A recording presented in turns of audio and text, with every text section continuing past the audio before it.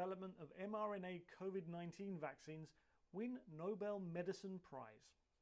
Now we're going to learn the word spurred. Isn't this something to do with horses? Yes, it is. We've all seen cowboy films, right?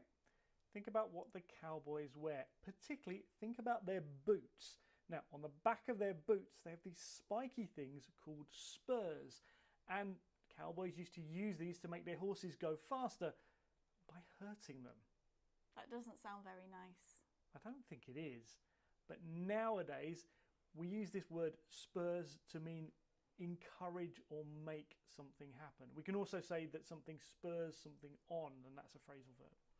Now that reminds me, I've just been to India and I had the most incredible food, and it's really spurred me to try some new recipes, or spurred me on to try some new recipes. Beth, you're going to have to bring some of that in for us to try, I think.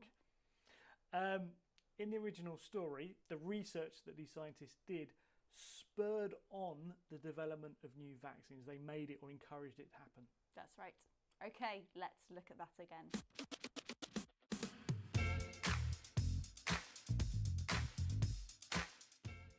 We've had laid foundations, made something possible. Maverick, not like anyone else. Spurred, encouraged to happen. Now, if you're interested in vaccines, you'll love our episode of News Review about a potential cancer vaccine. Click here to watch it. And don't forget to click here to subscribe to our channel so you never miss another video. Thanks for joining us. Bye. Bye.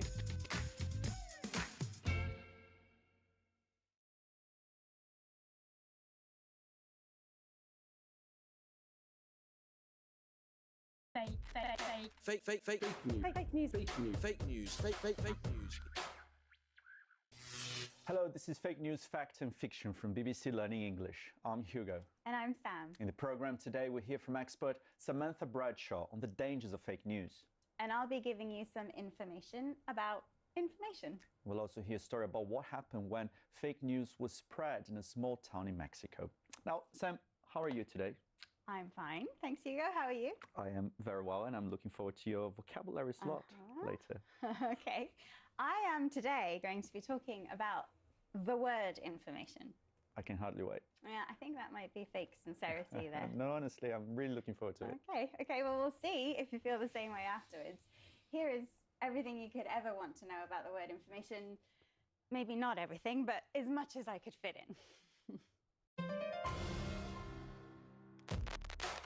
What is information? Information is knowledge. It's facts and details about a particular subject. Grammatically, information is an uncountable noun. So we talk about bits of information or pieces of information, but not informations. Information has a number of very closely related grammatical variations. The verb to inform is quite formal and means to tell someone something. And the adjective, informative, is used to describe information that is useful and interesting. Information also appears in at least two initialisms, IT, information technology, and FYI, for your information. Information comes from sources, and there are many different sources of information, including TV, radio, newspapers, books, magazines, the internet, social media, teachers, friends, colleagues, even overheard conversations on the bus. In fact, wherever we turn, there is information of one kind or another. And not all information is useful or appropriate. So it's definitely possible to have too much information. In fact, that's a phrase we use when someone tells us something that is very personal and makes us feel a little uncomfortable. You haven't changed your underpants in a week? Ugh, too much information. Too much information is another initialism, TMI. When thinking about fake news, we should be aware that information isn't always true and not all sources of information are reliable or accurate. We need to be on the lookout for disinformation, which is false information deliberately spread, and misinformation. which is false information that is accidentally spread. Though, to be honest, these expressions are both commonly used for the same thing, fake news. I hope that wasn't TMI. Now, FYI, it's back to the studio. Well, thanks. That was very informative. Oh, Hugo, you're very good. I try my best. But now, our theme of the day is the possible dangers of sharing fake news. To give us an overview, we're going to hear from Samantha Bradshaw from Oxford University. She's a researcher in fake news and disinformation at the Oxford Internet Institute.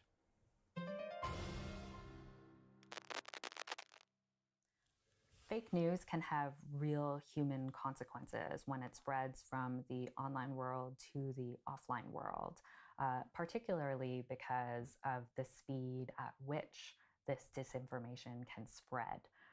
Often, unlike in the past, where there were many checks to the information that was being put out to the public, there aren't as many checks with social media, and viral stories containing fake news or other forms of disinformation have real life consequences for people. For example, if we look at India or Mexico, disinformation and fake news have led to people actually being killed. If we look at the medical world with vaccines, a lot of the anti-vax movement narratives and the fake news about vaccinating children have caused real-life children not to get vaccinated and then die of sickness later. So there are real consequences to fake news and to these rumors that spread online. So Samantha was talking a lot about consequences there. Yes, some tragic consequences in that case. So consequences are the result of things that happen, or in the case of vaccinations, don't happen, and the result is usually bad. Yeah, and she mentioned a story in Mexico when people were killed as a result of fake news. And I remember that because we covered that story here at the BBC. I tracked down one of the producers who worked on the story, Raha Kansara, to find out more of the details.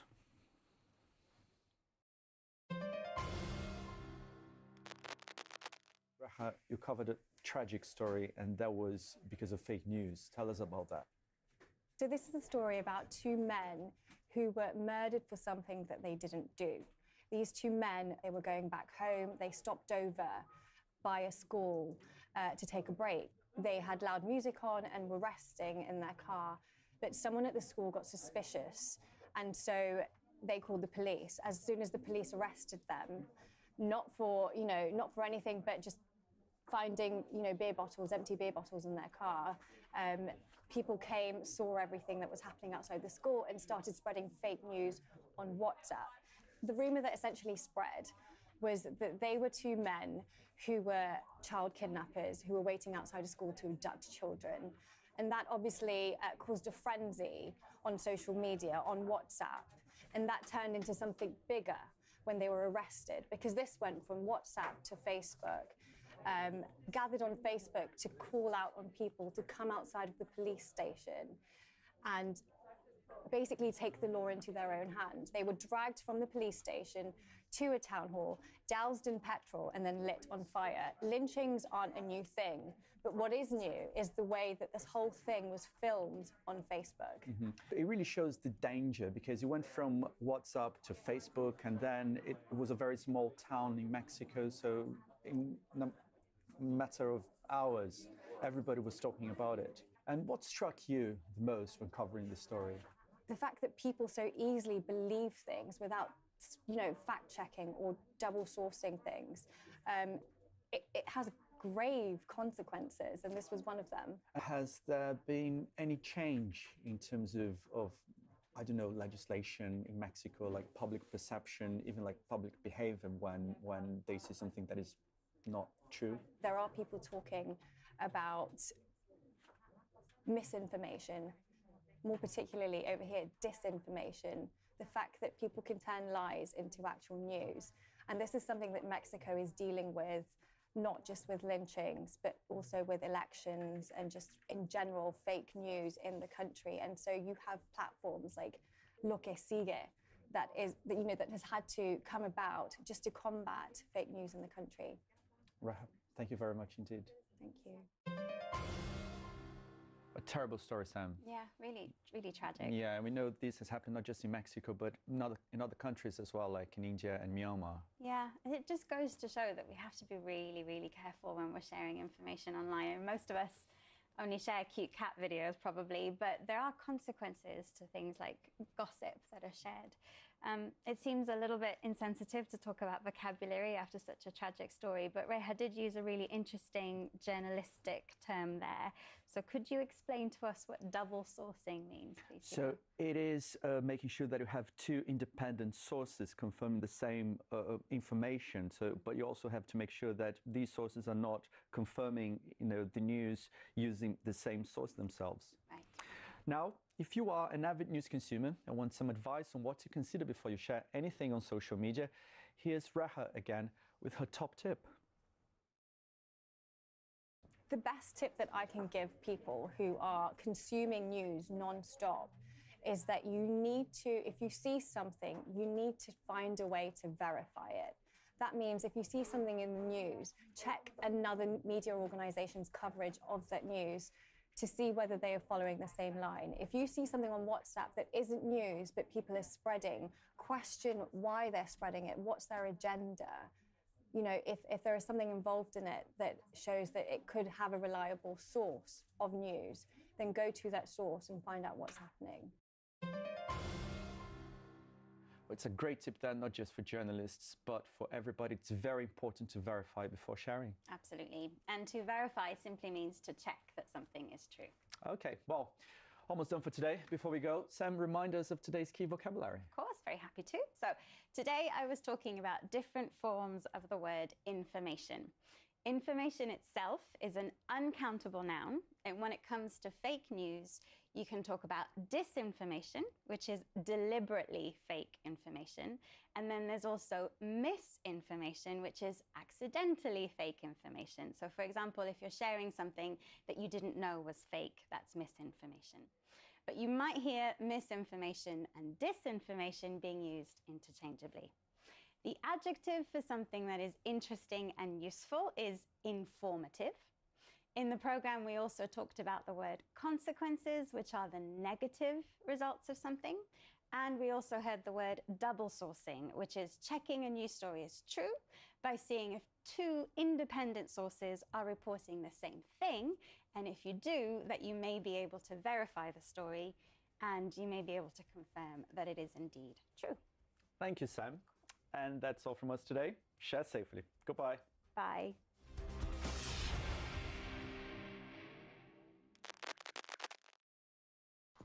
Could brain chips let us control our phones with our minds? That's what Elon Musk hopes. This is News Review from BBC Learning English, where we help you understand news headlines in English. I'm Beth. And I'm Phil. Make sure you watch to the end to learn the vocabulary that you need to talk about this story. And remember to subscribe to our channel to learn more English from the headlines. Now, today's story. A wireless chip has been successfully placed in a human brain by Elon Musk's Neuralink company. The device is able to read brain signals linked to movement and send them to a computer. Musk said that future innovations may allow us to control our phone or computer just by thinking. You've been looking at the headlines, Phil. What's the vocabulary that people need to understand this news story? We have implant, interface, and cyborg. This is News Review from BBC Learning English.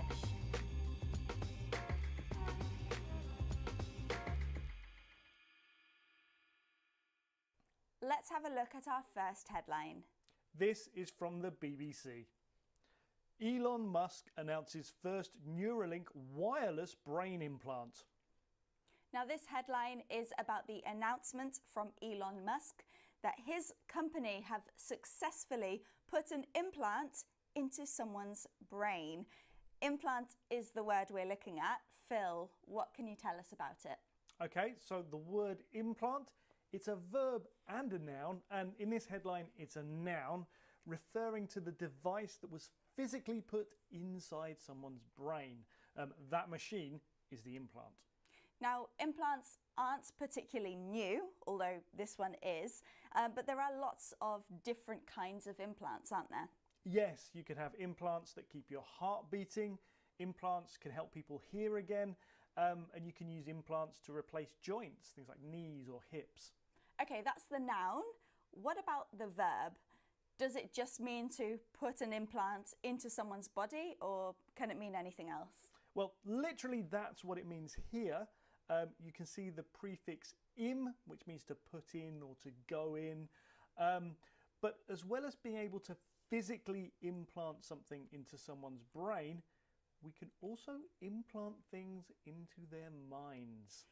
Okay, so you could put an idea or a feeling into someone's mind. You could implant it. Yes, and if an idea or thought becomes implanted in your mind, then you accept it or you believe it very strongly. Okay, so we should try and implant this word into your vocabulary. Let's look at that again.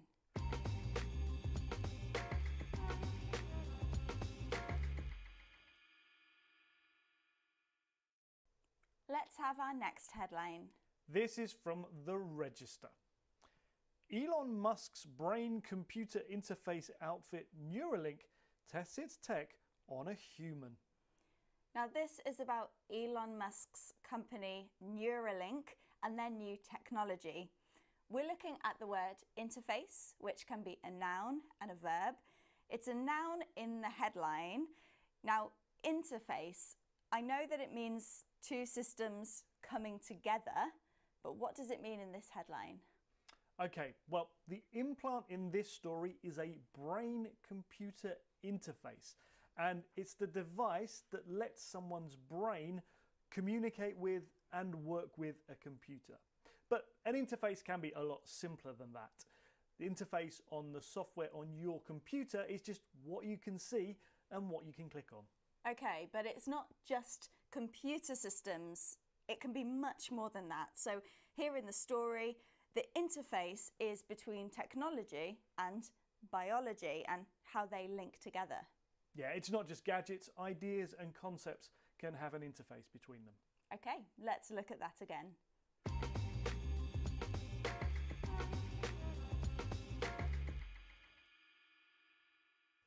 Next headline, please. This is from Mail Online.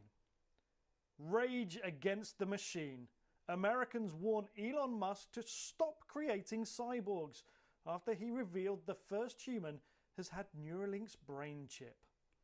This headline is about people being worried by these brain implants.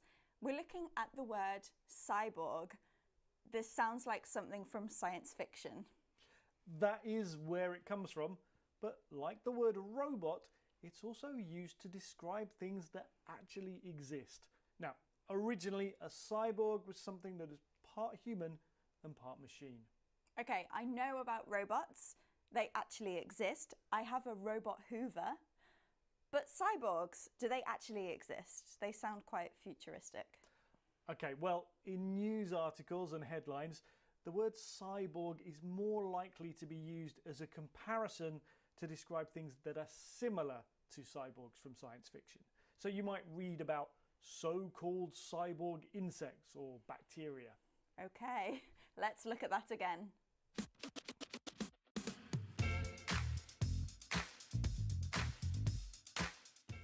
We've had implant, something placed inside the body. Interface, a connection between two systems. And cyborg, part human, part machine. Now, if you want to know more about brain implants, click here to watch this episode of Lingo Hack. And don't forget to click here to subscribe to our channel so you never miss another video. Thanks for joining us. Bye. Bye.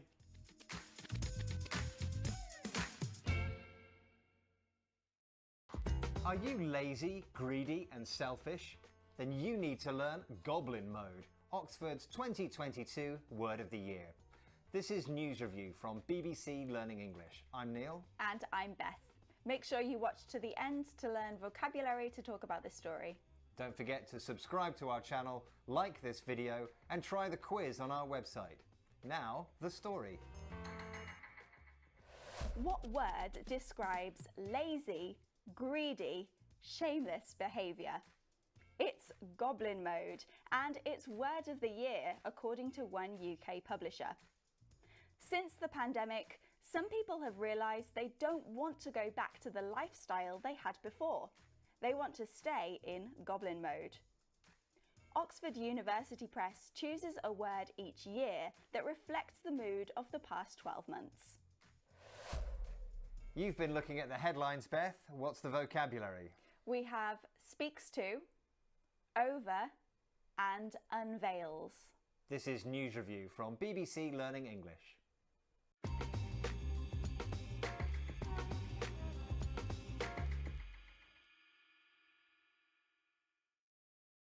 Let's have a look at our first headline. This one comes from The Guardian. Goblin mode. New Oxford word of the year speaks to the times. Okay, well, first of all, goblin mode. A goblin is a small, ugly, possibly dangerous creature, a fictional one. Mode is a way of doing something. So together, goblin mode describes a way of doing something in a kind of unpleasant, slightly embarrassing way. So, for example, Beth, I'm sure you never did this, but working from home wearing pyjamas in bed. No, yeah, never did that, no. Okay, that's goblin mode. We're looking at the expression speaks to, and in the headline it speaks to the times. What does it mean? Yeah, so speaks to the times is a reflection of the mood of the people at that time. So the times referred to in the headline is talking about this current time, so the post-pandemic world. Now, during the pandemic, when obviously key workers who had to do really essential jobs were very, very busy, but a lot of other people were forced to be lazy because there was nothing to do. Exactly, yeah, they enjoyed wearing their pyjamas, didn't wear makeup, they didn't care about their appearance as much, so they went goblin mode. Yeah, and so goblin mode speaks to the times. It means it reflects the times as they were. Now, is this common? It is in American English, and it's becoming more popular in British English. So, for example, we could say that the climate crisis speaks to a failure of governments for decades. Yeah, it means it reflects a failure. Let's take a look at that again.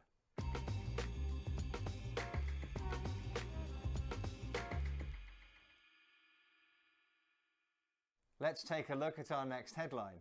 This is from the Huffington Post. Oxford's word of the year sums up exactly how over everything we all are.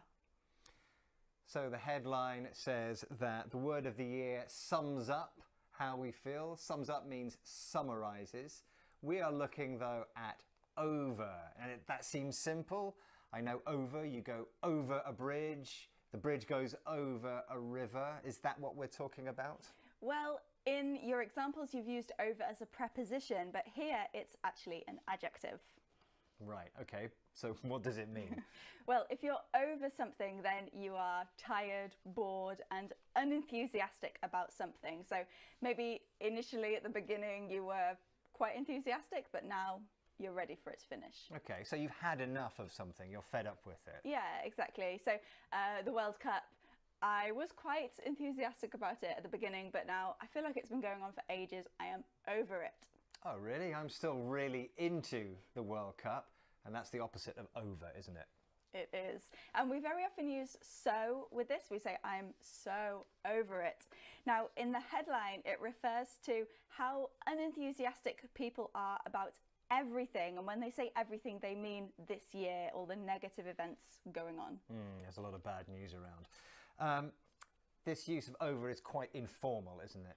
Yeah, it's very often used in spoken conversation. So I might be having a chat with you and say, I am over working from home. I want to be in the office 5 days a week.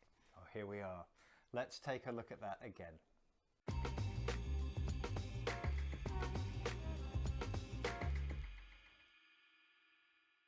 Let's take a look at our next headline. This one is from Fox News.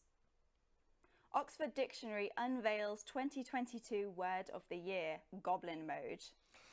We're looking at the word unveils. It makes me think of a traditional wedding where a bride wears a veil over her face and then it's removed, everyone can see the face. Yeah, and it helps to think of it in this way because that is the literal meaning of unveil. But here it's metaphorical and it just means to reveal or uncover.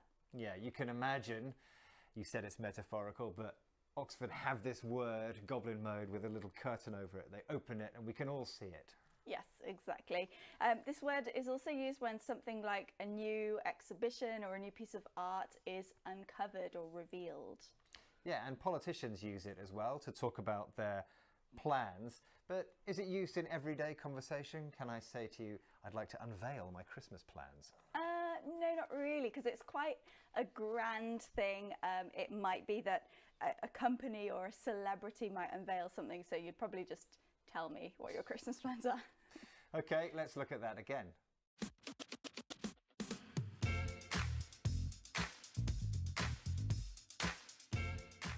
We've had speaks to, reflects. Over, bored of something that's been happening for a long time. And unveils, shows for the first time.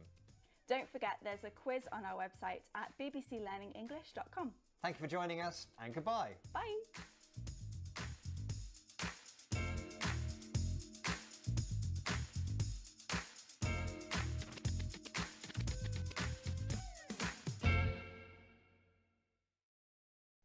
Amazon River hits its lowest water levels in over 120 years. This is News Review from BBC Learning English. I'm Beth. And I'm Phil. Make sure you watch to the end to learn the vocabulary that you need to talk about this story. And don't forget to subscribe to our channel, like this video, and try the quiz on our website. Now, today's story. Water levels in the Amazon River are at their lowest since records began 121 years ago. It's because of a shortage of rain caused by the natural El Niño effect, but Brazilian scientists say that climate change is also to blame. A state of emergency has been declared in Manaus and 20 other cities. You've been looking at the headlines. What's the vocabulary? We have drought, overwhelm, and taints. This is News Review from BBC Learning English.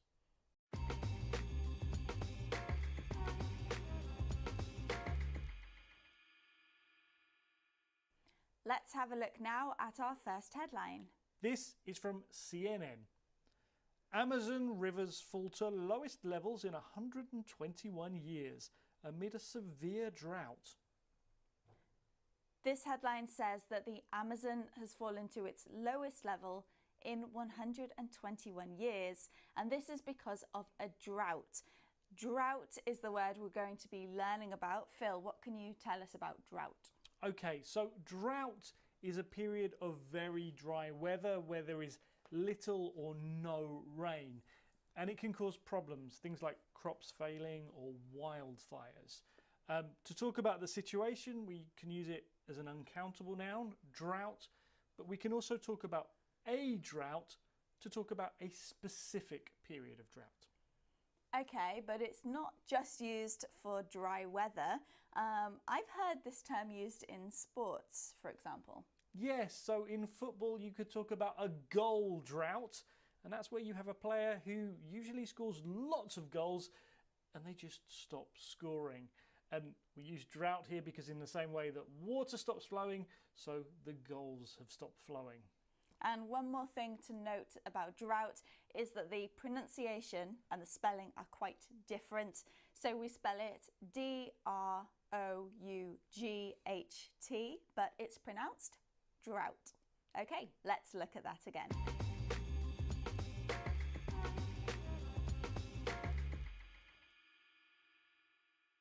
Let's have a look at our next headline. This is from The Times. Forest fires threaten to overwhelm the Amazon basin.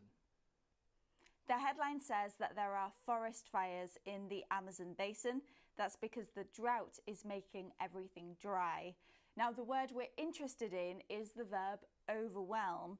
This has lots of different meanings, Phil, but it's quite literal here, isn't it? Yes, it is. The forest fires could suddenly and completely cover the area. They could overwhelm it. But we can actually use it in different ways as well. Yes, we can use overwhelm to talk about work or emotions, can't we? Can you give us some other examples?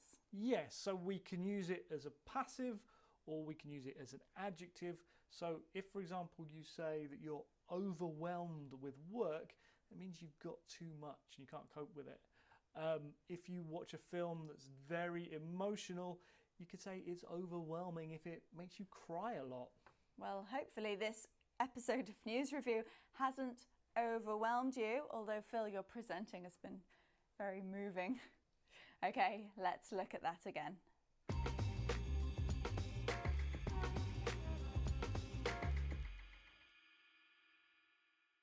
Next headline, please. This is from VOA. Wildfire smoke taints air for millions in Brazil. So we've already heard that the drought in the Amazon has led to wildfires. This headline says that the smoke from the fire taints the air, and we are looking at the word taint. Now, Phil, doesn't this mean turning something good bad? Yes, the smoke taints the air, and we don't want smoke in the air. We can use it more generally to talk about turning something good into something bad, and actually we often use it by turning it into the adjective tainted. That's right. And other things can be tainted, like you said. For example, a relationship. Maybe someone in a relationship does a bad thing, the other person can't trust them, so the relationship is ruined, it's tainted. We can also use it to talk about people's reputations. Think of a politician caught up in a scandal. It can taint their reputation with the public. Okay, let's look at that again.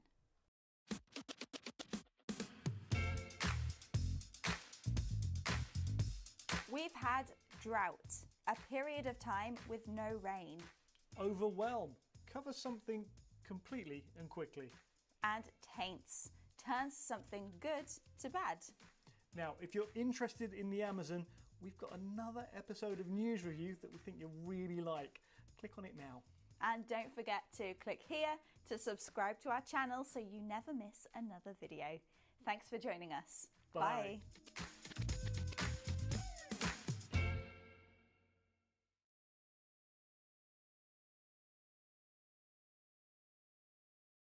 Вітаю! Це InfoUArmy, проєкт з військової англійської. Я Олена Чекрижова, вчителька. І сьогодні ми говоримо про Basic Training – основний курс підготовки для новобранців в Збройних силах Сполучених Штатів.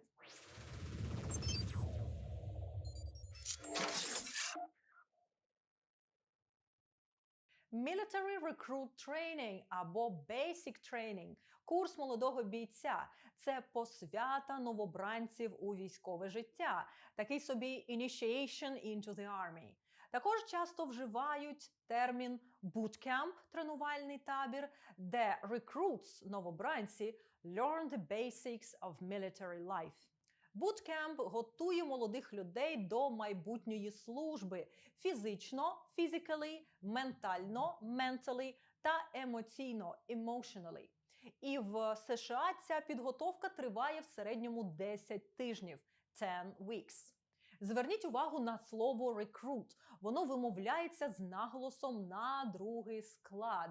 Recruit – це новобранець. Basic Combat Training, BCT – це основний курс бойової підготовки. Такі курси проходять в Basic Training Units – тренувальних таборах.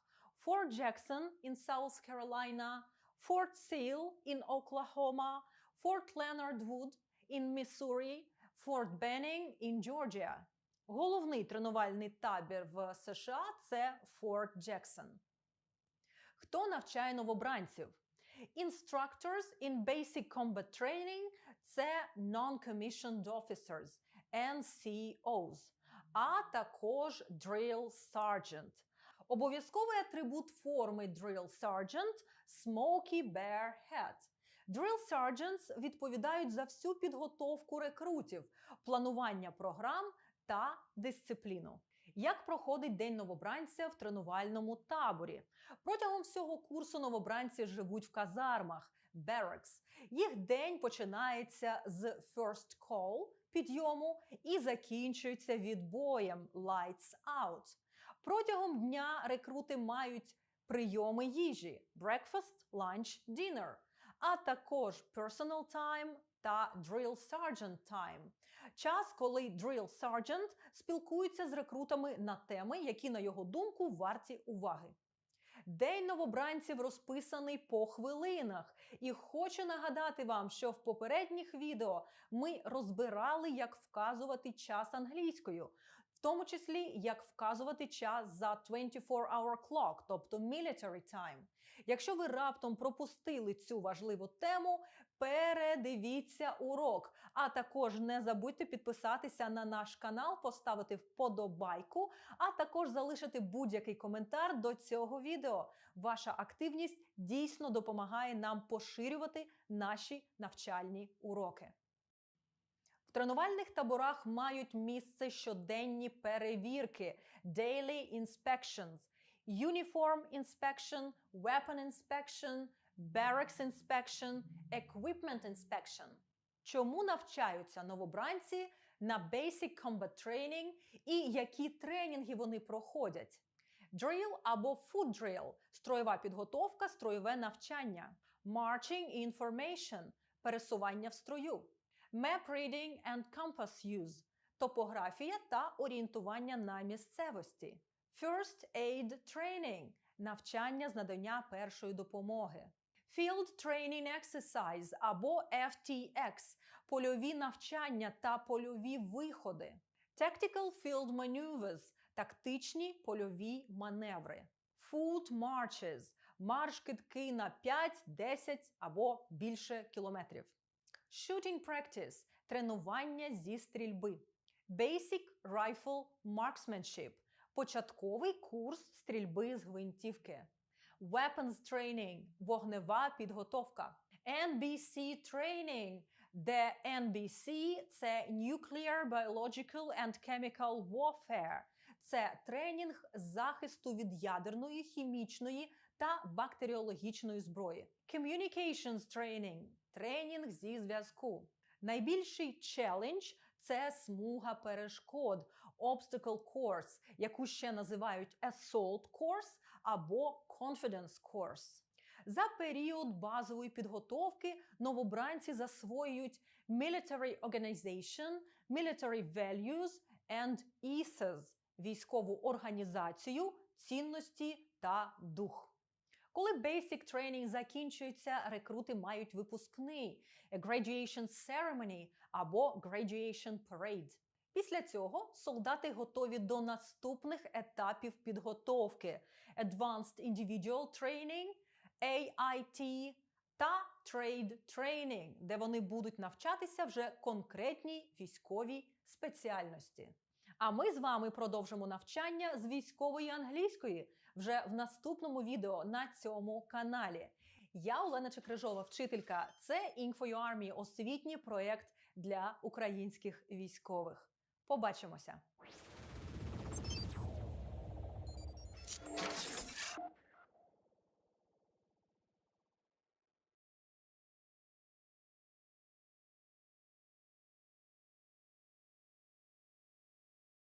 Скільки родів військ у Збройних силах США? Які обов'язки вони мають і які місії виконують? Чому the US Navy SEALs мають таку назву? Які вимоги до вступу до the US Armed Forces? І як розповісти про це все англійською? Розбираємось! Я Олена Чекрижова, вчителька. Це канал Армійська англійська. І в цьому відео ми говоримо про Збройні сили Сполучених Штатів.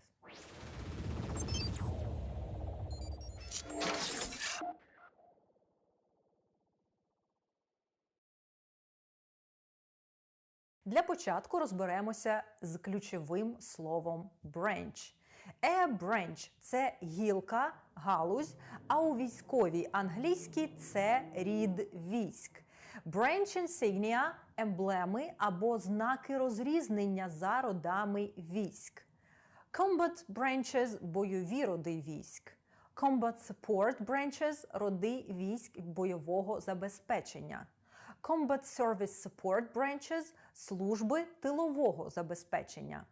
Technical branches – технічні служби. 6 branches make up the armed forces of the United States.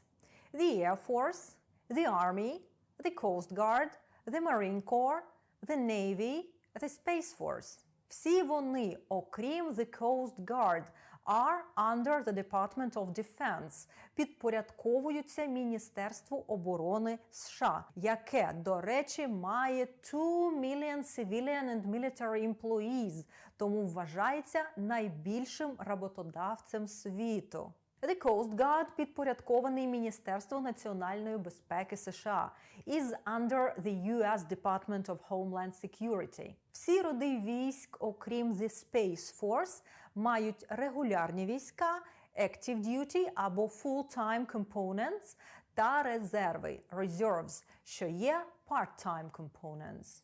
У цьому відео ми подивимось на кожен з елементів Збройних сил і розглянемо їхні missions and responsibilities, members, як називають тих, хто служить або працює в цих родах військ. Також поговоримо про їхні reserve and special forces, розберемо корисні слова і словосполучення, які знадобляться вам, щоб говорити про різні роди військ. Відкривайте свої зошити і приготуйтесь до навчання. The Air Force, AF, військово-повітряні сили. Their mission is to execute military operations in the air, виконувати військові операції в повітрі. Зверніть увагу на слово to execute. Це дієслово має значення казнити, to kill someone is a legal punishment, а також виконувати, слідувати плану або наказу, to follow a plan or an order. Тих, хто служить в повітряних силах, називають Airmen. До резерву повітряних сил входить Air Force Reserve and Air National Guard. Сили спецоперацій AF мають назву Air Force Special Operations Command або FSOC. До речі, якщо ви пропустили відео, присвячене Military Aircraft, військовій авіації, обов'язково передивіться його на нашому каналі. The Army – армія – це найстаріший рід військ. The oldest branch of the US military. Members of the Army називаються, як ви можете здогадатись, soldiers. The Army protects the security of the United States and its resources. Захищає безпеку США та їхні ресурси. And conducts combat missions on the ground. І виконує бойові операції на суші. Зверніть увагу на дієслово to conduct. Це, як і to execute, виконувати. Особливо щось організоване і заплановане. Something planned and organized. У резерві армії Army Reserve and National Guard. А Special Forces of the Army відомі як Green Berets завдяки своєму headgear, головному убору. The Green Berets мають 9 основних функцій. Unconventional warfare – спеціальні нетрадиційні методи ведення бойових дій. Foreign Internal Defense – військова допомога дружнім силам оборони. Direct Action – бойові дії сил спецпризначення. Counter-terrorism – протидія тероризму. Counter-insurgency – протиповстанські дії та дії проти партизан. Special reconnaissance – спеціальна розвідка. Information operations – інформаційні операції. Counter-proliferation of weapons of mass destruction – боротьба з поширенням зброї масового знищення. And security force assistance – допомога в гарантуванні безпеки і військова допомога іноземним державам. Пам'ятаєте, в попередніх відео ми говорили про значення префіксів. Так от, префікс counter означає проти, вказує на протидію або боротьбу з чимось. Counter-terrorism, counter-insurgency, counter-proliferation, ну і counterattack, звісно. Писатися цей префікс може разом зі словом або через дефіс. The Coast Guard – берегова охорона, має military – військові, law enforcement – правоохоронні, humanitarian – гуманітарні, regulatory – регуляторні, and diplomatic capabilities – дипломатичні сили та засоби. Maritime duties – морські обов'язки of the Coast Guard включають enforcement laws at sea – дотримання законів на морі, securing waterways – забезпечення безпеки водних шляхів, performing rescue and search missions in severe conditions – виконання рятувальних та пошукових операцій у важких умовах. І, до речі, ще одне дієслово, що означає виконувати – to perform. Тих, хто працює і служить береговій охороні, називають Coast Guardsmen. Reserve – це Coast Guard Reserve, а Special Forces of the Coast Guard – це Maritime Response Team, що є контртерористичною групою – a counter-terrorism team. The Marine Corps або The Marines – це корпус морської піхоти. Зверніть увагу на вимову слова корпус – Corps. Вимовляється без літер P та S. Основна місія морської піхоти – to support other branches – підтримувати інші роди військ in land, sea and air combatant operations. Підрозділ The Marine Corps was created – було створено in 1775 як спецслужбу as a special service. Today the Marines are stationed – розташовуються around the world at all times, ready to deploy quickly – готові до швидкого передислокування та розгортання військ. У резерві Marine Corps Reserve, а Special Forces мають назву Marine Corps Special Operations Command або MARSOC. Їх задачі – це Direct Action – бойові дії сил спецпризначення, Special Reconnaissance – спеціальна розвідка, and Foreign Internal Defense – військова допомога дружнім силам оборони. The Navy – військово-морські сили США. Mission – to protect waterways – захищати водні шляхи. Provide runways for aircraft at sea – надавати злітні смуги для літаків в морі. Members of the Navy are sailors. У резерві Navy Reserve, а сили спецоперацій – це Naval Special Warfare Command. Special Forces of the Navy відомі як The Navy SEALs – морські котики. Насправді ця назва не має нічого спільного з котиком, а є акронімом. SEAL розшифровується як Sea, Air and Land. Це все умови середовища, the environments in which they operate, в яких вони ведуть бойові дії та працюють. Крім того, Navy SEALs have an ability to work underwater, можуть працювати під водою, що відрізняє їх від інших підрозділів. The Space Force – космічні сили Сполучених Штатів.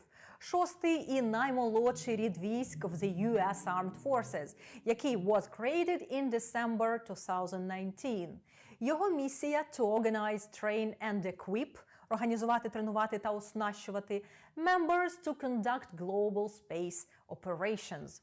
They conduct advanced operations. Вони виконують операції найвищого рівня on land, on air and in orbit to improve the nation's defensive technology and communications capabilities, щоб покращити національні оборонні технології та комунікаційні спроможності.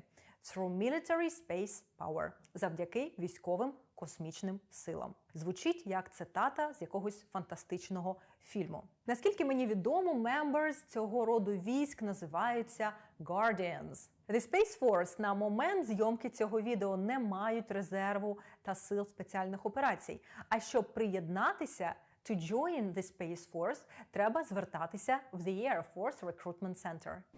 Every branch of the US military sets its own standards and requirements for enlisting. Встановлює власні стандарти та вимоги до вступу. Дієслово to enlist перекладається як вступати на військову службу, зараховувати до складу Збройних сил. To join the armed forces. До таких вимог та стандартів належить, зокрема, умова мати громадянство США, the US citizenship, а також age limits to enlist an active duty, обмеження за віком для вступу до регулярних військ. До того ж, everyone who wants to enlist in the military must take the Armed Services Vocational Aptitude Battery. Це multi-aptitude test. Тест, який перевіряє здібності та інтелектуальну придатність до служби. Результат, score, визначає, чи візьмуть вас на службу і яку роботу, what job, ви зможете виконувати after you enlist, після зарахування до лав Збройних сил. Окрім того, є education requirements. Щоб вступити до американського війська, you must have a high school or general equivalency diploma. Це офіційний документ у США, який отримують ті, хто не закінчив старшу школу, але натомість склав державний іспит. Has passed a government exam instead. А щоб приєднатися як офіцер, to join as an officer, you must have a degree from a 4-year college. Ви маєте закінчити 4-річний курс в коледжі. Звісно, важливу роль in the enlistment process відіграють physical and medical requirements. Усі, хто бажають служити, проходять обов'язковий medical exam, щоб перевірити if they are healthy enough to serve in the military, чи вони достатньо здорові для армії. Кожен рід військ requires recruits to be physically fit. Вимагає від новобранців, щоб вони були у хорошій фізичній формі. Тому вони всі здають a physical fitness test, про який ми поговоримо окремо в наступних відео і розберемо відповідний вокабуляр. Тому перевірте, чи ви підписані на армійську англійську, щоб отримувати сповіщення про нові відео. А також в Інстаграмі та Телеграмі ми публікуємо ще більше корисного контенту з Military English. Я Олена Чекрижова, вчителька. Всі корисні посилання в описі до цього відео. Пишіть ваші коментарі, реагуйте вподобайками та поширюйте наш освітній контент серед ваших знайомих. Українська армія має бути озброєна не тільки новітньою західною зброєю, а й мовою міжнародного спілкування.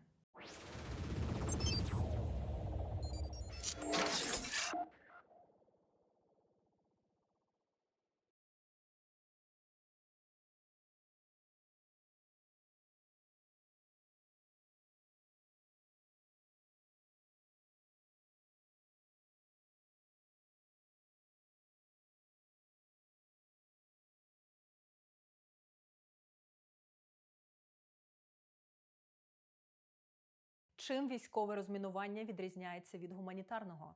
Чим mine clearance відрізняється від mine disposal? Що таке EOD та IEDD?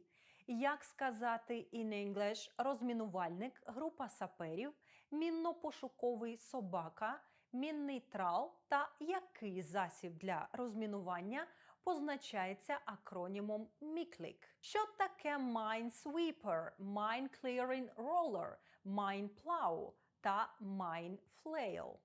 Я Олена Чекрижова, вчителька. Це армійська англійська, перший в Україні канал, присвячений мовній підготовці українських військовослужбовців. І сьогодні я буду вчити вас говорити про demining – розмінування.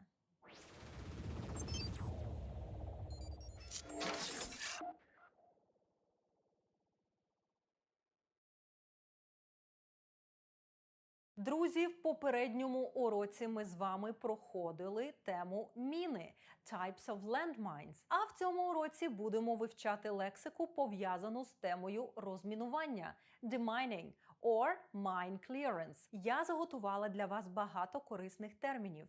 І перш ніж ми перейдемо до навчання, закликаю вас підписатися на цей канал, а також поділитися цим матеріалом у соцмережах та чатах.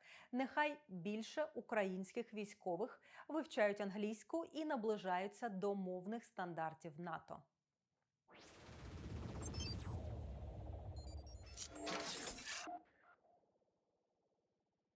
There are two types of demining або mine clearance – military and humanitarian – військове та гуманітарне розмінування. The goal – ціль in military demining is to clear a safe path or a route – розчистити безпечний шлях for the troops and equipment. The goal in humanitarian demining is To make areas of operation safe to inhabit again. Зробити райони операцій знову безпечними для проживання. Оскільки цілі військового та гуманітарного розмінування різні, different, the equipment, techniques та vehicles, які використовуються, також будуть different. Гуманітарне розмінування ми не будемо детально розглядати зараз. Натомість я дам вам основні терміни та лексику, що стосуються військового розмінування.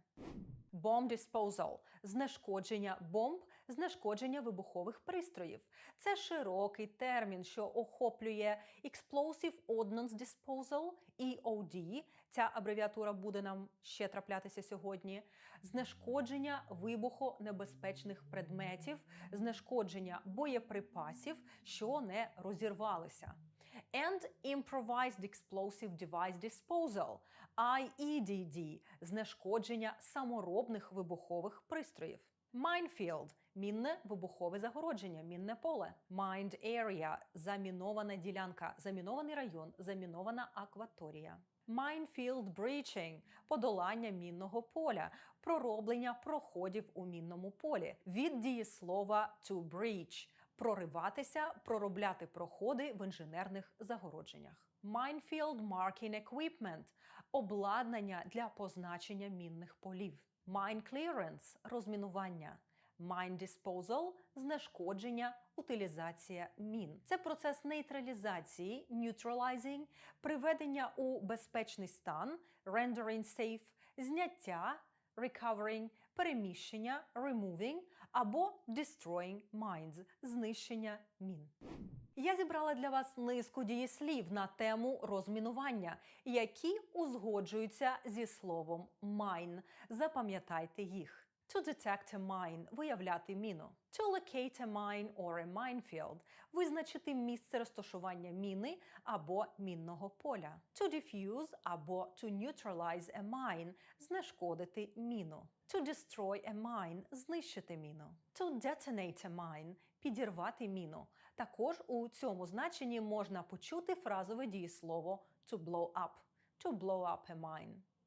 Сапери – солдати, які займаються розмінуванням, називаються англійською combat engineers, sappers або pioneers. EOD personnel – це особовий склад, що здійснює розмінування та знешкодження вибухових пристроїв. EOD technician або specialist – це сапер-вибухотехнік, а EOD pioneer – це сапер-розвідник. Bomb Squad – команда саперів, група з виявлення і знешкодження вибухових пристроїв.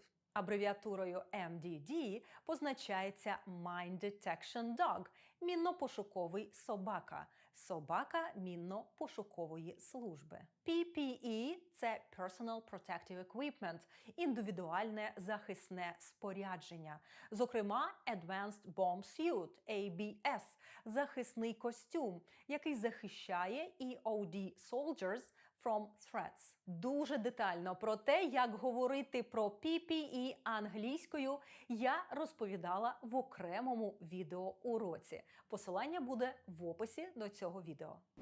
Military demining operations потребують require speed under combat conditions – швидкості в бойових умовах. На мінному полі важливо визначити density – рівень концентрації та pattern of dispersion – принцип та площу розсіювання мін. Для mechanical demining можуть використовуватися різні vehicles and devices. Зазвичай вони є mounted – встановленими to a tank or armored military engineering vehicle. Бувають і remote control devices and vehicles – засоби з дистанційним керуванням, such as advanced remotely operated vehicles – транспортні засоби з дистанційним керуванням.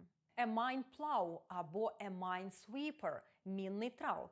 Його функція to clear a lane or a route through a minefield – розчищати смугу на мінному полі. В результаті його роботи the mines are moved but not deactivated. Mine clearing roller або a mine trawl – танковий котковий мінний трал. Він має higher ground pressure, ніж the tank's tracks, та його задача to detonate anti-tank mines. A mine flail – це a vehicle-mounted device, який складається consists of heavy chains та flails – важких ланцюгів та металевих куль, що висять на цих ланцюгах. Також часто використовується загальний термін a mine disposal vehicle – машина для знешкодження вибухонебезпечних предметів. Подовжений заряд розмінування – mine clearing line charge. Назва скорочується до акроніма MICLIC. Це Many Explosive Charges – багато вибухових снарядів, connected on a line, які скидаються onto the minefield та підриваються, detonating any buried mines, clearing a path for troops to cross. Отже, друзі, сьогодні ми з вами розглянули основні поняття, терміни та лексику, пов'язану з темою військове розмінування. Якщо вам є що додати, напишіть про це в коментарях. А я, Олена Чекрижова, вчителька на каналі Армійська англійська, прокладаю для вас шлях до кращого знання спеціалізованої військової англійської. І якщо ви додивились це відео до кінця, якщо воно було корисне для вас, залиште ваш коментар. Я читаю всі коментарі, а на деякі навіть відповідаю. Також ця проста дія допомагає просувати наш канал і популяризувати військову англійську в Україні, сприяти мовній підготовці, щоб наші сили оборони відповідали всім міжнародним стандартам.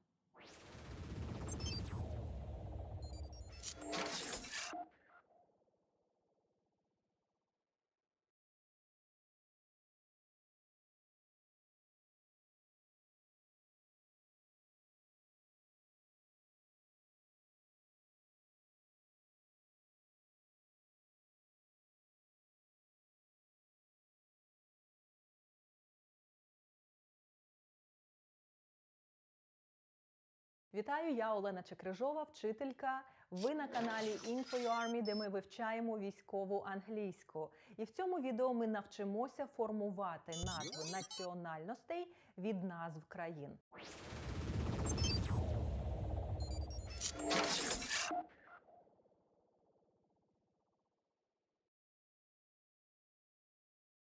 Чому ця тема важлива? Для військового, що служить в багатонаціональному середовищі, співпрацює з колегами з інших країн, важливо не просто знати, як називаються національності, а вміти розбиратися, як саме утворюються ці назви. Знаю, що багато з моїх студентів користуються тактикою просто взяти і запам'ятати. Але цей підхід не завжди працює. Тому я за те, що треба у всьому шукати закономірності, які допоможуть краще засвоїти нову лексику, а також зрозуміти, як відбуваються ті чи інші мовні явища.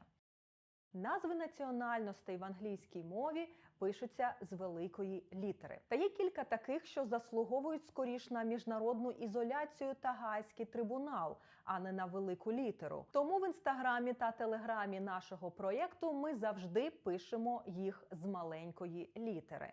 До речі, підписуйтесь на наш інстаграм та телеграм, а також на цей канал. Кожна ваша підписка та лайк, кожен ваш коментар допомагає нам поширювати наш освітній контент для українських військових. Щоб утворити назву національності від назви країни, потрібні суфікси – suffixes. Суфікс – це частина слова, що служить для утворення нових слів, нової частини мови або слова з новим значенням. Для утворення назви національності в англійській мові є 5 основних суфіксів – «ien», «en», «ish», «is» та «i». А також кілька інших варіантів, скоріш виняткових, що використовуються не так часто. Суфікс «ien» – це найпопулярніший суфікс. Він додається до назв країн незалежно від того, на який звук закінчується назва країни, та незалежно від того, де ця країна розташована. For example, Ukraine – Ukrainian, Brazil – Brazilian, Egypt – Egyptian, Canada – Canadian, Іноді при додаванні суфікса можуть бути зміни в написанні та вимові. Norway – Norwegian, Belgium – Belgian, Peru – Peruvian. Суфікс «n». Якщо назва країни вже закінчується на «ia», то додається просто «n». Australia – Australian, Indonesia – Indonesian, Estonia – Estonian. Назви країн, що закінчуються на голосну «a», «і» або «о», також додають суфікс «n». Korea – Korean, Venezuela – Venezuelan, Chile – Chilean, Mexico – Mexican. Суфікс «ish». Англійська відноситься до германських мов, та «ish» – це типовий англійський суфікс.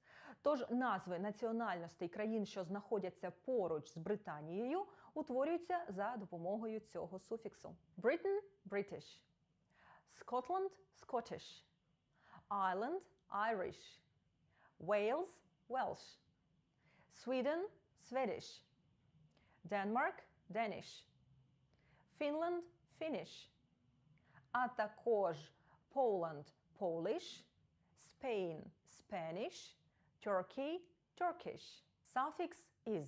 Якщо звернути увагу на географічну ознаку, то цей суфікс, типовий для італійської мови, утворює назви національностей країн Азії, деяких країн Африки і навіть країн Європи. Справа в тому, що Марко Поло та інші італійські торговці були першими, хто досяг Далекого Сходу.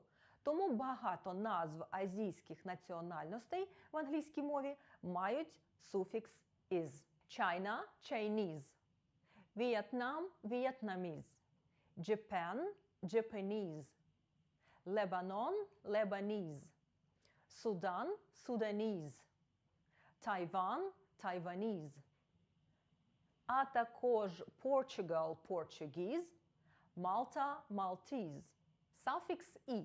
Народи Середнього Сходу принесли в англійську мову свій суфікс «і».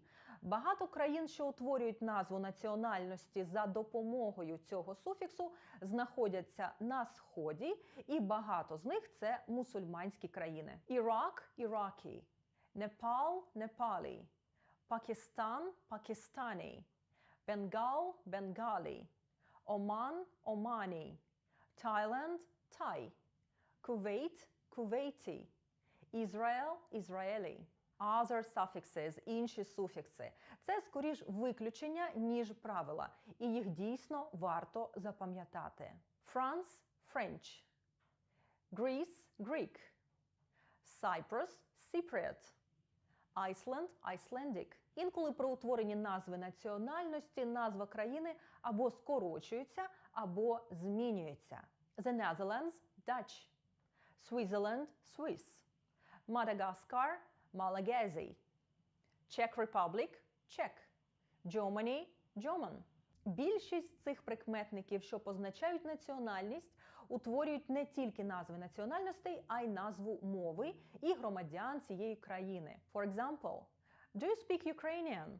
Чи розмовляєте ви українською? He's from Ukraine. He's Ukrainian. Він з України. Він українець. І це дійсно привід пишатися. Я Олена Чекрижова, вчителька. Це канал Ink for Your Army, де ми вивчаємо військову англійську. Перевірте, чи стоїть ваша вподобайка під цим відео, а також залиште під ним будь-який коментар. Будь-яка ваша підтримка допомагає нам поширювати цей освітній контент для українських військових.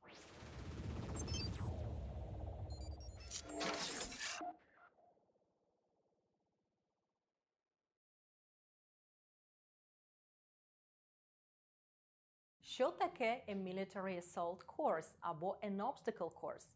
Як назвати in English різні типи перешкод? Як буде сітка, колючий дріт, мотузка, рукохід та інші складові смуги перешкод?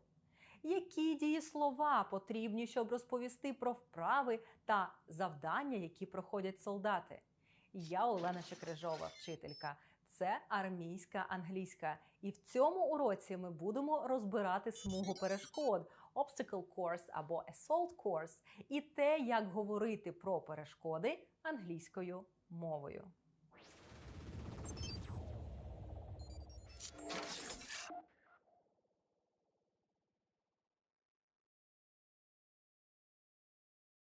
An obstacle course – смуга перешкод. Також її називають military assault course. Вона складається з challenging physical obstacles. Obstacle courses can include – можуть включати running, climbing, jumping, crawling, swimming, and balancing elements. With the aim of testing or developing – з метою протестувати або розвинути physical fitness – фізичну форму, strength – силу, stamina – витривалість, mobility – мобільність, рухливість, technique – різні техніки подолання перешкод, teamwork – навички командної роботи, mental ability – ментальні здібності. Важливо пам'ятати дієслова, які вживаються з тими чи іншими типами перешкод. Зі словом obstacle можна вживати дієслова to cross, to navigate, to overcome. Подивимось на інші дієслова для різних типів перешкод. To crawl under nets – повзти під сітками.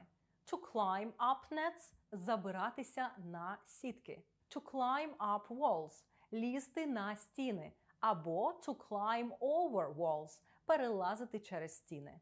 To crawl through tunnels – проповзати крізь тунелі. Далі в моїх поясненнях буде ще багато дієслів, тому, будь ласка, звертайте увагу на те, як вони використовуються та, як завжди, занотовуйте та запам'ятовуйте. Ці дієслова знадобляться вам для опису ваших дій не тільки на смузі перешкод, а й в іншій роботі. І перш ніж я перейду до пояснень, перевірте, чи ви підписані на наш канал, чи отримуєте ви повідомлення про всі наші оновлення. Якщо ні, терміново тисніть підписатися. Ставте ваш дзвіночок та вподобайку, а також не забувайте, що в нас є також Instagram та Telegram, де багато корисних матеріалів з військової англійської. Специфічні вправи та перешкоди, які included in an assault course, можуть відрізнятися, can vary, залежно від тренувальних цілей, depending on the training objectives, and the branch of the military. Однак є загальні універсальні вправи та перешкоди, які найчастіше трапляються у смугах перешкод. Crawling obstacles – перешкоди, де треба повзти, to crawl, включають вправи на low crawl, де треба crawl на животі або на спині, under obstacles, often through mud, часто через багнюку, або under barbed wire, під колючим дротом. А вправи на high crawl схожі на low crawl, but soldiers crawl on their hands and knees, повзуть на руках та колінах. Wall climbing – лазіння по стінах.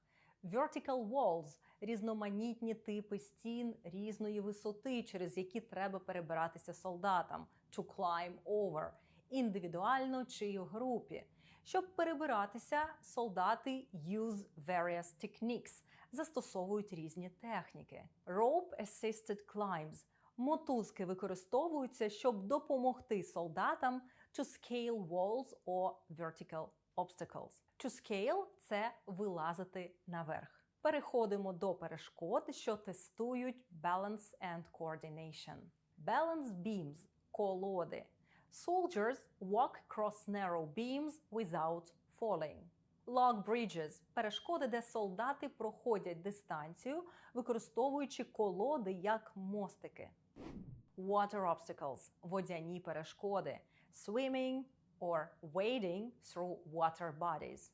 Це плавання або перехід в брід водоймищ. Rope swings over water – гойдання на мотузці над водою. Underwater obstacles – підводні перешкоди, які є submerged – занурені під воду. Rope challenges – завдання з мотузкою. Rope climbs – підйом та rope descent – спуск. Солдати rappel down a rope – спускаються по мотузці from an elevated platform – з високої платформи. Tire drills – проходження через смугу із шин або стрибки із шини на шину. Cargo net climbs – лазіння по сітці up and over cargo nets. Tunnel crawls – переповзання крізь тунелі або труби. Crawling through narrow tunnels or pipes. Barbed wire crawls – переповзання under barbed wire. Often through muddy terrain, по багнюці. Trenches and ditches. Солдати crawl through trenches or ditches через траншеї та рови. Monkey bars – рукоходи, перекладини. Soldiers swing across horizontal bars. Hurdles – перестрибування. Jumping over barriers or hurdles of different heights. Бар'єри та перешкоди різної висоти. Ladder climbs – climbing up and down ladders. Перешкода, на якій солдати мають балансувати на мотузці горизонтально, щоб перетнути яму або воду, називають Tyrolean traverse. Confidence jumps, де солдати jump from platforms у воду, на мат або на іншу поверхню. Cargo net crawls – переповзання під сітками. Crawling under cargo nets, які підвішені, suspended above the ground. Team challenges, де солдати need to work together to overcome obstacles. Інші фізичні задачі, physical challenges, push-ups, sit-ups, burpees можуть бути incorporated between obstacles. Чула від студентів військових, які проходять наш курс, що перешкоди на смузі мовної підготовки бувають складнішими за перешкоди на реальній смузі. Але я, Олена Чекрижова, вчителька, і команда нашого освітнього соціального проєкту «Армійська англійська» робимо все можливе, щоб спростити вам задачу і забезпечити вас базою для вивчення англійської мови. Щотижня ми випускаємо нові уроки, які вам не слід пропускати. Якщо ви щось уже пропустили, заходьте в розділ відео і дивіться. Там багато цікавих і корисних відео саме з військової англійської. Успішного вам подолання всіх навчальних перешкод. І до зустрічі в наступному уроці.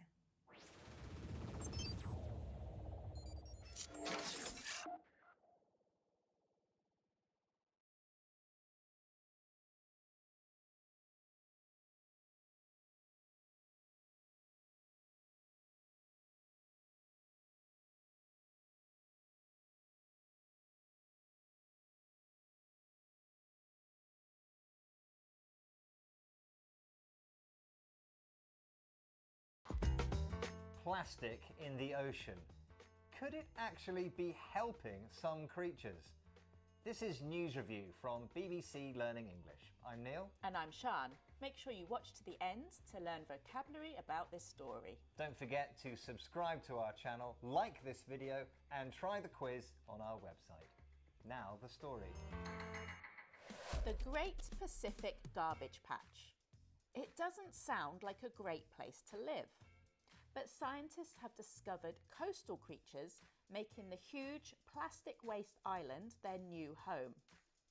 Researchers say these creatures will now reproduce in larger numbers than before because of the extra space created by the rubbish. You've been looking at the headlines, Sian. What's the vocabulary? Okay, we have piggybacks, hitched a ride, and love shack. This is News Review from BBC Learning English.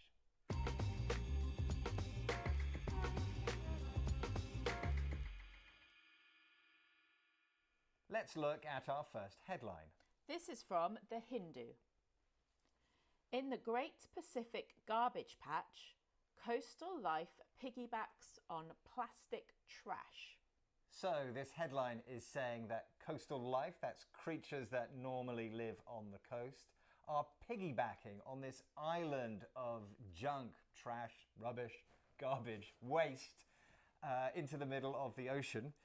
We are looking at the word piggyback, and there are familiar parts there, pig and back, but what's the connection? Okay, well, there's no actual connection to pigs. So piggyback is a way of carrying someone on your back like this. So their legs are here and their arms go around your neck. So, for example, if my daughter is tired, I give her a piggyback. So it can be a verb or a noun. Yes, and the headline is talking about these creatures that have used this plastic island as if it was a piggyback to travel. There is another even less literal use and meaning of piggyback. Can you tell us? Yeah, so we can also use piggyback to describe when someone or something uses the success of something else for their own benefit. So imagine there's a festival in your town.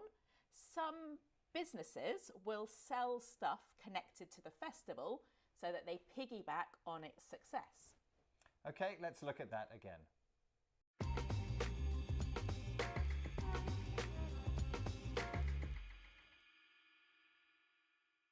Let's have our next headline. This is from the print. Coastal organisms hitched ride to middle of Pacific Ocean on plastic waste. Now they are thriving and reproducing. So again, this headline is about these coastal creatures traveling on a junk island in the ocean. We're looking at hitched a ride. Notice in the headline it was just hitched ride, but the expression is hitched a ride. Headlines often leave out the a. Yeah, so you might know the word hitch from hitchhike. If you hitchhike, you stand on the side of the road with your thumb up and you ask to travel in a stranger's car or van for free. So hitch a ride is similar, but you can also use hitch a ride if you travel with a friend for free. Yes, and so these creatures, these coastal creatures, are using this junk island as a vehicle. It's not their vehicle, but it's as if they are hitching a ride on it. Now, hitch a ride is a pretty informal expression. Yeah, so it's much more likely to be used with friends or family. So this morning I didn't catch the train to work, I hitched a ride with a friend. So be careful, we don't use this in academic writing. Okay, let's look at that again.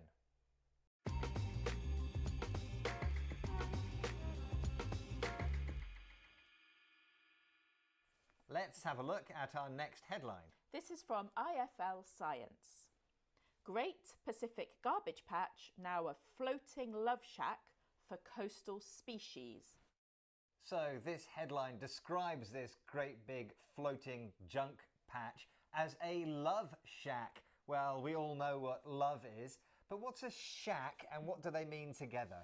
Okay, so shack is a very informal word for a place like a kind of cabin. So a love shack is a place where people go to be together in a romantic sense. Yes, and this expression was made popular by a hit song in the late 1980s called Love Shack. We don't use it that often, so why is it in this headline? Okay, so it's used here to be humorous, to be funny. So coastal species are actually reproducing and creating new life on this patch of rubbish. So it's quite funny to think of a patch of rubbish being used in this way. Okay, let's look at that again.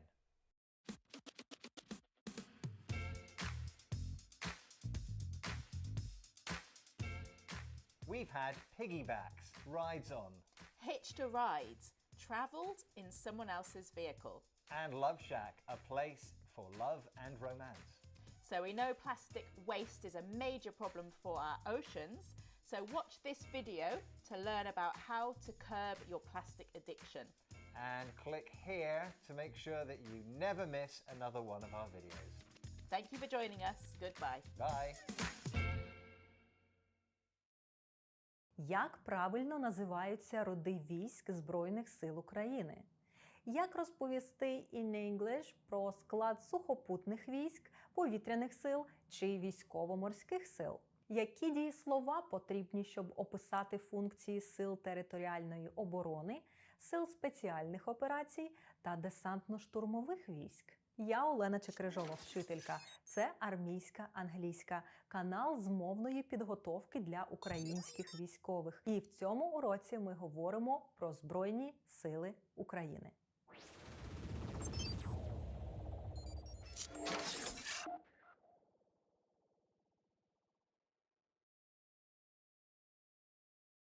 Друзі, в попередніх відео ми з вами вже розглядали структуру і системи звань британських військ, говорили про американські збройні сили і нарешті цей день настав, розбираємося з нашими рідними Збройними силами України. У підготовці матеріалу до цього уроку мені допомагали викладачі Національного університету оборони України імені Івана Черняховського, за що їм велике дякую. І перш ніж ми перейдемо до розбору складу та функцій українських військ і сил, перевірте, чи ви вже підписалися на наш канал, бо я готую нові уроки для вас щотижня, і мені дуже не хочеться, щоб ви їх пропускали. Дякую всім, хто вже підписався, хто допомагає поширювати наш освітній контент і підтримує наш проєкт. В описі до цього відео є інформація, як долучитися і допомогти нам робити ще більше корисного контенту. Увага, друзі! Цей урок буде багатим на комбінації з дієсловами. І одразу рекомендація для вас. Запам'ятовуючи нове дієслово, фіксуйте його в ваших записах, а зрештою і у вашій пам'яті разом з іменником, з яким воно узгоджується. Наприклад, не просто to repel, а to repel attacks – відбивати атаки, або навіть to repel enemy attacks. Або не просто to conduct, а to conduct reconnaissance, а ще краще to conduct aerial reconnaissance – виконувати аеророзвідку. Таким чином, ви сприймаєте не ізольоване слово, а цілу змістовну комбінацію. І згодом ви почнете звертати увагу на те, що ще можна to repel і to conduct, в яких ще словосполученнях зустрічаються ці дієслова. Наприклад, conduct an operation, conduct a raid, conduct an exercise, conduct a briefing, conduct an investigation, conduct an airstrike і багато інших комбінацій. Таким чином, ви напрацюєте звичку будувати зв'язки між словами, і це полегшить формування вашого словникового запасу. Переходимо до розбору функцій Збройних сил України. Land forces – сухопутні війська. Repel attacks of the enemy land forces – відбивають удари сухопутних угруповань противника. Hold occupied territories, areas and front lines – утримують зайняті території, райони та рубежі. The land forces of Ukraine consist of the Operational Command East, Operational Command West, Operational Command North та Operational Command South. The branches of the land forces include tank and mechanized forces – танкові та механізовані війська, artillery, missile forces – артилерія, ракетні війська, Army Aviation – армійська авіація, Air Defense Troops of the Land Forces – війська протиповітряної оборони сухопутних військ. Air Force – повітряні сили, protect the airspace of the state – охороняють повітряний простір держави. Hit enemy objects from the air – вражають з повітря об'єкти противника. Support the air forces from the sky – підтримують з неба свої сили. Carry out airborne landings – здійснюють висадку повітряних десантів. Cover important state facilities – grouping of their troops from air attack – прикривають важливі державні об'єкти, угруповання своїх військ від повітряного нападу. Conduct aerial reconnaissance – ведуть повітряну розвідку. Transport troops and material means – транспортують війська і матеріальні засоби. До складу повітряних сил ЗСУ входять Aviation – авіація, Anti-aircraft missile troops – зенітно-ракетні війська, Radio engineering troops – радіотехнічні війська, Special forces – спеціальні війська. Роди повітряних сил ЗСУ – The branches of the air forces are Reconnaissance aviation – розвідувальна авіація, Assault aviation – штурмова авіація, Bombardment aviation – бомбардувальна авіація, Fighter aviation – винищувальна авіація, Transport aviation – транспортна авіація. До речі, на нашому каналі є окремий урок, присвячений військовій авіації. І якщо ви його ще не дивилися, то рекомендую. Navy – військово-морські сили. ВМС України виконують наступні функції. Repel armed aggression from the sea – дають відсіч збройній агресії з моря. Independently – самостійно, or in cooperation with other types of the armed forces of Ukraine and military formations, або у взаємодії з іншими видами Збройних сил України та військовими формуваннями. Restrain – localize, neutralize armed conflict. Стримують, локалізують, нейтралізують збройний конфлікт. Support the land forces of Ukraine on the coastline. Сприяють сухопутним військам України на Приморському напрямку. According to their purpose, відповідно до їхнього призначення, the naval forces of the armed forces of Ukraine are divided into. Військово-морські сили ЗСУ поділяються на the main defense forces of the Ukrainian armed forces, основні сили оборони ЗСУ. They have the corresponding naval, coastal and aviation components. Вони мають відповідні корабельні, берегові і авіаційні складові. And the maritime component of the Joint Rapid Response Force та морський компонент об'єднаних сил швидкого реагування.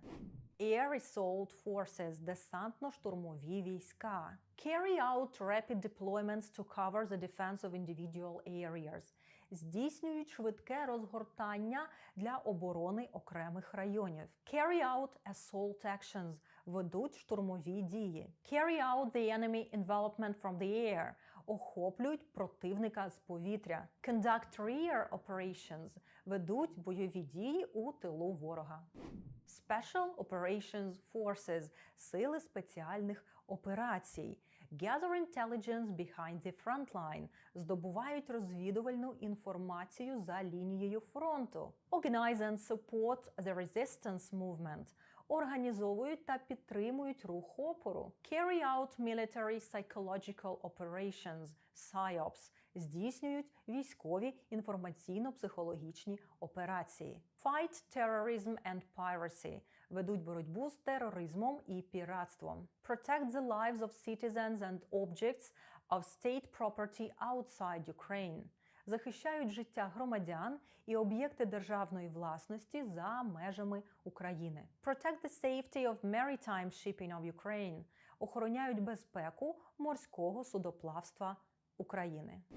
Territorial Defense Forces – сили територіальної оборони. Protect the population, territories, environment and property in emergencies – захищають населення, території, довкілля та майно під час надзвичайних ситуацій. Eliminate the consequences of hostilities – ліквідують наслідки бойових дій. Prepare citizens for national resistance – готують громадян до національного супротиву. Protect and defend important facilities and communications infrastructure – охороняють та обороняють важливі об'єкти і комунікації, критично важливі об'єкти інфраструктури. Participate in the fight against subversive and illegal armed formations – беруть участь у боротьбі з диверсійно-розвідувальними силами та незаконними збройними формуваннями. Ensure public safety and order – забезпечують громадську безпеку і порядок. Defend the territories before the employment of the armed forces of Ukraine – обороняють території до розгортання військ Збройних сил України. Provide conditions for the deployment of troops or their regrouping – забезпечують умови для розгортання військ або їх перегрупування. Якщо ви регулярно дивитесь мої уроки, ви точно помітили, що деякі дієслова, іменники, прикметники повторюються досить часто. І я дуже сподіваюся, що ви їх фіксуєте, запам'ятовуєте і використовуєте. Впевнена, що лексика цього уроку буде корисна для вас як для опису функцій роду військ або сил, в яких ви служите, так і для інших комунікативних цілей. Напишіть мені в коментарях, як просувається ваше вивчення англійської. Поставте вподобайку до цього відео та перевірте, чи ви підписані на наш канал. І підписуйтесь, бо я щодня працюю над новими уроками для вас. І буде дуже прикро, якщо ви їх пропустите. Та нагадаю, що окрім YouTube-каналу з цим курсом, в нас є ще Instagram та Telegram, де ми публікуємо навчальні матеріали та більше інформації про нашу команду та проєкт. Всі корисні посилання будуть в описі до цього відео. Я Олена Чекрижова, вчителька. Це армійська англійська, канал, де ми вивчаємо Military English. Побачимось у наступному уроці.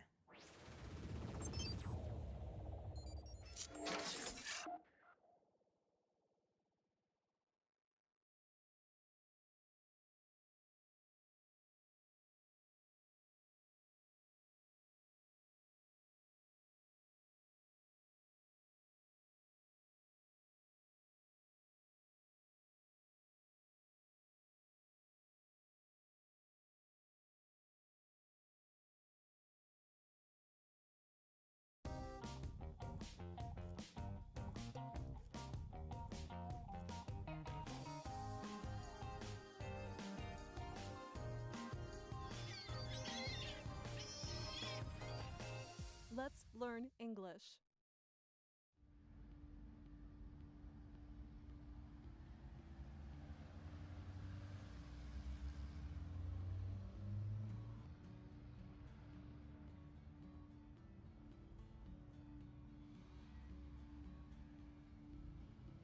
Hi, are you Anna? Yes. Hi there. Are you Pete? I am Pete. Nice to meet you. Oh. Listen. Hi. Speak.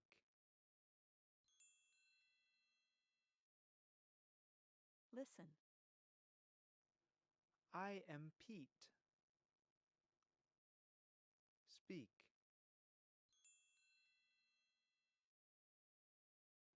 Speak and say your name.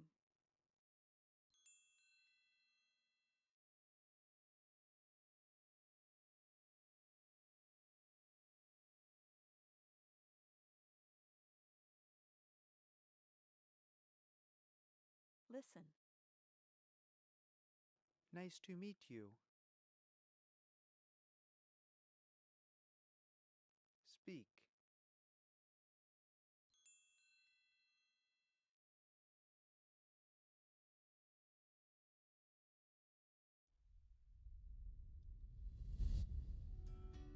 Let's try that again. I'm Anna. Nice to meet you. I'm Pete. Anna, is that A-N-A? No, A-N-N-A. Now it's your turn.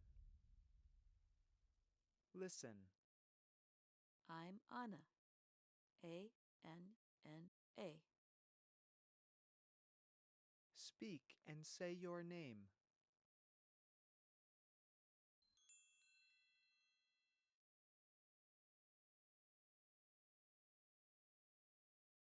Spell your name.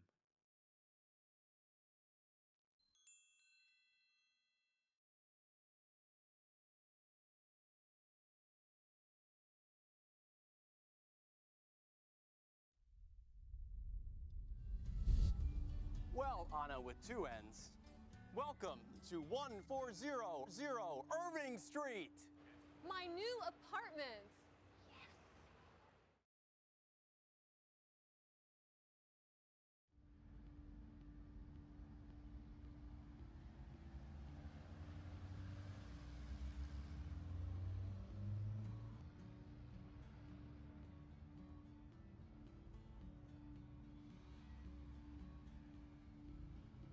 Hi, are you Anna? Yes. Hi there. Are you Pete?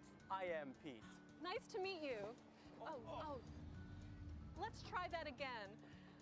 I'm Anna. Nice to meet you. I'm Pete. Anna, is that A-N-A? No, A-N-N-A. Well, Anna with two N's, welcome to 1400 Irving Street. My new apartment.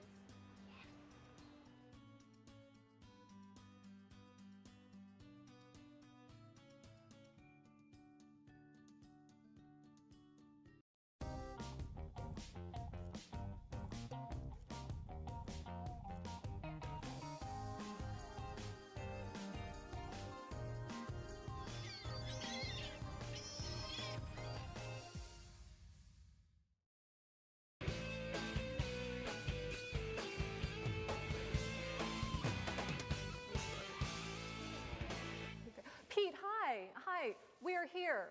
Hi, Anna. Hi, Marcia. Hey. How are you two? I am great. You know, Pete, I am new to DC. The city is big. Yeah, but you learn a little more every day. How's the new apartment? The new apartment is great. Let's get coffee. Anna, do you have a pen? Yes, I have a pen in my bag. I have a...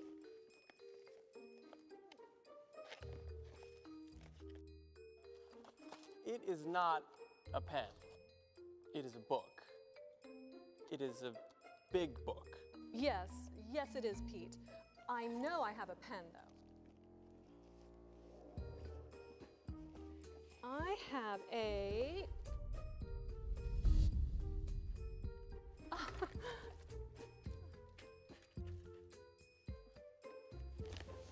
not a pen, Anna. A toy? I have a... And it is a pillow. Do you have a pen? Yes, I have a pen. Now you try it.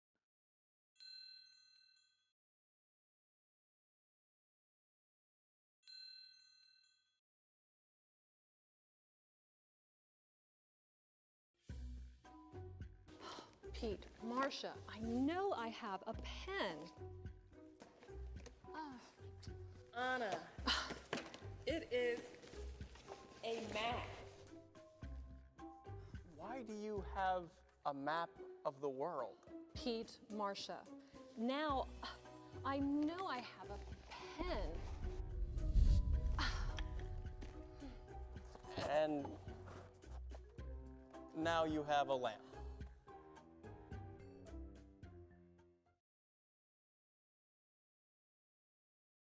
It is not a pen. It is a map. Now you try it.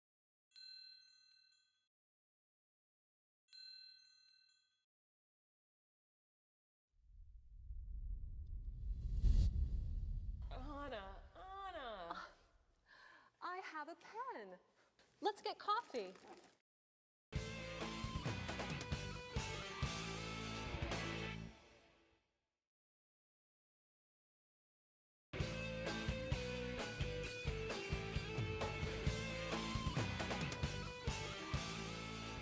Pete, hi. Hi, we're here. Hi, Anna. Hi, Marcia. Hi. How are you two? I am great. You know, Pete, I am new to DC. The city is big. Yeah, but you learn a little more every day. How's the new apartment? The new apartment is great. Let's get coffee.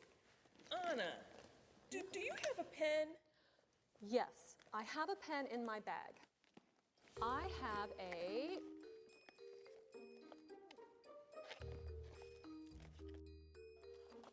It is not a pen. It is a book. It is a big book. Yes, it is, Pete. I know I have a pen, though. I have a...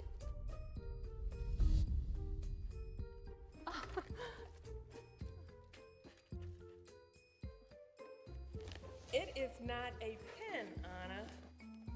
A toy? I have a... And it is a pillow. Pete, Marcia, I know I have a pen. Anna, it is a map. Why do you have a map of the world? Pete, Marcia, now I know I have a pen. And now you have a lamp. Anna. I have a pen. Let's get coffee.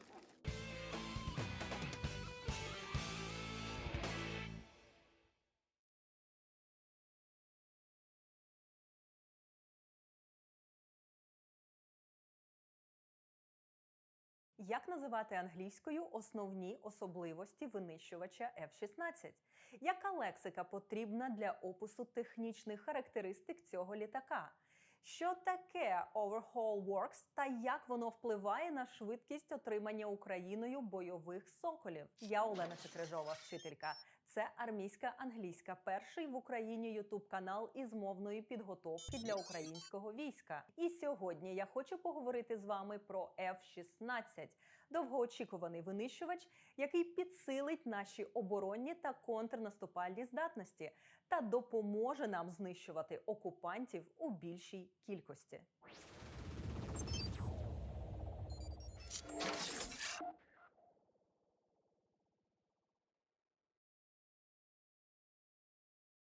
Україна неодноразово закликала своїх західних партнерів надати їй винищувачі F-16, бо вони допоможуть зміцнити протиповітряну оборону, сприятимуть контрнаступу та дадуть можливість проводити далекобійні атаки – Long Range Strikes. Нідерланди та Данія вже оголосили, що передадуть Україні винищувачі після успішного завершення підготовки українських пілотів. І я підозрюю, що для цієї підготовки їм неодмінно знадобляться знання англійської. Прем'єр-міністр Норвегії також заявив, що його країна надасть Україні F-16. Розберімося, що ж особливого в цьому літаку і як говорити про ці особливості in English.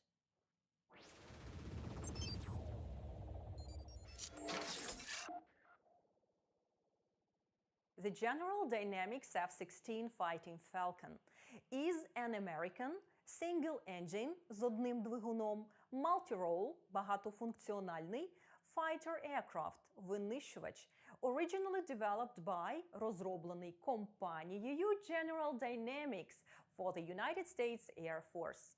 Він є highly maneuverable та з 1979 року, коли він entered service, був прийнятий на озброєння, підтвердив свою ефективність in air-to-air combat and air-to-surface attacks. До речі, у нас є урок, присвячений типам військової авіації. Там багато корисної лексики, рекомендую вам його передивитися. А ще ми з командою готуємо відео з теми Aircraft Recognition – розпізнавання авіаційної техніки.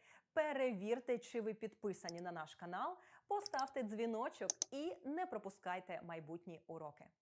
Офіційна назва F-16 – це Fighting Falcon – бойовий сокіл.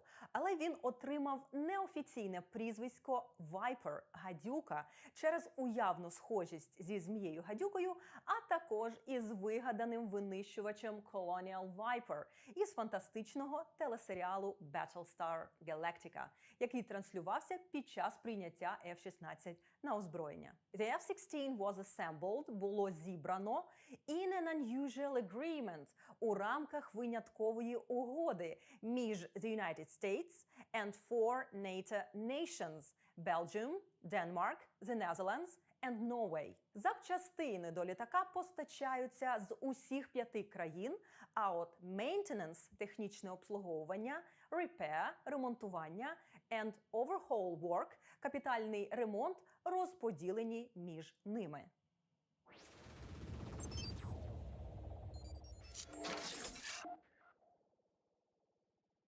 Key features – ключові особливості of F-16 include a frameless bubble canopy – безкаркасний краплеподібний ліхтар, що розташований over the cockpit – над кабіною пілота for good visibility – для гарної видимості. Side-mounted control stick – бічний джойстик to ease control while maneuvering – для полегшення керування під час маневрування. An ejection seat – катапультне крісло. It can recline – воно може відхилятися на 30 degrees from vertical, щоб зменшити вплив перевантажень на пілота. Система керування fly-by-wire, яка допомагає стабілізувати керування польотом. F-16 має внутрішню гармату M61 Vulcan Cannon and 11 hard points – 11 вузлів підвіски озброєння.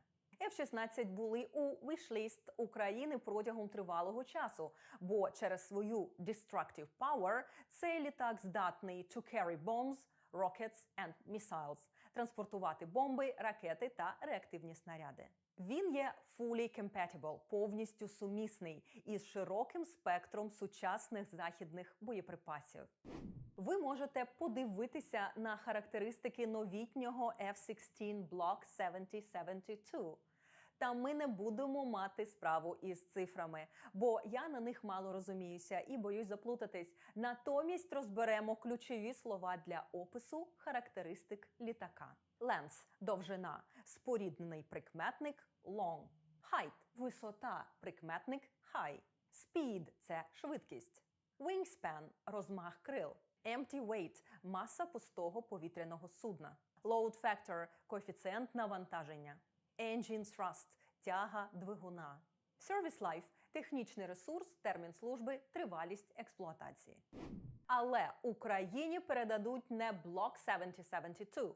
Чому? Справа в тому, що перш ніж передати Україні літаки F-16, наші international partners повинні будуть провести їх капітальний ремонт. Overhaul works. Тому що ці літаки є stored, знаходяться на зберіганні. Не всі з них перебувають у льотному стані. І не всі в боєздатному. Капітальний ремонт може зайняти місяці. І є декілька варіантів, які саме aircraft зможуть стати the best short-term solution, а які a longer-term solution. Про це ви можете дізнатися у відповідних експертних джерелах. А у нас тут курс англійської, тому перевіримо знання деякої ключової лексики, яку я дала вам в цьому уроці. Кабіна пілота – це an aircraft cockpit. Безкаркасний краплеподібний ліхтар – це a frameless bubble canopy. Повітряний бій – air-to-air combat. Розмах крила – wingspan. Катапультне крісло – an ejection seat. Капітальний ремонт, перебирання механізму – це overhaul works. А робити капітальний ремонт – це to overhaul. Технічне обслуговування – maintenance. А обслуговувати – to maintain. Бічний джойстик – side-mounted control stick. Довжина – length. Висота – height. Вузол, підвіски, озброєння – це a hard point. Маю надію, що ці знання знадобляться майбутнім пілотам F-16. І не тільки їм, а всім, хто вивчає військову англійську. Я Олена Чекрижова, вчителька на каналі Армійська англійська. Чекаю на F-16, які значно підсилять наші Збройні сили. А також чекаю на ваші підписки, коментарі, вподобайки та поширення. Вони значно підсилять наш проєкт із мовної підготовки для українських Збройних сил. Бо, щоб оперувати зброєю та технікою західного зразка і співпрацювати із силами НАТО, силам оборони України необхідно опанувати мову західного зразка і відповідати мовному стандарту НАТО. На це ми і націлюємось.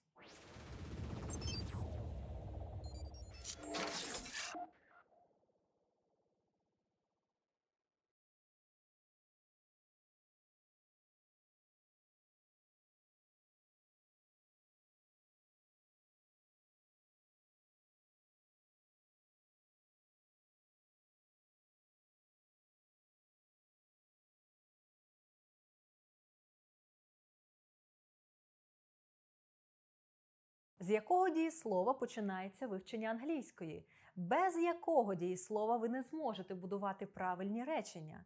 Як за допомогою одного дієслова скласти цілу розповідь про себе? Це дієслово to be – бути, про яке ми з вами поговоримо сьогодні.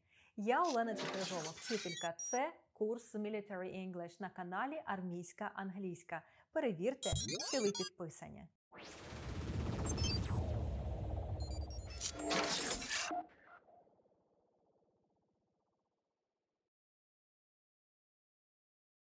Комусь може здаватися, що дієслово to be – це занадто проста тема, і що нам тут з вами не варто розглядати теми початкової школи. Хтось може думати, що вся ця занудна граматика вам не потрібна, і на цьому курсі треба вивчати інструкції до леопардів, мануали до байрактарів та глосарій артилериста. Але дієслово to be – бути, його форми, функції та вживання – це основа. Найперша тема, з якої починається будь-який курс.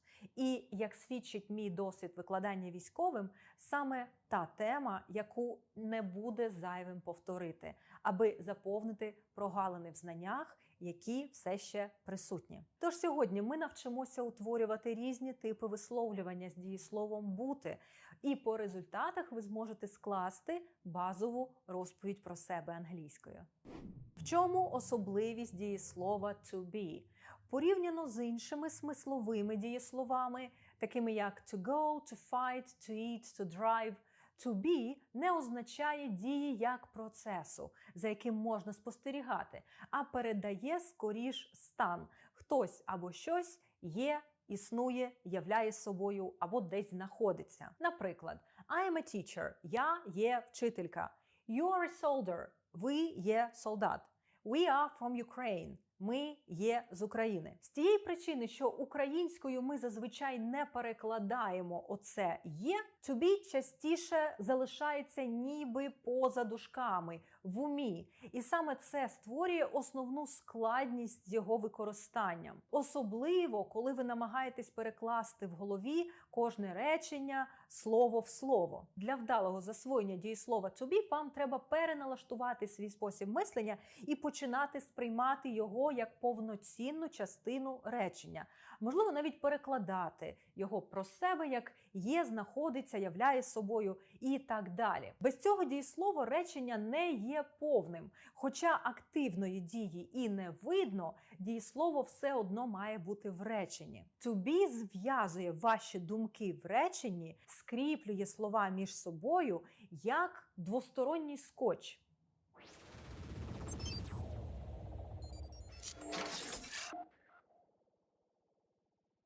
Дієслово to be необхідне нам, щоб сказати, ким або чим є людина або предмет, вказати на розташування, дати опис або характеристику. To be – це інфінітивна нульова форма – бути. Коли ви хочете вжити його в реченні, сказати, що хтось або щось є, вам треба вибрати відповідну форму. В теперішньому часі їх 3 – am, is, are. І вибір форми залежить від дійової особи, від підмета в реченні. Щоб визначитися, яку форму обрати, дивіться на дієву особу або займенник, що її замінює. Ви вже знайомі з займенниками з моїх попередніх відео. Тож, якщо ви говорите про себе, I, я, використовуйте форму am. I am. Коли мова про he, she, it, він, вона, воно, або слово, яке можна замінити цими займенниками, потрібна форма is. He is, she is, it is. Коли кажемо про we, ми, you, ти, ви, they, вони, беремо форму are. We are, you are, they are. Отже, ствердження з дієсловом to be формується за формулою. На першому місці хто або що, на другому дієслово to be і далі інша інформація, описи та додаткові дані. Наприклад, I'm a soldier. He is my friend. She is a teacher. It is an M4 carbine. We are ready to fight. They are in the armed forces of Ukraine. У дієслова to be є також скорочені форми, які використовуються в розмовній англійській та на письмі в неформальному спілкуванні. I am скорочується до I'm. You are до your. He is до his. She is до she's. It is до its. We are до we're. They are до their. Всі ці форми можуть вам зустрітися, всі вони правильні і не відрізняються за значенням. Щоб утворити заперечення, вам знадобиться частка not. Але вона ніколи не може бути самотньою в реченні. Вона обов'язково додається до дієслова. Форми дієслова to be обираємо за тим же принципом. I am not. He, she, it is not. We, you, they are not. I'm not at home. He's not my commander. She's not a soldier. It is not a new car. We are not tired. They are not happy.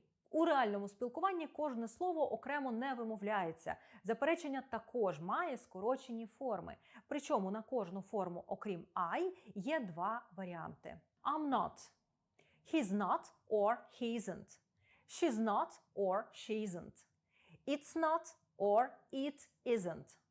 We are not or we aren't. You are not or you aren't. They are not or they aren't. А перед тим, як ми перейдемо до формулювання запитань, Напишіть кілька власних прикладів стверджень та заперечень з дієсловом to be. Можете навіть в коментарях до цього відео. Я читаю все, що ви мені пишете. І а вже ж поставте лайк цьому відео, якщо вам все зрозуміло.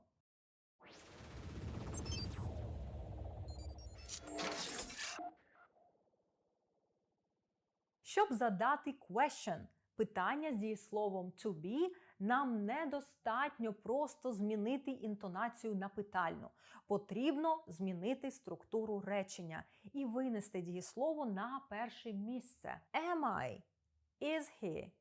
Is she? Is it? Are you? Are we? Are they? Наприклад, am I a teacher? Is he a soldier? Is it your uniform? Are you in the base? Are they okay? Отримаємо загальні питання, general questions, на які можна відповісти yes або no. До речі, після відповіді yes або no нам також знадобиться to be. І якщо це відповідь ні, то і частка not також. Щоб задати інформаційне питання з дієсловом to be, ми виносимо на перше місце питальне слово. Who – хто, what – що, where – де, why – чому та інші. Наприклад, who are you? Where are they? What is it? Why is he here? What's your rank? Резюмуємо теоретичну частину. Роль дієслова to be – зв'язувати дієву особу і інформацію, що її стосується. Воно позначає скоріш стан, ніж дію. Друге, у переважній більшості випадків to be не перекладається на українську, але якщо перекладати, то як є, бути, являти собою, знаходитися. Три форми am, is, are залежать від дієвої особи. У запереченні до am, is, are додається частка not. Щоб створити питання, треба поставити am, is, are на перше місце до дієвої особи. А якщо питання інформаційне, то на першому місці буде стояти питальне слово. З формами дієслова to be розібралися. Перейдемо до його практичного використання і покроково розберемося, як створити розповідь про себе.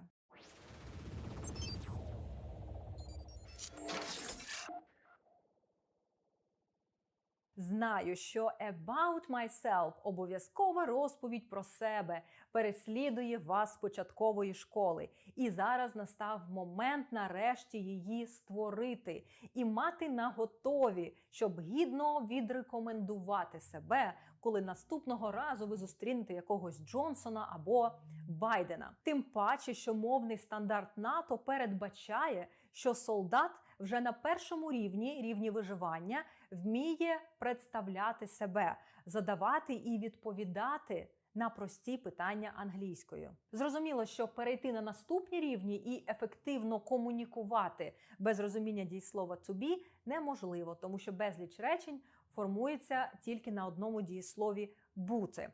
Зараз же ми скористаємося з простими шаблонними реченнями, і за кілька хвилин у вас буде розповідь про себе. Дивіться на приклади і додавайте свої дані. Перше, про що ви можете сказати, ваше ім'я та прізвище. My name is, my last name або my surname is. Якщо хочете сказати про свій позивний, кажіть my call sign is або my nickname is. Якщо вас спитають про ваш вік, how old are you, відповідайте I am years old. Зауважте не I have, а I am. А слова years old можна упускати. I am 35 years old. Or I am 35. У наступному реченні вкажіть свою національність. I am Ukrainian. Про те, як говорити про національності, я вже розповідала в одному з попередніх уроків. Подивіться його, якщо пропустили. Можете сказати, звідки ви родом, де живете. I am from Bakhmut, but now I am in Kyiv. Повідомте, з якого ви підрозділу або організації, з якої ви бригади, brigade, з якого батальйону, battalion, роти, company, взводу, platoon. В попередніх відео на каналі я розповідала про назви підрозділів та структуру підрозділів Ви ж дивились їх, правда? Можете вказати рід військ або свою спеціалізацію. Наприклад, I'm in the ground forces, I'm in the navy, I'm in the artillery, I'm in the air force. Зазначте, яке ваше звання. До речі, про звання ми також детально вже говорили. I'm a private, I'm a sergeant, I'm a lieutenant, I'm a captain. Мені про себе буде правильно сказати, що I'm a civilian person, I'm a volunteer. До речі, якщо ви теж доброволець, ви можете додати, що ви a military volunteer. I'm a military volunteer. Якщо ви були мобілізовані, призвані до армії, то можете сказати, що ви a conscript. I'm a conscript. Далі розкажіть, яка ваша спеціальність, посада в війську або ким ви працюєте в цивільному житті, яка ваша професія. I'm a sniper, I'm a driver, I'm a medic, I'm a platoon leader. За допомогою дієслова to be можна сказати також, де ви знаходитесь, місто, місце або розташування. I'm in a military base. I'm not at home. I'm in the barracks. I'm in the headquarters. We are on the front lines. Крім того, ви можете розказати про свій стан, настрій та як ви почуваєтеся. Наприклад, I'm happy, I'm hungry, I'm tired, I'm fine, I'm okay. В результаті у вас має вийти базова, проста розповідь про себе з кількох речень. Згодом, по мірі вивчення інших тем, ви зможете додавати більш складні речення і більше інформації.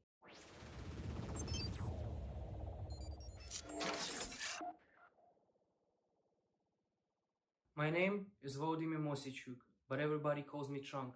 That's my call sign.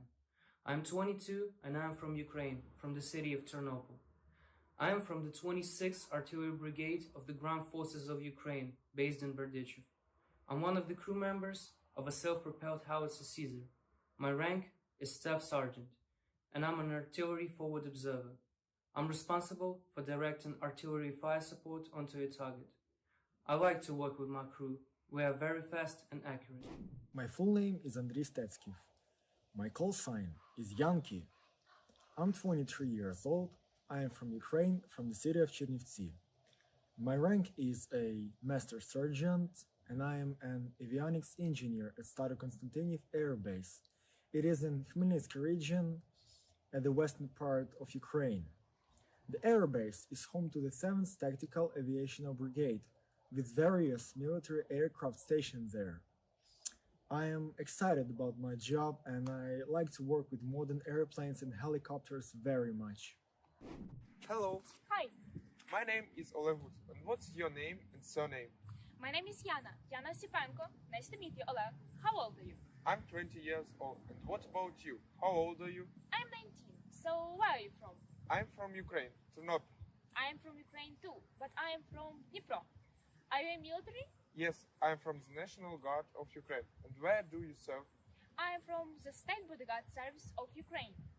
So what is your military rank and position? I'm a sergeant. I serve as a marksman at the Assault Brigade, Buryvi, Kharkiv. And what about you? My rank is a soldier, and this is my first year as a bodyguard.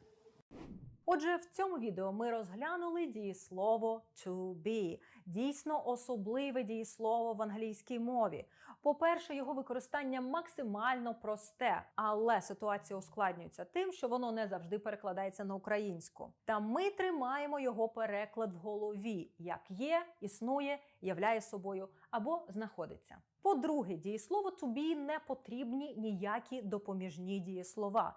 Воно самостійно утворює питання, виходячи на перше місце, та заперечення, додаючи частку not. І нагадаю, що саме дієслово to be служить для формування багатьох конструкцій та часів в англійській мові, які ми також будемо розбирати у цьому курсі. Залиште мені свій коментар, розкажіть, чи вам зайшло це пояснення дієслова to be, і поділіться цим уроком з побратимом або посестрою, щоб вони також розібралися з цією базовою темою. А ще ми маємо Інстаграм та Телеграм армійською англійською, де багато цікавого і корисного для вивчаючих військову англійську. Посилання будуть в описі до цього відео. А я є Олена Чекрижова, вчителька, і ми побачимось з вами вже в наступному відео, яке ви не пропустите, якщо ви вже підписані на армійську англійську. Бо з кожною засвоєною темою,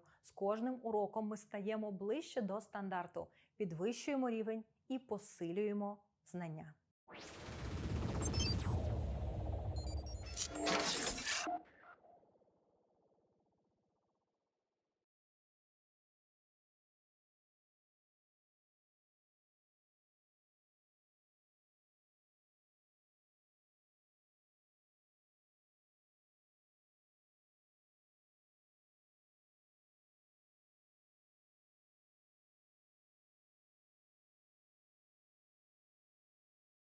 Вітаю, я Олена Чекрижова, вчителька. Це канал Ing for Your Army, канал з військової англійської.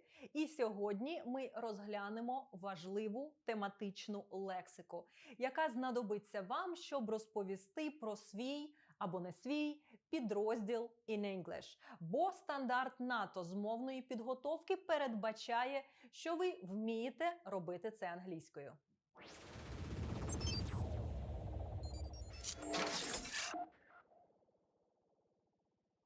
Будь-який підрозділ можна назвати unit. Підрозділи також називають elements або building blocks of the army. Окрім того, великі формування, такі як division and brigade, називають formations. Менші за розміром підрозділи, що входять до складу батальйону, можна назвати subunits. Це company, platoon, section and fire team. До речі, у попередньому відео ми розбирали назви та особливості підрозділів в армії Британії.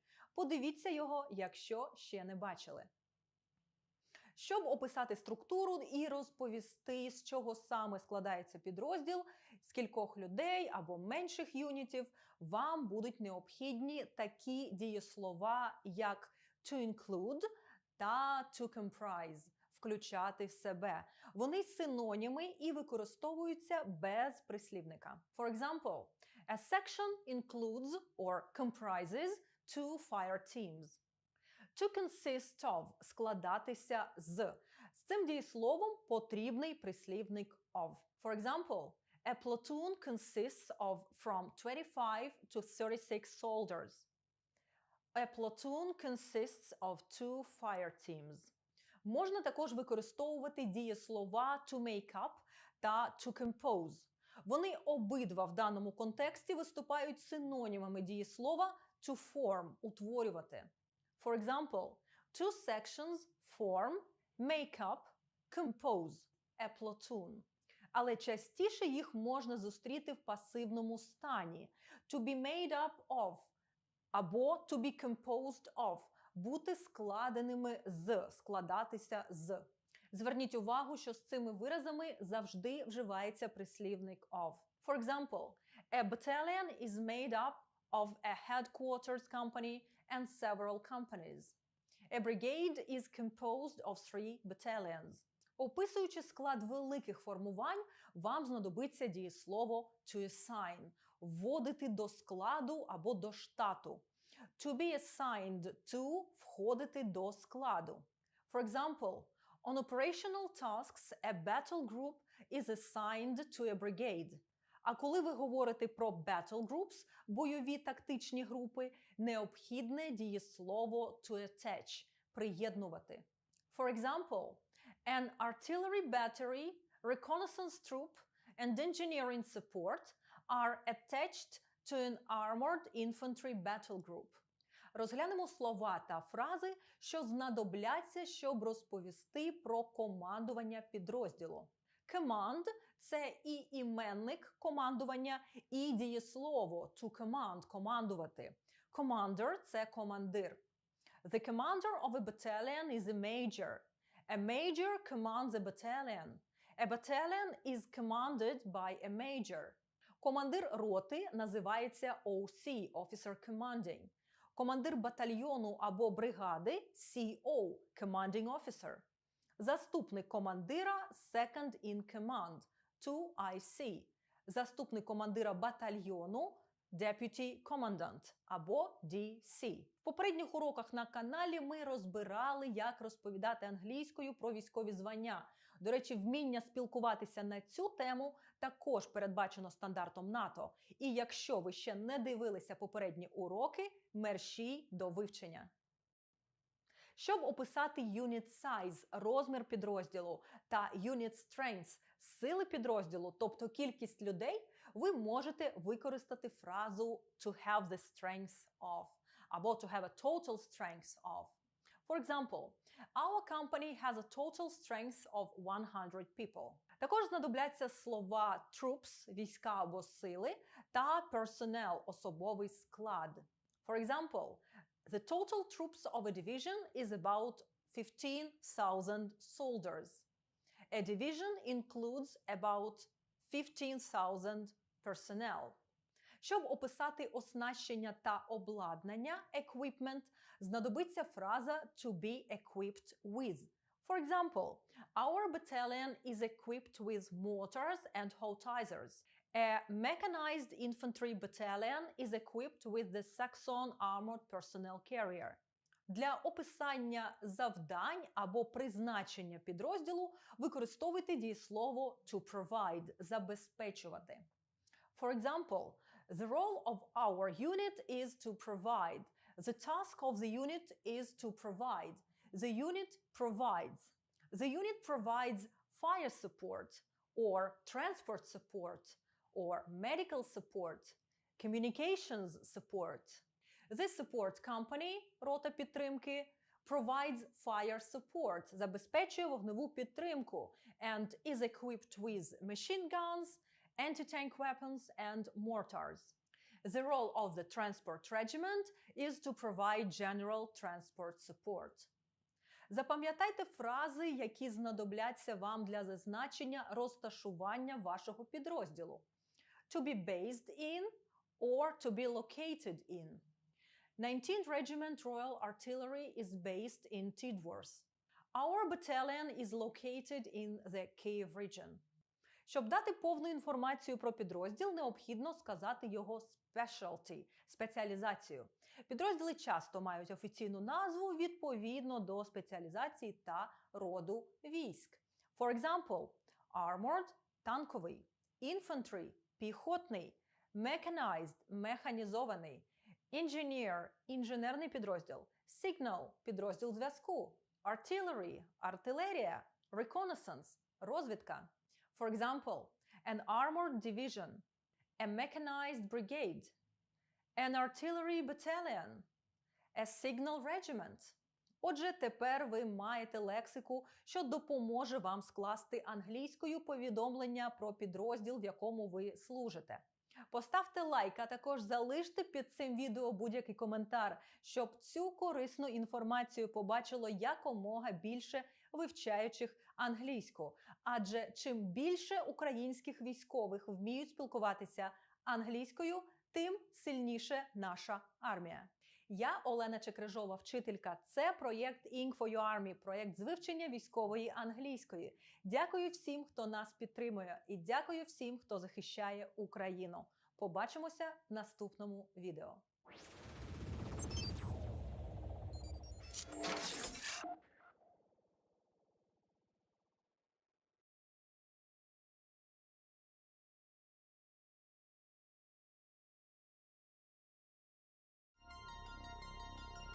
This man promised his followers the world, then led them to their deaths.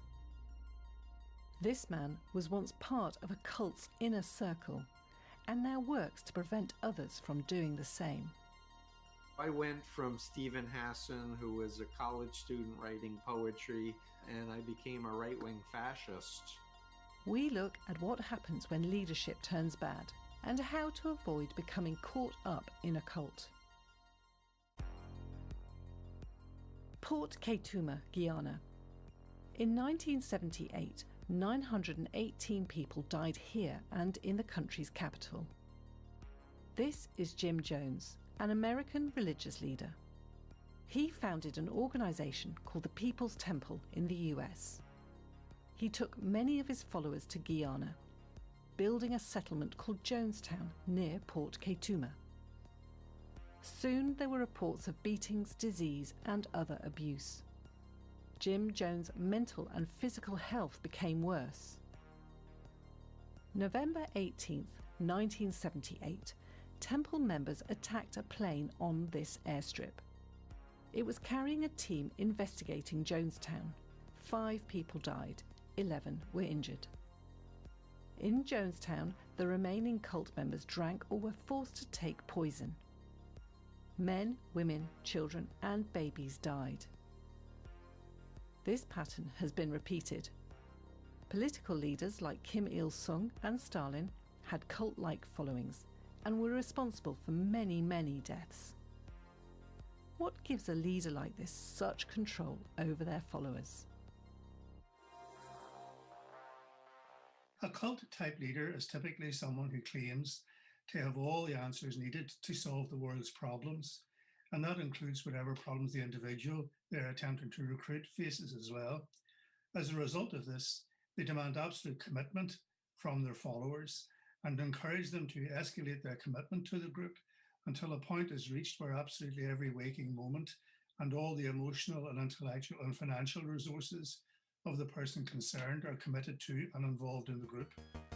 Cult leaders like to claim to be able to solve the world's and your problems, and they want your complete devotion. Cult leaders are not necessarily easy to spot. At the beginning, they are approaching you in a friendly spirit. They claim to be offering just some interesting ideas about politics, life, religion, or whatever. And they only become clearly cult leaders for most people after a period of time when the person concerned has already escalated their commitment to the group beyond any point of reason. Cult leaders are not always easy to spot. They can appear very friendly at first. Well, if we take Jim Jones as an example, he staged miraculous faith healings in which he claimed people were being cured of cancer, that the blind could see and the crippled could walk. But he didn't necessarily begin to influence people by showing them these things. At the beginning, most people wandered into what seemed to be very warm and inviting church services where they felt welcomed in a way that many of them hadn't been welcomed before. And it was only after some period of time that they then were exposed to these deceptive techniques to convince them that Jones was a man with amazing powers beyond the norm. Leaders like Jim Jones go to great lengths to welcome in new people. We can call this being love-bombed. Most of us are vulnerable to the lure of cult leaders at various points in our lives, particularly after we have had some kind of stressful experience, such as maybe going through a divorce or losing our jobs. For example, if you look at the Jonestown group, many of the people who joined it had suffered from racist abuse in the past, which traumatized them. Many others were returning veterans of the Vietnam War who were suffering from post-traumatic stress disorder and were looking for some kind of idealistic community or group to which they could join and which would make them feel welcome. Leaders promising all the answers can seem attractive when we are vulnerable. So how can we recognise these leaders? The first thing I think we need to do is to require people making extraordinary claims to offer a great deal of evidence in support of them. Beyond that, if we think we are in an environment where we're being subjected to pressures that we don't like, that are asking us to constantly escalate our commitment to those groups, and where criticism of the leader is forbidden or discouraged in various ways, it is best to try and get out of that environment as quickly as is possible. If you are feeling controlled by someone else, it is best to leave. This isn't always easy to do, so try to get support from others if you can. Dr. Stephen Hassan knows all about cults. In the 1970s, he became a senior figure in the Unification Church, more commonly known as the Moonies. The church was set up by a Korean called Sun Myung Moon. He claimed to be God's Messiah, but members were often cut off from their previous life, prevented from seeing family and friends. Stephen now works to stop others from becoming a victim of cult leaders. My personality changed dramatically. That's one of the telltale signs, actually, of being in a authoritarian cult is what we refer to as a radical personality change. So I went from Stephen Hassan, who was a college student writing poetry, who had a ponytail and wore dungarees, to a man with a short haircut, three-piece suit, and I became a right-wing fascist, essentially throwing out my poetry, cutting off from my family and friends because they raised concerns about my membership. So Stephen Hassan's personality changed dramatically when he became a Moonie. How did he view the leader, Sun Myung Moon? So it's very important to understand that I was already programmed to look at him as the greatest man in human history. So naturally, I had my blinders on already when I actually met with him and experienced him. I've heard many people see him speak and they'd say, he has no charisma. Like, how could you see anything in him? So that's an interesting phenomenon, that somebody who feels that the person is emanating great charisma and power could leave somebody else completely dry. Stephen admired Sun Myung Moon, but he had been programmed or brainwashed to be. Others saw him differently. How did this inform Stephen's view of leadership? First of all, I consider myself, before the Moonies, a bookworm introvert. When I got into the cult and I was pushed into leadership positions and recruiting strangers on street corners, I became very extroverted in my cult identity. In fact, I was told to become a small Sun Myung Moon and think like him and walk like him and talk like him. And when I got out of the cult, I didn't want any leadership. I didn't want to influence anybody. And yet I knew what I knew, and I knew that I had a contribution to help others. Stephen realised he had a leadership role to play in preventing others from joining cults. So how does his leadership differ now? I want people to ask me questions and I answer honestly and responsibly. And often people will challenge me and say, we don't agree with this point or that. And I think about it, and if I realize they're right, I apologize and I change my point of view. So the key is humility, I think. Stephen encourages people to challenge his views, and he is willing to change his mind. So how easy is it to fall for a cult these days? Social media is intentionally going to use information that's gathered about you from all of your activities. There are some 5,000 data points on every human being, I'm told. And these are going to be oriented in algorithms towards you. So what I say is you need to be really skeptical. And if you're curious about something, really do a consumer awareness approach. It's saying they're making this claim. It sounds outrageous. I need outrageous level of proof. Be skeptical or wary of claims being made online, and check them out thoroughly. So people who make grand promises and demand complete loyalty from you are likely to be cult-like leaders. Even online, question their claims, check their facts. If they are authentic, they won't mind.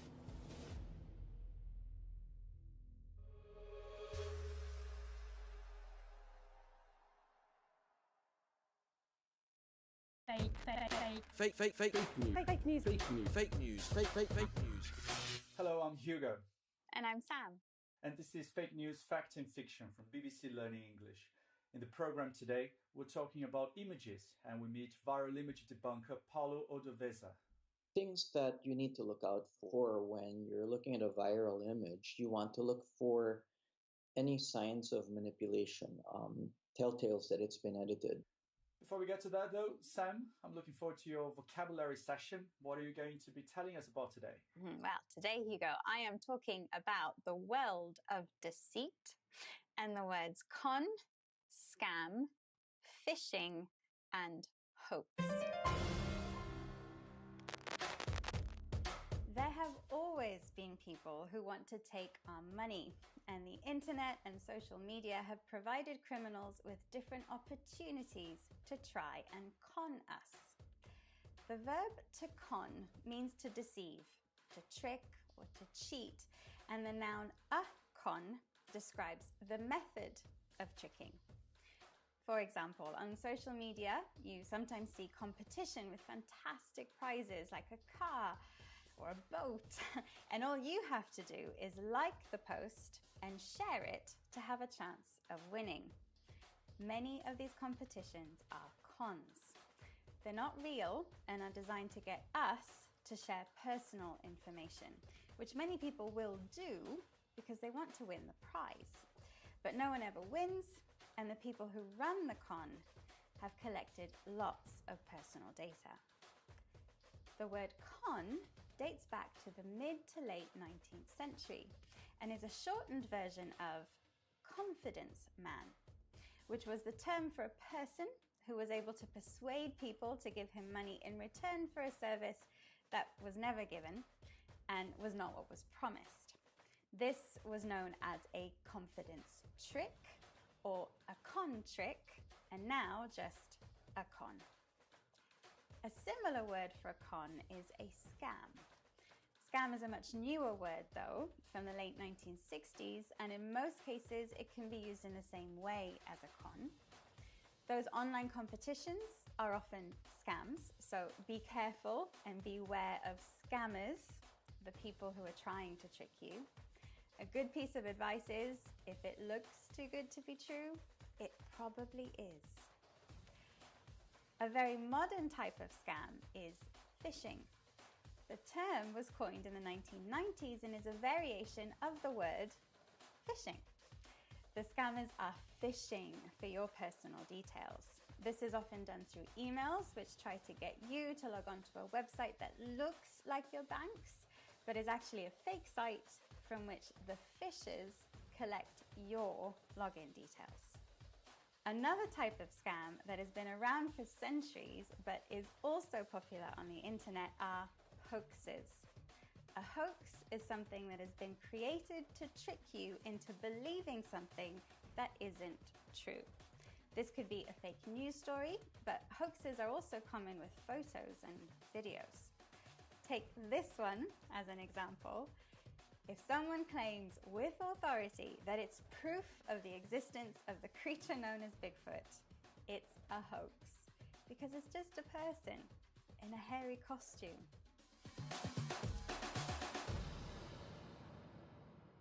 Thanks, Sam. And that leads us on nicely to today's topic about images. Yeah, so there's an old saying that the camera doesn't lie, but I'm not so sure we believe that anymore. Well, the camera can only record what it sees, so in that case, it can't lie. But what we are told we're seeing in the image is not necessarily what the image actually is. Yeah, so the camera doesn't lie, but people do. Yeah, well, that's a good way to put it. And of course, with the digital tools at our fingertips today, we can change, manipulate, or even create a completely digital image that looks like a real photograph. Yeah, but now we're not talking about just putting a nice filter on our social media selfies, are we? No, there are a few different ways images are used to tell a different story to the one that was photographed. One thing we see a lot is real images. They're not fake or photoshopped, but they are from a different time or place than the caption states. Yeah, so the caption on an image can also be misleading in the way it describes what is happening in the photo, particularly if it generates strong emotion. Yeah, well, here's an example. Look at this picture. And it might make you feel completely different emotions depending on how it's described. Amazing. I saw the police helping an injured protester. Terrible. I saw the police attacking an innocent protester. So what do you think, Sam? Do you think the different captions tell a different story? Definitely, yes. So those two captions elicit two completely different emotions. But which one is right? Without a wider context, we wouldn't know which one was correct. So that's not the only way images can be misleading. It's not just captions. Images can be cropped, manipulated and edited to add things that were never there, or take away things that were there. In fact, it's so easy to do this now that an aged relative of mine, who shall remain nameless, removed an in-law from a family photo and replaced her with a bush. That photo now hangs in the living room, and unless you really examined it closely, you wouldn't realize at all that someone was missing. I'm glad I'm not in your family, Sam. Now, most mainstream media organizations are very careful about the images they use and how they're described, particularly if those images have come from members of the public. On social media, though, anyone can publish an image and say anything about it. And that's where people like today's guest come in. Paulo Odovesa is a viral image debunker. He's known as PicPedant on Twitter and spends his free time verifying images which seem to him to be not quite right. It's an activity he took up while working as a contractor at NASA. I spoke to him earlier and asked why he does it. Well, partly I'm just pedantic. I'm a stickler for accuracy, but partly it's also that I get annoyed at seeing digital art, seeing manipulated images passed off as real, and in a sense, it's unfair to the people who made them because you've robbed them of attribution, you've robbed them of context and credit, and I want to see justice done in that sense. But on a grander scale, it's also that small lies can later lead to bigger lies. I've seen cases of viral image purveyors who just grab stuff off Reddit later be cited in bigger contexts, and the damage they can do is amplified significantly by the nature of social media. I've seen people go from historical photos and go into full-blown health conspiracies about the pandemic. I've seen nature photos lead to eco-fascism. So, it's the kind of thing I'd like to see nipped in the bud before it leads to grander, more harmful falsehoods. So is this artist's work being stolen without credit, fake and edited images being published as real, and also people who do this using their popularity on social media to promote conspiracy theories and radical action? But how do we know that an image is fake, copied, or misleading?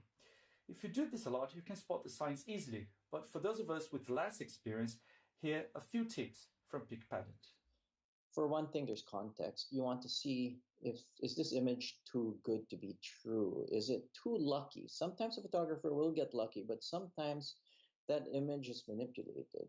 Also think about what emotions these images are eliciting in you. What are they trying to make you feel or think or do? What is the publisher's aim? Are they trying to make money? Are they trying to become more popular? Are they trying to manipulate your view of the world? And things that you need to look out for when you're looking at a viral image, you want to look for any signs of manipulation, telltales that it's been edited. Sometimes the edges are too blurry. Sometimes the edges are too sharp. Sometimes the light sources are different and you'll see shadows in different directions.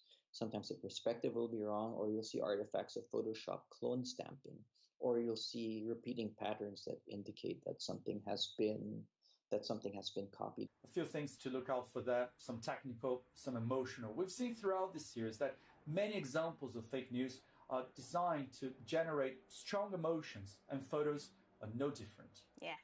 This doesn't mean that every emotional, interesting, or spectacular image is suspicious.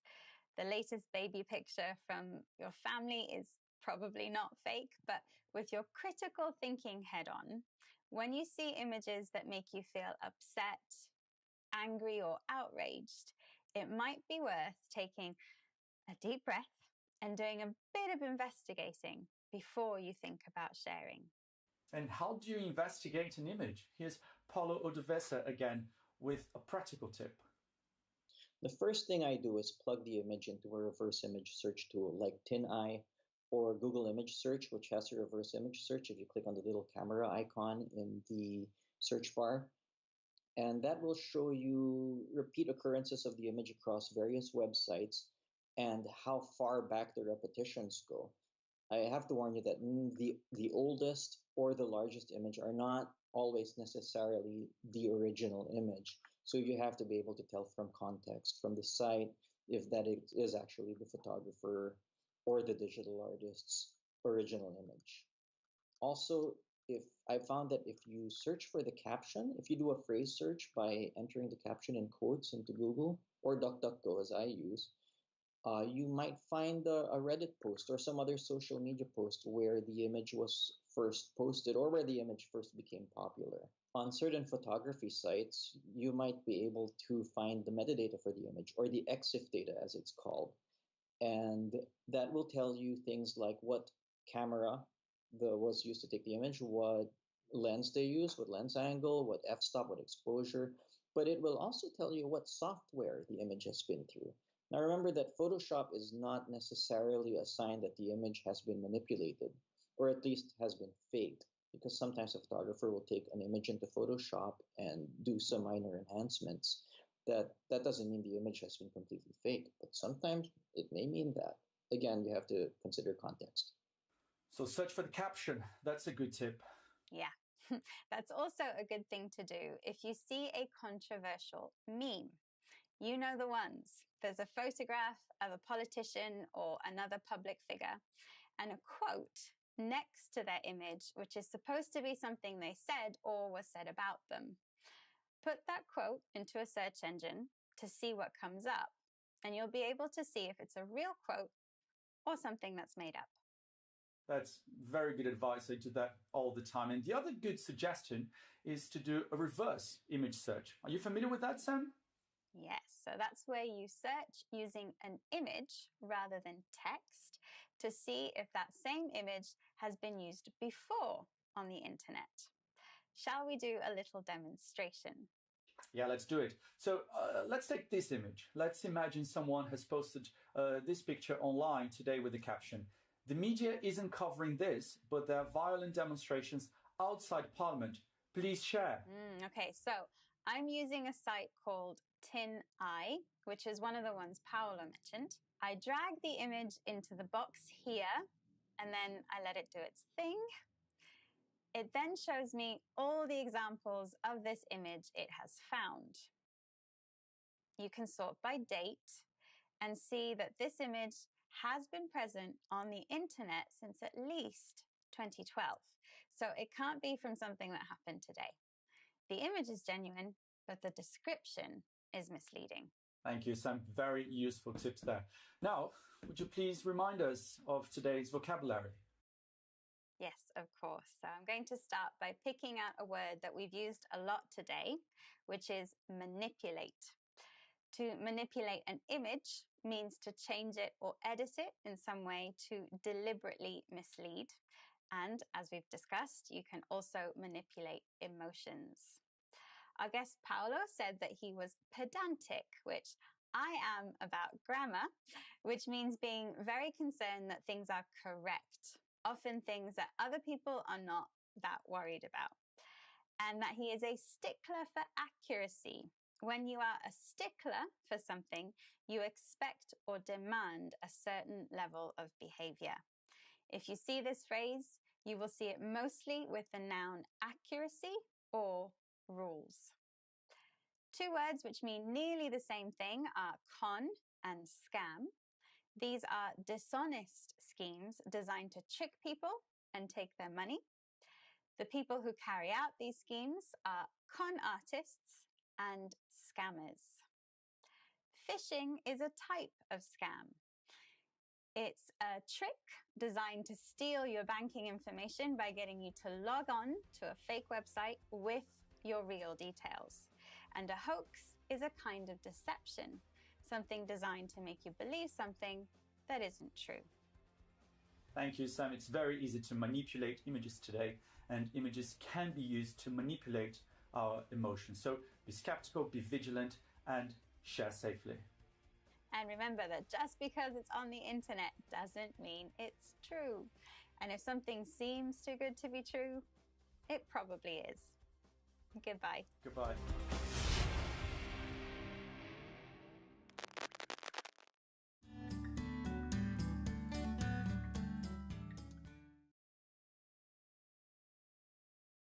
Boss. Boss. A boss is the person whose job is to tell other workers what to do. Bothering. Bothering. Bother means to annoy someone or to cause someone to feel annoyed. Busy. Busy. Busy means actively doing something. Excited. Excited. Excited means very enthusiastic and eager about something. Nervous. Nervous. Nervous means having or showing feelings of being worried and afraid about what might happen. News. News. News is information that is reported in a newspaper, magazine, television news program, or website. Office. Office. An office is a building or room in which people work at desks doing business or professional activities. Reading. Reading.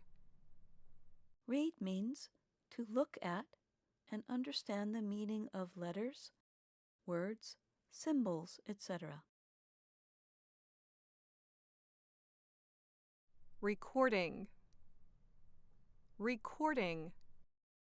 Record means to store something, such as sounds, music, images, etc., on tape or on a disc so that it can be heard or seen later.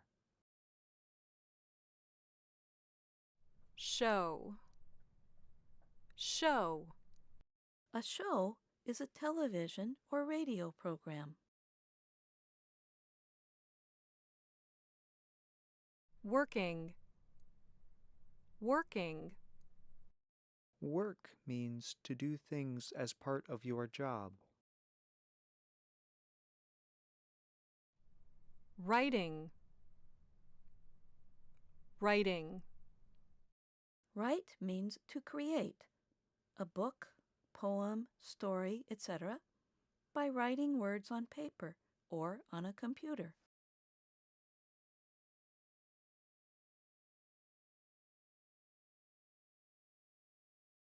What are you doing?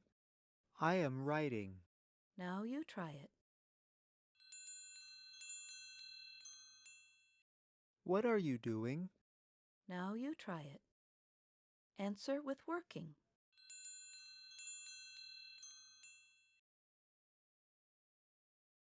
I am working. Are you writing? Yes, I am writing. Now it's your turn. Are you recording? Answer. Yes, I am recording. Are you reading the news? Yes, I am reading the news. Are you doing your show? Answer. Yes, I am doing my show.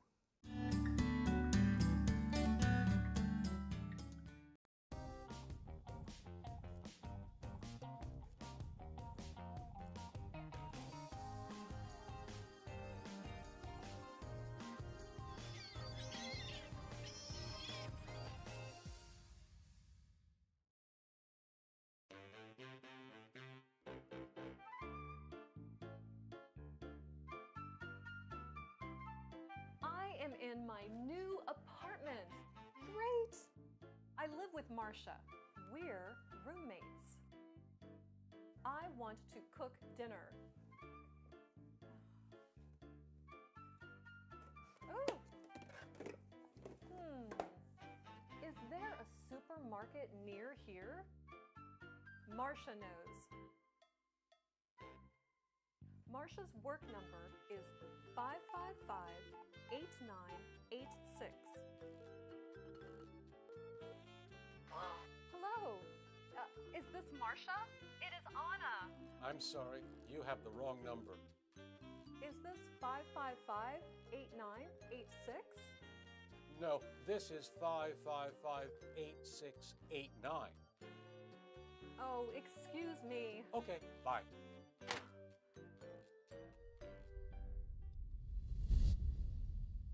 I am sorry. Excuse me. Now you try it.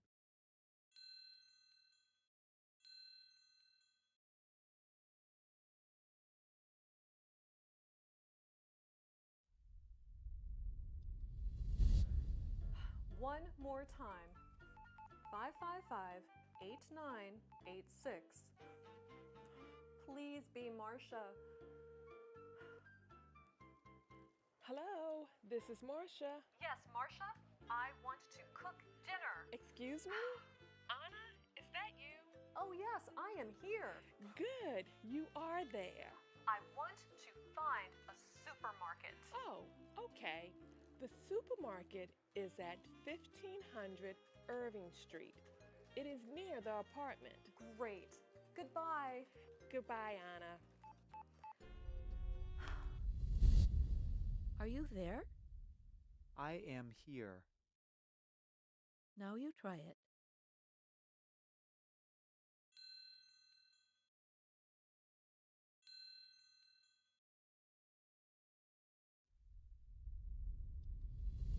There is a big supermarket on our street. And Marcia says I am a good cook. Until next time, bye.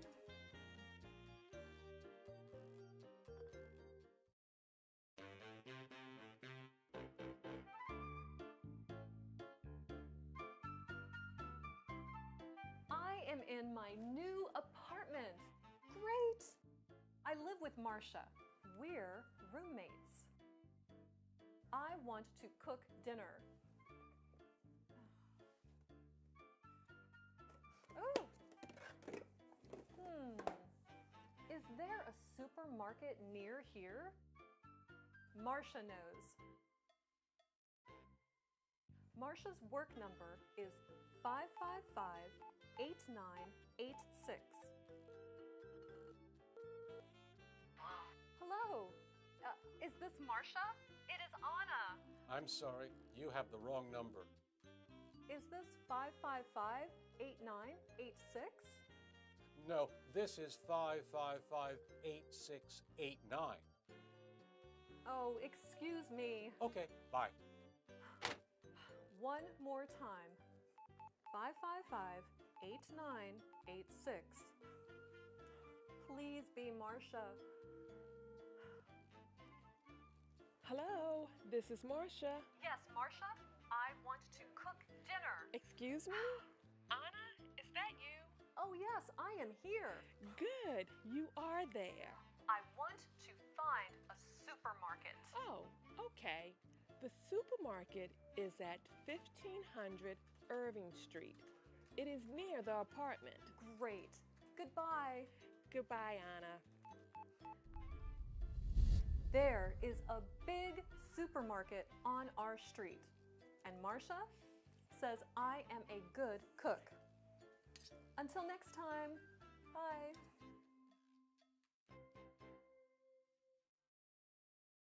Вітання, друзі! Я Олена Чекрижова, вчителька.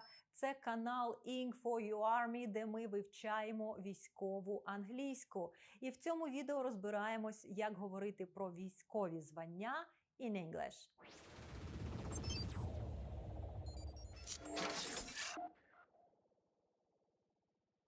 Ключове слово нашої теми – rank. Воно може бути і іменником, і дієсловом. Rank – це звання. Бувають high, middle or junior ranks. To have або to hold rank – мати звання. To achieve rank досягти або отримати звання. To rank – це дієслово, мати звання. To rank above – мати звання вище, ніж. To rank below – мати звання нижче, ніж. For example, a captain is the military rank between a lieutenant and a major. A captain ranks above a lieutenant and below a major. Зі словом rank існує ряд сталих виразів, що часто використовують для опису військової кар'єри. To grow, to climb, to rise through the ranks або to come up through the ranks – просуватися по службі, рости у званнях. До того, як ми розглянемо всі звання на прикладі британської армії, а це буде в наступному відео, окреслю, що саме вам варто знати про кожне звання, щоб вміти говорити про нього in English. NATO Code – код НАТО за Standard Rank Scale – стандартною шкалою рангів НАТО. Insignia – знаки розрізнення. Abbreviation – скорочення найменування звання. Typical command size або appointment – командирські посади або призначення. Time taken for promotion – строк служби для отримання підвищення. Розглянемо кожний з цих пунктів окремо. НАТО підтримує Standard Rank Scale – стандартну шкалу рангів для того, щоб мати можливість співвіднести військові звання в Збройних силах країн-членів Альянсу з corresponding ranks – відповідними званнями, які використовують інші країни-члени та партнери. NATO Codes були визначені у 1978 році і окреслені в STANAG 2116. В Україні перелік кодів військових рангів НАТО впровадили у січні 21-го. Якщо ви не пам'ятаєте, що таке STANAG, нагадаю, це NATO Standardization Agreement – опис стандартів НАТО. На цьому каналі ми вивчаємо англійську згідно зі стандартом STANAG 6001. Рекомендую вам передивитися відео, де я детально розповідаю про цей стандарт. Згідно зі Standard Rank Scale існує дві категорії рангів. OR з літерами від 1 до 9 – це рядовий та сержантський склад. Enlisted Ranks – рядовий склад, Non-Commissioned Officers – некомісовані офіцери.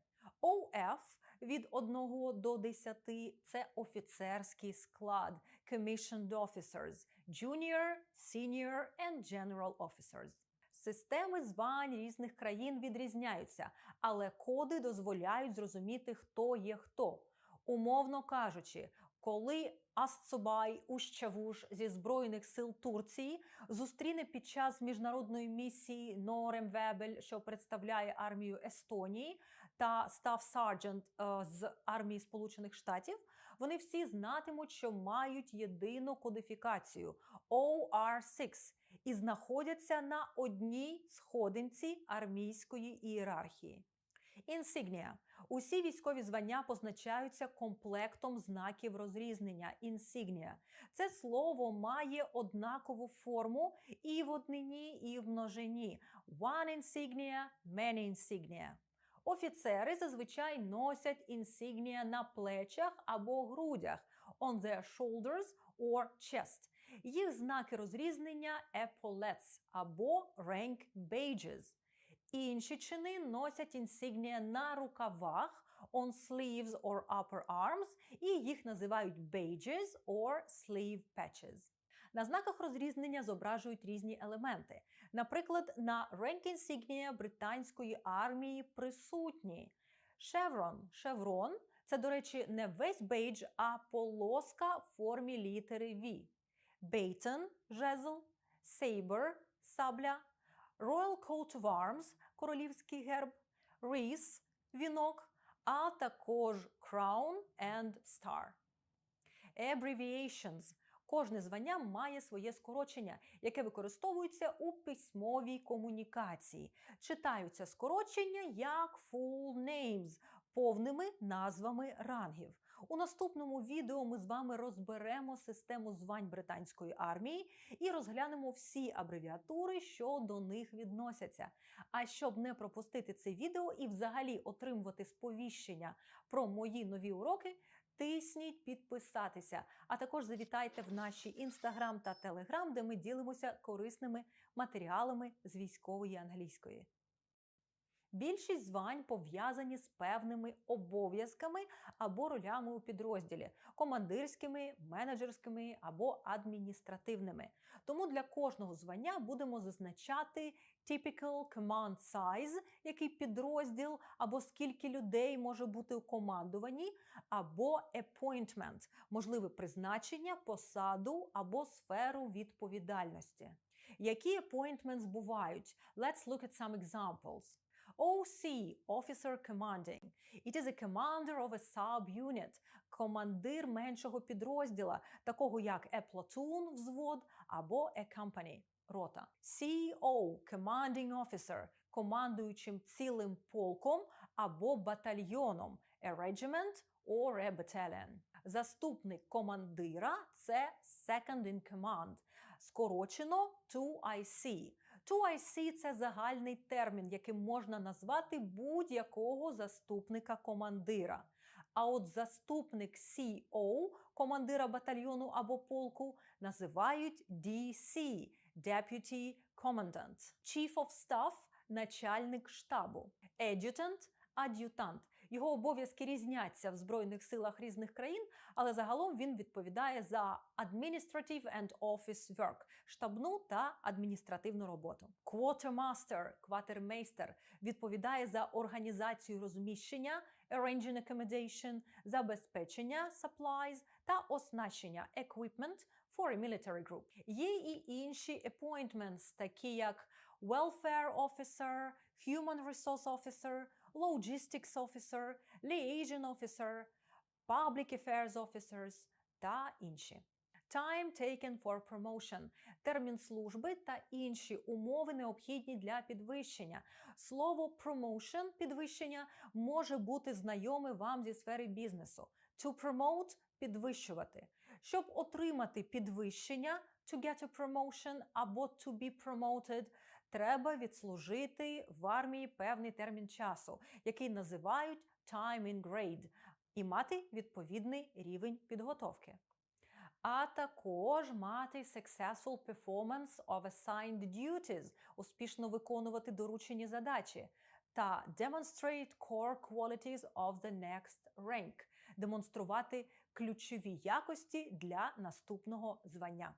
В армії можна бути не тільки promoted, але й demoted – бути пониженим у званні за серйозні порушення або невиконання обов'язків. For example, the captain was demoted to sergeant for failing to fulfill his duties. Капітана було понижено до сержанта за невиконання його обов'язків. Ви могли помітити, що військові звання, такі як captain, major, colonel, general, в новинах та публікаціях про Збройні сили інколи пишуть з великої літери. Так, назви військових рангів пишуться з великої літери, якщо вони передують імені або використовуються замість імені, і по контексту зрозуміло, хто саме, яка саме персона мається на увазі.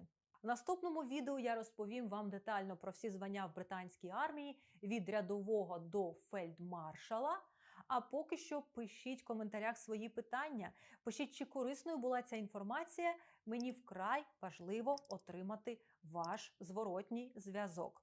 До того ж, завдяки вашим коментарям та лайкам більше людей зможуть побачити цей освітній контент. А чим більше військових заговорять англійською, тим сильнішими будуть наші Збройні сили. Я Олена Чекрижова, вчителька. Це канал Ing for Your Army, канал з вивчення військової англійської. Дякую всім, хто підтримує і допомагає нашому проєкту. Дякую всім, хто захищає Україну.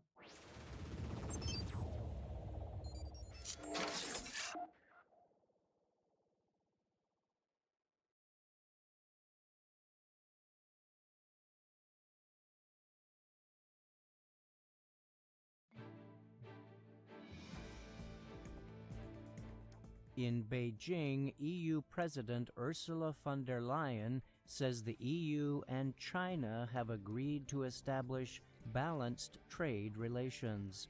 She spoke after talks with President Xi Jinping. The American military grounds all Osprey V-22 helicopters 1 week after 8 soldiers died in an Osprey crash into the ocean near Japan.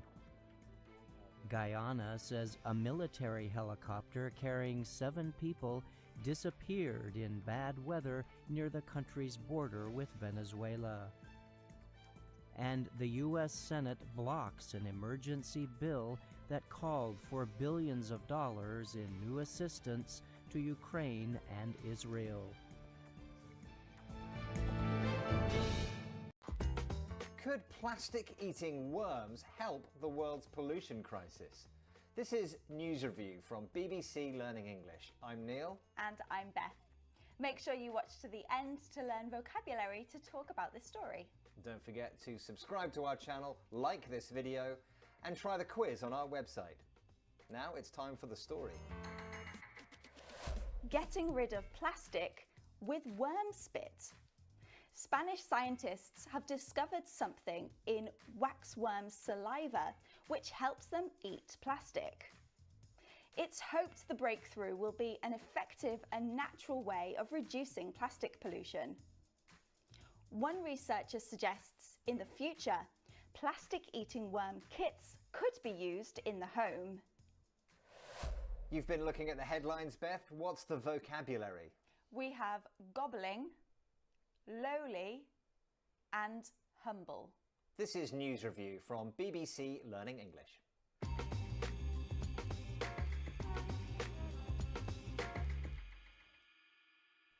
Let's have a look at our first headline. This one is from France 24. Plastic gobbling enzymes in worm spit may help ease pollution. And so the headline is saying something useful has been found in the spit of a certain kind of worm. And it's the enzyme in the spit. Enzymes are things that help chemical processes happen more quickly. In this case, destroying plastic. But the word that we're interested in is gobbling. And gobbling is a word connected to the noise a turkey makes. Yes, you're right. So when a turkey gets its food, it eats very quickly and loudly, and we say this is gobble. So the headline writer has turned this into an adjective, just like the noise gobble gobble, and then we've got a new word, plastic gobbling. Gobble is a funny word in English because it sounds like the thing it is describing, and we have a lot of words like that. For example, what noise does a cat make? Meow. Okay, so the noise is like that, and the word to describe that is meow. What about chickens? Cluck cluck. Okay, chickens make a cluck cluck noise, and the word we write down and say is cluck. Yeah, so the headline makes you imagine a worm noisily eating plastic, just like a turkey gobbling it. Now, of course, this is an exaggeration, but it's quite entertaining and it gives you a strong mental image. Yeah. Can you give us some examples of other words connected to eating and the noise involved? Yes, so we have gulp. Okay, so that is gulp. And that is about eating food and drinking quickly and loudly. And then we also have guzzle, but that's only really used for drink. Yeah, and we have a word not connected to sound, but it's got an animal in it. To wolf something down means to eat it really quickly. Let's take a look at that one more time.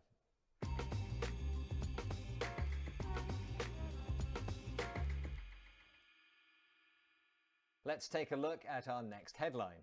This one is from Reuters. Lowly waxworm saliva may boost fight against plastic pollution. The headline is saying that the saliva, that's the spit, another word for spit, of this certain kind of worm might boost, that means help, the attempt to reduce plastic. But the word we're looking at is lowly. What can you tell us about lowly? Well, there's a clue in this word lowly, low, and it means low in position or importance. So, for example, Neil, when I started in my career, I wasn't presenting news review for the BBC. I was in a lowly position.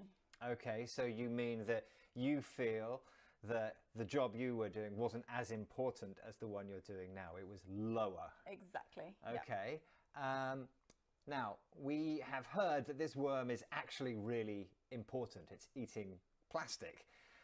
So why are we calling it lowly? Well, waxworms aren't really high up in the animal kingdom. They're a little bit dirty. Most people think of them as pests and they don't really like them. And so the headline writer uses the word lowly because even though this worm doesn't seem that important, it's actually doing a really important job. Now, do we use this word much in our everyday English? Well, yeah, when we use it, it's always in a humorous way. We're kind of saying the thing we're doing isn't very important. Like, I used to just be a lowly tea maker in the office. Ah, well, you call yourself lowly, but just like the worm, you're performing a really important task. Everybody loves tea. It may not be the most glamorous job in the world, but it is very important. Okay, let's look at that again.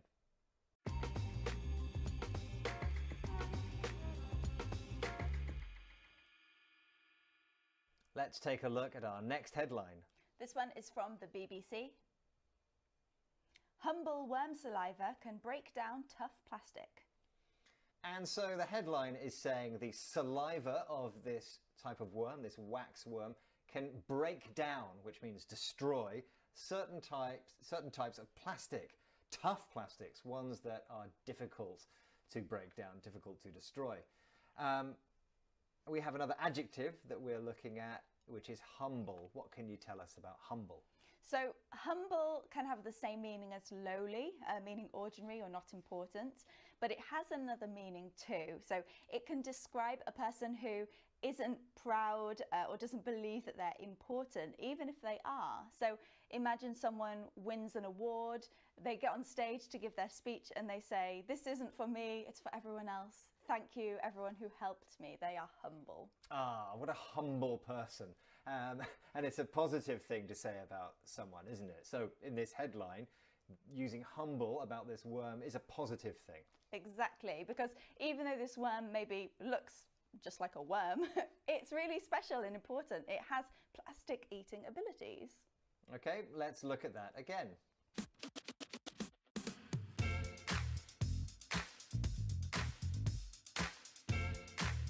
We've had gobbling, eating quickly and loudly, like a turkey.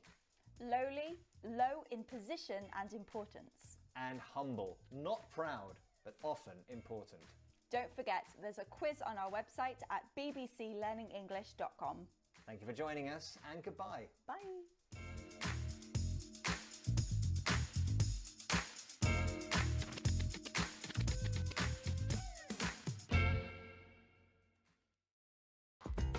Rapidly transforming societies. That's the only option left, says the UN, after a failure to cut carbon. This is News Review from BBC Learning English. I'm Neil. And I'm Beth. Make sure you watch to the end to learn vocabulary to talk about the story. Don't forget to subscribe to our channel, like this video, and try the quiz on our website. Now let's hear more about the story. Countries must reprioritise climate change or the world faces catastrophe. That's what the head of the UN has said ahead of COP27, the climate conference being held in Egypt this month. Scientists say government failures to meet carbon targets will lead to a rise of more than 1.5 degrees. Only radically changing society will save us from climate disaster, they say. You've been looking at the headlines, Beth. What's the vocabulary? We have landmark, greenwashing, and warning shots. This is News Review from BBC Learning English.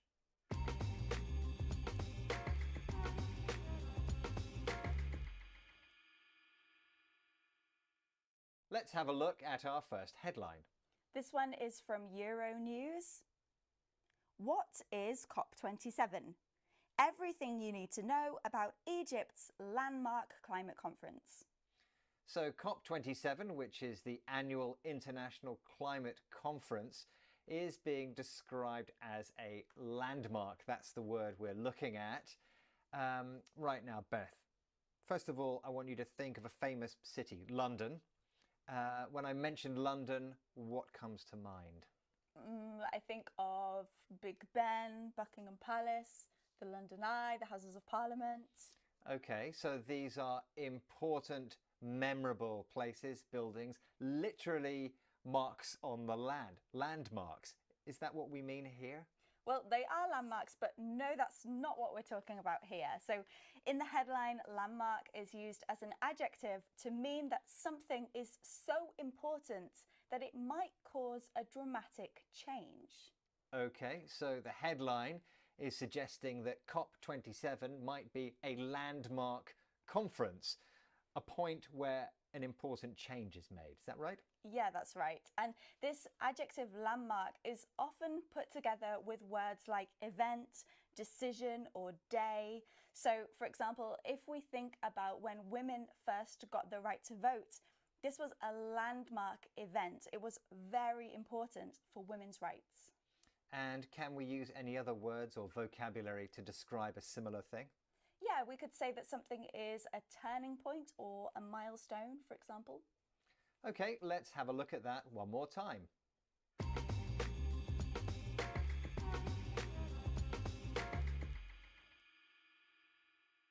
Let's have a look at our next headline. This is from The Guardian. Greta Thunberg to skip greenwashing COP27 climate summit in Egypt.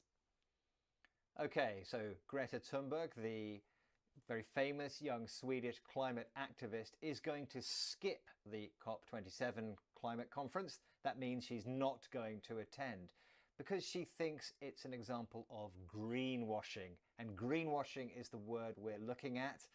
Well, I know the word green and I know the word washing, but what's the sense? Well, imagine a company that sells something bad for the environment, like a plastic bottle, but they cover it with a green label that symbolizes being environmentally friendly. It might have nice pictures of forests on it, and it has words like organic and natural ingredients and recyclable. Okay, so you're saying this bottle looks like it's really good for the environment, but actually it's just a plastic bottle and plastic isn't very good. So we're saying it's just marketing. Exactly, yeah. This is greenwashing, and it is just a marketing approach that basically makes it look like an organization is helping the planet, and that makes the customer want to buy the product. They want to help the planet too, but actually it's not really helping at all. Right, so in this headline we see that Greta Thunberg thinks that COP27 is an example of greenwashing. She thinks that actually they are not taking it seriously, they just want people to think they are. Yeah, that's right. And the headline uses the adjective greenwashing. It describes the event, in this case the conference, but we can also use greenwash as a verb. So that is the action of making something look more environmentally friendly than it actually is. And a related idea and word is sports washing. That means when an organisation or a country hosts or supports a sporting event to try and make themselves look better. Let's take a look at that again.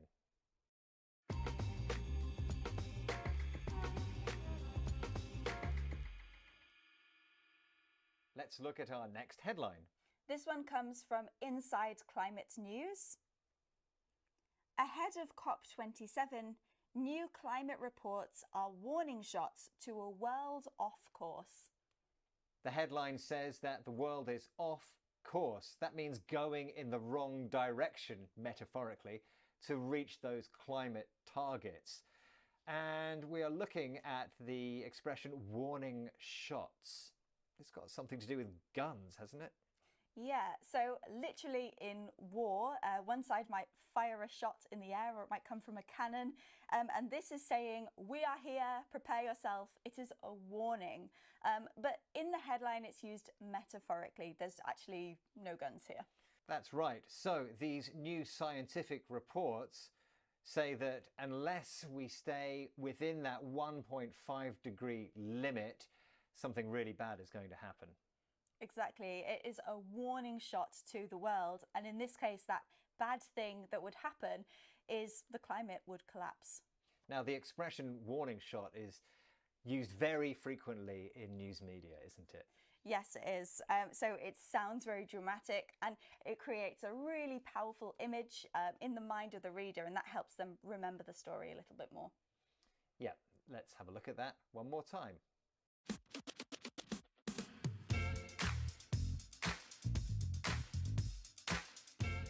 We've had Landmark, an important event that could cause big changes.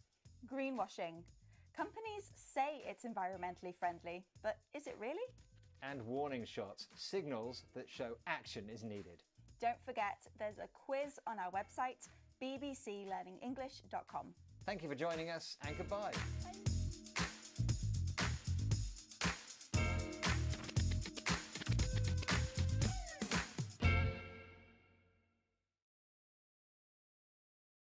Які місії виконують bomber, fighter та attacker? В чому різниця між UAV та UCAV? Як говорити про військову авіацію in English? Давайте розбиратися. Я Олена Чекрижова, вчителька. Ви на каналі Ink for Your Army, де ми вивчаємо військову англійську. І сьогодні ми говоримо про military aircraft. Відкривайте свої зошити та вуха. Приготуйтеся уважно слухати та записувати багато корисної лексики.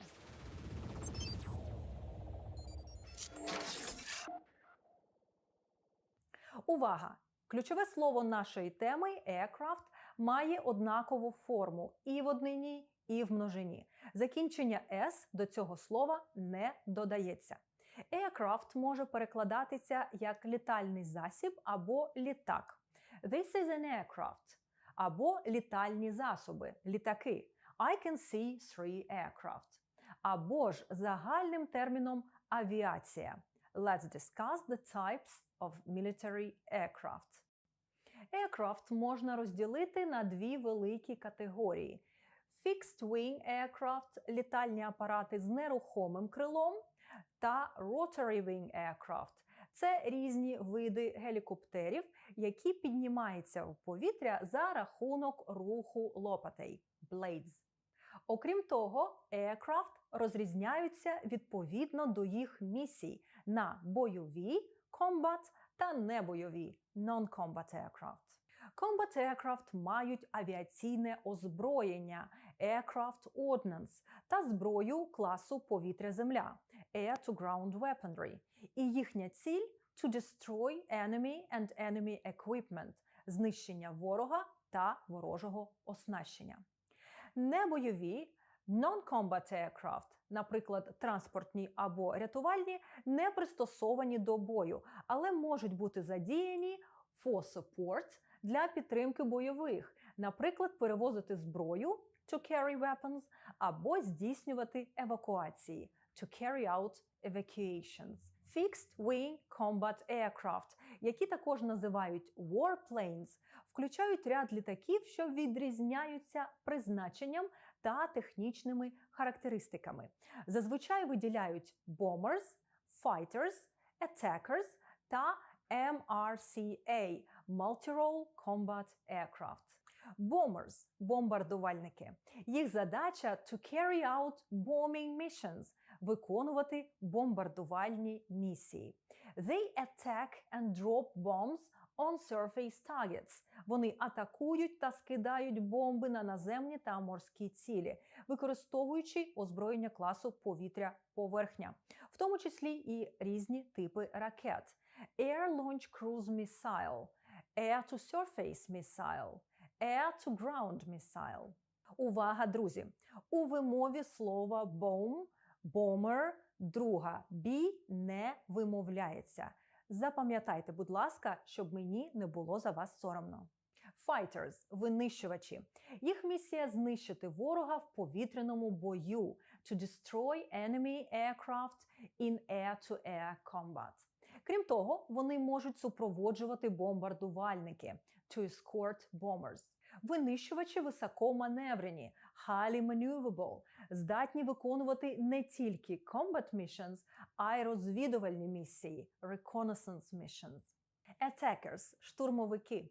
Їх також називають strike aircraft, attack bombers, ground attack aircraft or close support aircraft. Задача штурмовиків – надавати підтримку сухопутним військам – to support ground troops. Вони не такі maneuverable, як fighters, але можуть перевозити більше різноманітного озброєння. Attackers мають здатність літати низько над землею – they have the ability to fly close to the ground – і виконують повітряні удари з більшою точністю. They carry out airstrikes with greater precision, ніж bombers. Multi-role combat aircraft – це багатофункціональний бойовий літак, що може виконувати різні ролі в бою. Can perform different roles in combat. Наприклад, air-to-air combat або dogfight – повітряні бої, air support – авіаційна підтримка, aerial bombing – авіаудари, reconnaissance – розвідка, electronic warfare – радіоелектронна боротьба, suppression of air defenses – подавлення сил ППО. До Rotary Wing Combat Aircraft відносяться attack helicopters, які є multi-mission, highly maneuverable and fast. Їх озброєння різниця, але часто вони озброєні комплектом з кулеметів та ракет, armed with a combination of machine guns and missiles. Всім відомий приклад – гелікоптер Apache, який називають Flying Tank – літаючим танком. До речі, про танки. Якщо ви пропустили попереднє відео, де ми розбирали Land Military Vehicles, обов'язково передивіться його. А також підпишіться на наш канал та підтримайте наш освітній проєкт для Збройних сил України вашим лайком та коментарем під цим відео. Чим більше українських військових заговорить англійською, тим ближча наша перемога. Продовжуємо говорити про military aircraft. A reconnaissance aircraft або a spy plane – розвідувальний літак. A surveillance або observation aircraft – це літак спостереження. Вони можуть виконувати функції такі як intelligence gathering – збір розвідувальних даних, battlefield surveillance – спостереження на полі бою, airspace surveillance – спостереження за повітряним простором, observation of enemy maneuvers – спостереження за маневрами ворога, aerial reconnaissance – аеророзвідка, artillery observation and spotting – наведення артилерії, border patrol – патрулювання кордону. Зараз безпілотники широко використовуються як surveillance aircraft. До речі, безпілотник – це Unmanned Aerial Vehicle – UAV або Remotely Piloted Vehicle. UAV не варто плутати з UCAV. UCAV – це бойовий безпілотний літальний апарат Unmanned Combat Aerial Vehicle. Його можна назвати Battlefield UAV, Combat Drone, що часто скорочується в розмові до просто drone. Дрони використовують для виконання безлічі завдань, таких як intelligence, surveillance, target acquisition and reconnaissance. Але Battlefield UAV має вузли підвізки озброєння hardpoints або weapon stations, в яких містить aircraft ordnance, таке як bombs, missiles, AGTMs – протитанкові керовані ракети, тому вони можуть виконувати атаки – drone strikes. Ці апарати зазвичай контролюються людьми у реальному часі – are under real-time human control – з різними рівнями автономності – with varying levels of autonomy. Варто також згадати про Electronic Warfare Aircraft. Це літаки, оснащені засобами для радіоелектронної боротьби – Electronic Warfare. Вони приглушують радари і радіосистеми ворога. They degrade the effectiveness of enemy radar and radio systems, заглушаючи частоти, створюючи радіолокаційні перешкоди. Ці засоби називаються radar jamming and deception. І декілька слів про non-combat aircraft – небойові літальні апарати. Search and Rescue Aircraft – пошуково-рятувальні літаки і гелікоптери, що виконують Combat Research and Rescue Missions. Cargo or Transport Aircraft – транспортні літаки та гелікоптери. Вони перевозять особовий склад та забезпечення, Transport Troops and Supplies, служать для висадки повітряного десанту в тилу ворога, Drop Paratroopers behind enemy lines, для забезпечення гуманітарною допомогою, Provide Humanitarian Relief, а також виконують пошукові та рятувальні місії, Search and Rescue Missions. Liaison Aircraft – це літак зв'язку. Невеликий, найчастіше неозброєний літак або гелікоптер, що використовується для спостереження за артилерією, Artillery Observation, а також перевезення командування, документів та повідомлень, Transporting Commanders, Documents and Messages. Trainer Aircraft – навчально-тренувальний літак, сконструйований для початкової або просунутої льотної підготовки пілотів та екіпажів for basic or advanced in-flight training of pilots and aircrews.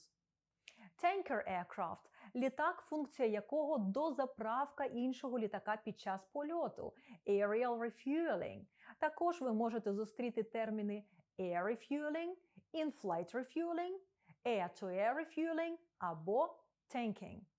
Отже, в цьому відео я розповіла вам про різні типи військових літальних апаратів, а також дала ключові фрази і лексику, щоб ці military aircraft описувати. Якщо вам є що додати, пишіть про це в коментарях. А якщо немає чого додати, теж пишіть, щоб підтримати наш освітній проєкт для Збройних сил України. І перевірте, чи стоїть ваша вподобайка до цього відео. Я Олена Чекрижова, вчителька. Ви на каналі Info.UArmy, де ми вивчаємо військову англійську. Дякую всім, хто підтримує та допомагає нам. І дякую всім, хто захищає нашу Україну.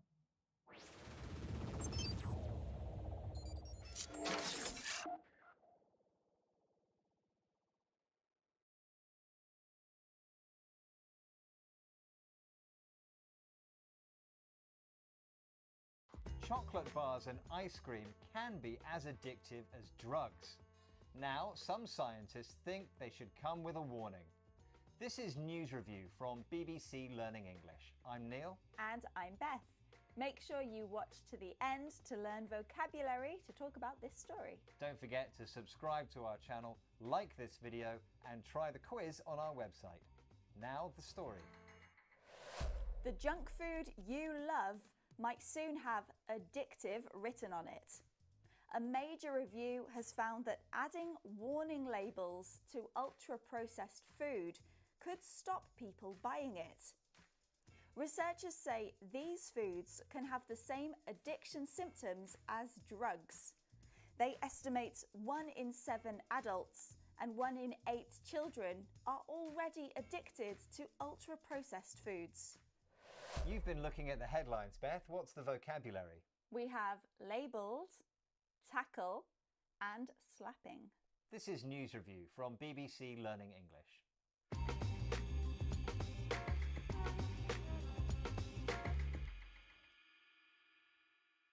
Let's have a look at our first headline. This is from Sky News. Some ultra-processed foods should be labelled addictive, scientists say. So, this headline is saying that some scientists think certain types of foods, ultra-processed foods, should be labelled addictive. Addictive meaning something you can't stop doing. But we're looking at labelled, and it contains the word label, a label, something you find, for example, on your clothes or on a packet, which has some information. It does, yeah. A label gives you information about the object that it's attached to, like your shirt. But here the headline is saying that ultra-processed food should literally come with a label that says addictive on it. Right, so is that it? It's very literal, it's very clear, but I bet there's a metaphorical use as well.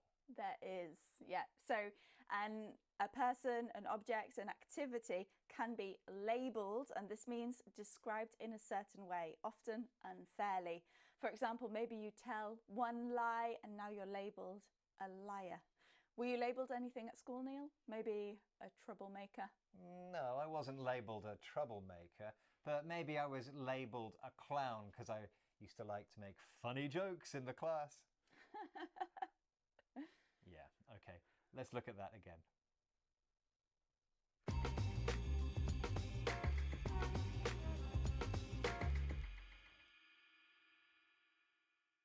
Let's have our next headline. This is from The Times. Label ultra-processed foods addictive to tackle obesity, say scientists. So there's that word label again that we've just been learning about. Scientists say we should label ultra-processed foods as addictive so that we can help to tackle obesity. And tackle is the word we are looking at. Tackle is a word familiar to every football fan. It's when you try to take the ball from the opposition. Is there any connection? Kind of. So in football, the other team are the opposition and you want to beat them. Now in this story, tackle is used metaphorically. Obesity is what we want to beat or deal with, and that's why the headline says we want to tackle obesity. We need to deal with it. Okay, so how else can we use tackle in this metaphorical way? Well, police might tackle crime in a city. Lots of people are doing what they can to tackle climate change. Yeah, that's right. I've started riding my bike to work to help tackle climate change. Let's look at that again.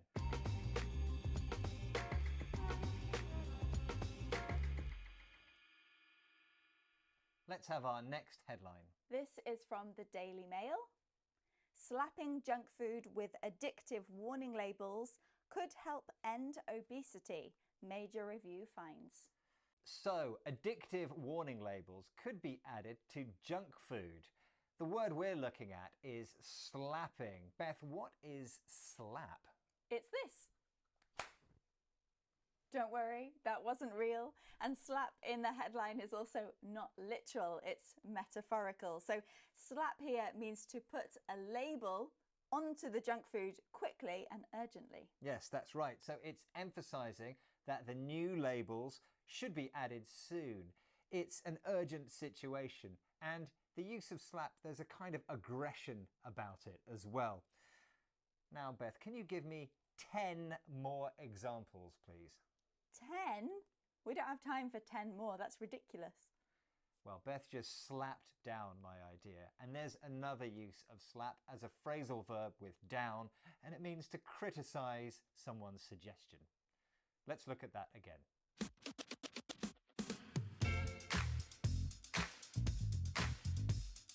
We've had tackle, deal with. Labelled, described in a specific way. And slapping, attaching urgently. Now, if you enjoyed this topic, we think you'll love this episode of News Review about fast food being bad for your brain. Click here to watch. And don't forget to click here to subscribe to our channel so you never miss another video. Thanks for joining us. Bye. Bye.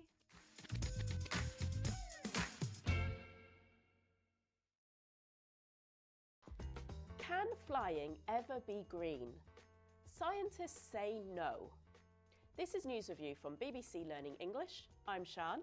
And I'm Phil. Make sure you watch to the end to learn the vocabulary you need to talk about this story. And remember, subscribe to our channel, like this video, and try the quiz on the website. Now for today's story. Environmentally friendly flying is not likely to happen soon. That's according to scientists from the Royal Society. The UK government's target is completely sustainable flying by 2050. But researchers found that more than half of all British farmland would be needed to grow the plants to make the biofuel. You've been looking at the headlines. What's the vocabulary?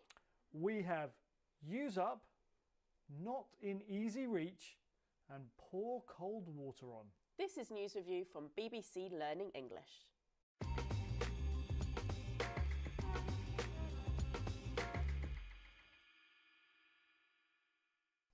Let's have a look now at our first headline. Okay, this is from The Times. Jet fuel crops would use up most British farmland. So crops, that's plants, that are used to make jet fuel would use up farmland. So we're looking here at use up. Now, I know the verb use, but what's the meaning here? Well, use up means to use something completely so that there's nothing left. So in the story here, it's saying that if British farmland is used up to grow jet fuel, then there's no space left for anything else, like space to grow food. And that's why this is unrealistic for these jet fuel crops to be grown.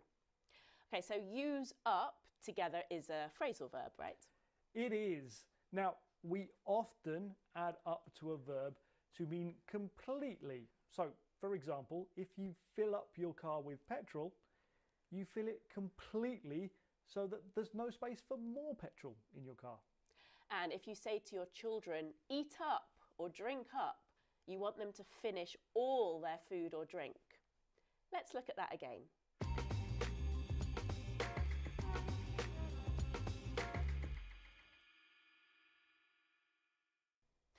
Okay, let's have our next headline. This is from the BBC. Green flights not in easy reach, warn scientists. Okay, so we're looking at this expression in reach. And note in the headline, it's in the negative and uses not. Okay, so Phil, I know the verb reach, so I reach for my water bottle if I need a drink. But in this headline, it's in reach, so it's not a verb, is it? No, it's not. It's a phrase, and we often use it with the verb be, and it means to have something close to you. So, Sean, your water bottle is in reach. You can reach it. It's close to you.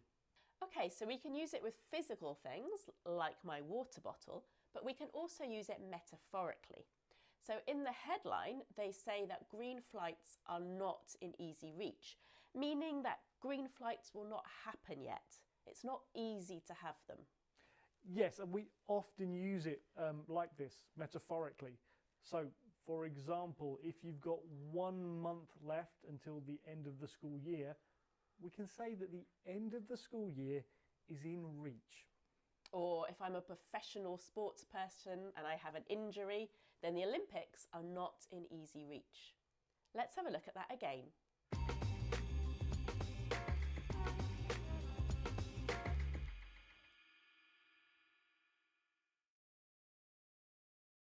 Okay, next headline please, Phil. This one is from The Guardian. Scientists pour cold water on UK aviation's net zero ambitions.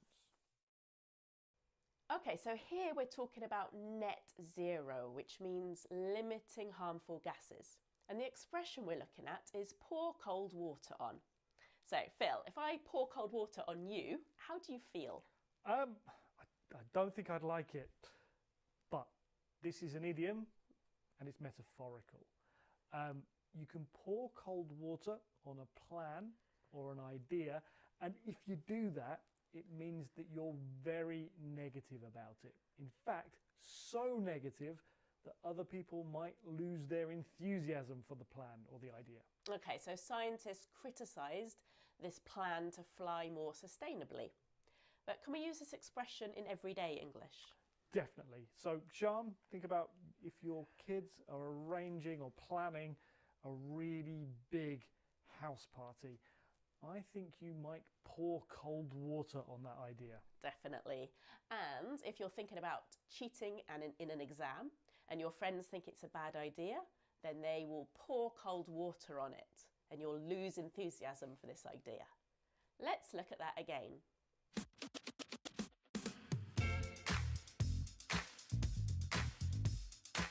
We've had use up, use all of something. Not in easy reach, not close or achievable. Pour cold water on. Be negative about something. Now, to learn and practice more vocabulary about climate change, click on this video. And click here to subscribe and never miss a video. Thanks for joining us. Goodbye. Bye.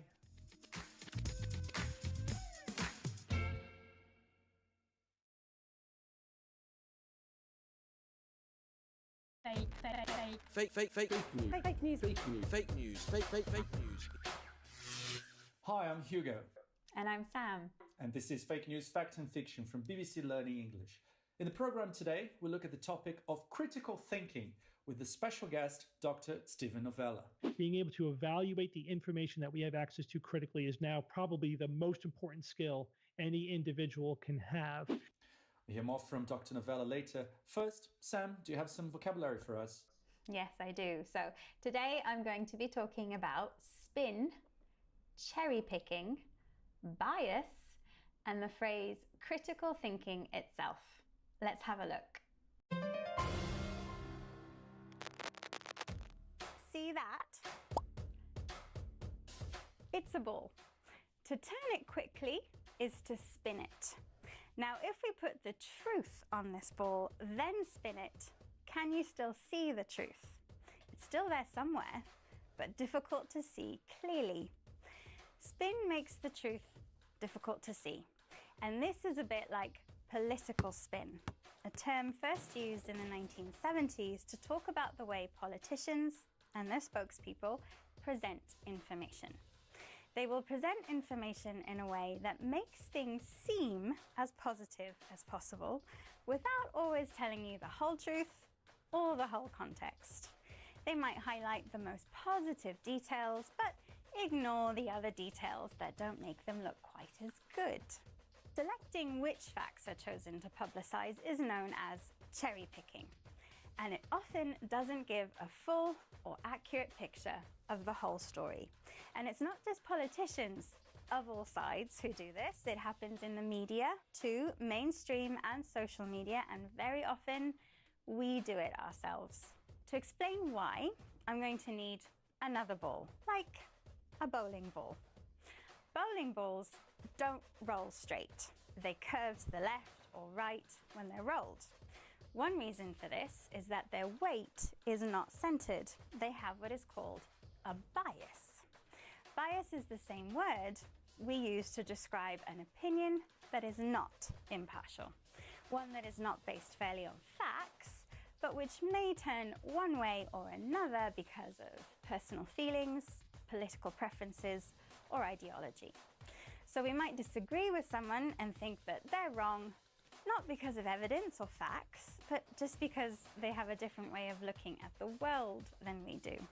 And when it comes to the spread of fake news, something called confirmation bias is incredibly important. This is when we ignore or dismiss anything that doesn't support our own beliefs and only pay attention to information that confirms the views we already have. We like to read and see opinions that reflect our own beliefs. We might want to share something that we really agree with, something that makes us really angry or upset, and not stop to think whether it's actually true.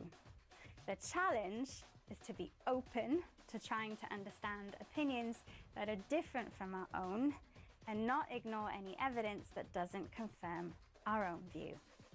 This is where critical thinking becomes very important. The skill of looking at information objectively and impartially and trying not to be persuaded by our own biases. So that was my balanced spin on spin, and now back to the studio. Thanks, Sam. I may be biased, but I thought it was really interesting. And it takes us nicely into our topic today, critical thinking. Why is this something that is important when it comes to fake news? Yeah, well, one of the ways that news spreads is when it's shared. And if it's fake news, that can be a problem. Thinking critically is a bit like social distancing for fake news. If we know how to spot fake news, we are less likely to spread it.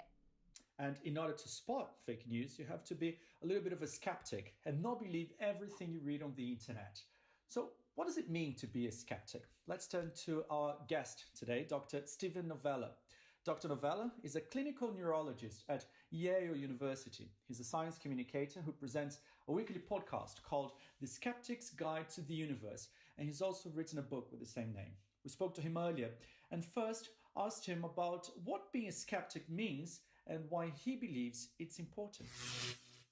A skeptic is somebody that wants to believe only things that are actually true. We want to use facts, logic, and evidence to base our beliefs on. Now, the opposite of being a skeptic is being gullible. And I don't think anybody would self-identify as gullible or want to be gullible. But what we're advocating scientific skepticism is using a formal method, using a process to evaluate the information that we encounter. We're deluged with information. We have to filter it somehow. We have to have some way of figuring out what's likely to be true and what's not true. If someone's trying to deceive me, if someone's trying to sell me something, if someone else has been deceived and they're trying to pass that along to me, if the government is trying to maintain some fiction to maintain control. I mean, there's all sorts of reasons why people would give me information that's not correct or that's biased or that's inaccurate.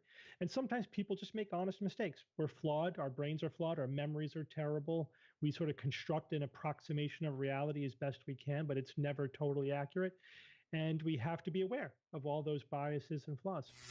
Well, good to hear Dr. Novella using one of your vocabulary words there, Sam, bias. But did you pick out any other interesting word there? Yeah, so the word gullible is interesting. We use this word for someone who is willing to believe things without questioning. It makes them really easy to trick. So I remember when I was at school, a teacher told me that the word gullible wasn't in the dictionary. Did you believe them? Well, I thought about it for a second because it was a teacher who told me and I trusted them. And then I was going to tell my friends because I thought it was interesting, but I thought I should probably check it out first. And of course, the word was in the dictionary. So being a skeptic and a critical thinker means not believing everything you see or hear, not liking and sharing something, even if we agree with it or it feels right to us, until we have evidence to support it. It may not be important whether a word is in a dictionary or not, but it is when thinking about the areas of science, health, and politics. Yeah, it does take a little bit of an effort. It's easy to check a dictionary to see if a word is in there, but it is more difficult with more complex issues. So how do we start with this? Here's Dr. Novella again. So whenever I come across a question or a topic that I want to wrap my head around, I make sure that I specifically look for information on all sides. It may be more than two sides, but on all what I think are at least viable opinions. If there's any large group of people or respected professionals or whatever who are saying something, I want to at least understand what their point is. What is their side? And until you sort of sort through the back and forth of different arguments, you don't really have a good sense of who has the better position. And if I follow a good process, I look for as many differing opinions as I can, keep a genuinely open mind, don't prejudge the conclusion, and then see, okay, who has the better evidence? And when you do that habitually, you do that all the time, you get pretty good at it. Just like anything, you do it all the time and you'll get better at it. It still takes work to wrap your head around any complex issue, but you have a fighting chance if you do that process. It seems to have some similarity with what journalists do, looking for different sources and analyzing the evidence. And it's important to look not only at different sources, but also at different points of view. Of course, this isn't something you need to do for everything. Some things are easy to check and some things are not that controversial. But when it comes to science, medicine and health, for example, there are many claims that we might like to believe, but which may not be accurate. So it's a good idea to develop some of those research skills if you want to be a critical thinker. This is something that Dr. Novella thinks is essential for students and adults to develop, but it's not the only thing. So here's a look at what else he thinks is important. I do think that we need to teach critical thinking as a core skill set to all children and adults, and what's called media literacy. I think media literacy is more important than it ever was. It's only going to get even more important. So people need to understand not just scientific literacy, but critical thinking and media literacy. That is the currency now of the modern world. We all have access to massive amounts of information. I mean, it's unbelievable when you think about it. At the touch of your fingers, you have access to the collective knowledge of humanity. It's amazing. And so the real currency is in being able to find the information that you want and evaluate it critically. Being able to evaluate the information that we have access to critically is now probably the most important skill any individual can have. And that's what now I think like the science communicators are shifting towards. Like that's what we have to teach people. They can find the facts online. We need to teach them how to know it when they find it. So Sam, as well as critical thinking, what else does Dr. Novella think is an essential skill? Well, that would be media literacy, which is an understanding of how the media and social media works and how it's being used for good and for bad. And it's also about being aware of where you get your information from, people on social media, blogs, and websites you follow. So Sam, can you just please recap today's vocabulary for us? Absolutely. So we started off with spin, which is a way to present information in a positive way, as positive as possible, even if it's not actually particularly good news. Cherry-picking details is to choose only the information that agrees with your views and ignore any inconvenient facts. A bias is a belief that something is good or bad, which isn't based on evidence, but is based on prejudices or our own beliefs and our own ideology. Critical thinking is the skill of evaluating and judging how accurate something is objectively, without bias, without spin, and without cherry-picking data. A skeptic is someone who wants to use logic and evidence and not emotion when judging how accurate something is. The adjective gullible is used for people who aren't skeptical, who easily believe what they're told and what they read. And finally, media literacy is an awareness of our modern media environment and an understanding of how media and social media works and how fake news and disinformation can spread. Thank you very much, Sam. I think you deserve a rest after that. And thank you for watching. Until next time, goodbye. Bye.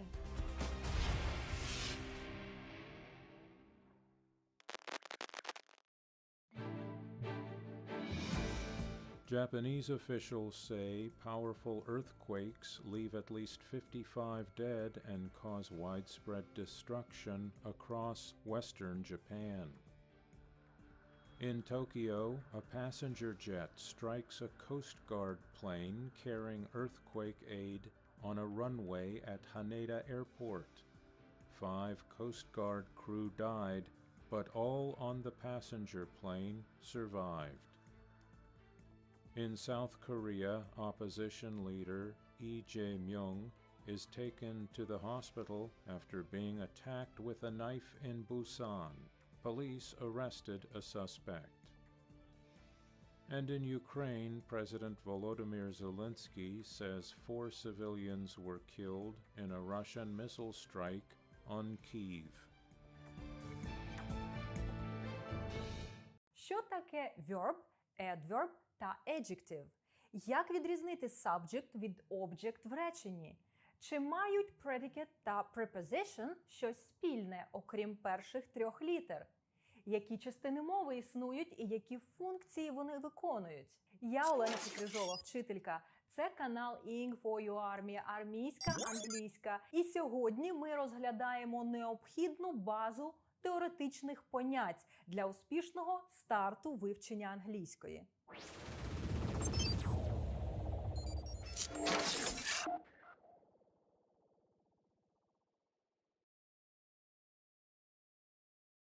Увага, друзі! Вже дуже скоро ми перейдемо до уроків з граматики, бо війна війною, а правила граматики ніхто не відміняв.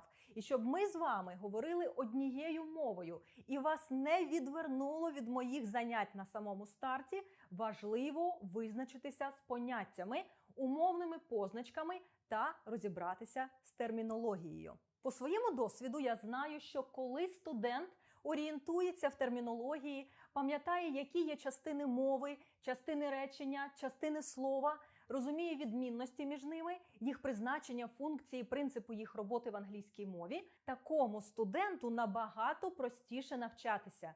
Не тільки сприймати і розуміти англійську, а й вивчати і вживати нову лексику, формулювати думку, будувати речення і взагалі послуговуватися мовою як знаряддям для спілкування. А тим, хто не розуміє основних понять, не знає складових мови, не вміє знаходити, відрізняти складові і аналізувати їх, вивчення мови схоже на бовтання у величезному потоці незнайомої однотипної інформації, яку треба чи то зубрити, чи то копіювати, чи то забити на це навчання взагалі. Останнє мене, як вашу вчительку, не влаштовує. Тому я вирішила зробити для вас цей теоретично-термінологічний урок, де простою мовою поясню базу. Основні поняття для вивчаючих англійську, якими ми будемо оперувати на нашому курсі. Для когось це буде урок з категорії «згадати все», бо більшість з цих термінів та слів ви вивчали колись в школі, чули на заняттях з англійської мови або бачили в підручниках. Ті з вас, які не надавали цим речам значення, відкриють для себе і вивчать щось нове. А тим із вас, хто захоче покритикувати мене за те, що я занадто спрощено подаю складні граматичні речі, не зовсім точна у своїх формулюваннях, хочу нагадати, що я не маю на меті підготувати тут філологів-магістрів. Моя задача – якомога швидше і простіше прояснити основні поняття, відсутність розуміння котрих не дозволяє багатьом прогресувати у вивченні мови і просуватись до більш практичних тем. Кого ця тема зацікавить, зможуть дізнатися більше зі спеціалізованих джерел. Так чи інакше, починати серйозне навчання треба з бази. Приготуйтесь записувати, занотовувати та запам'ятовувати.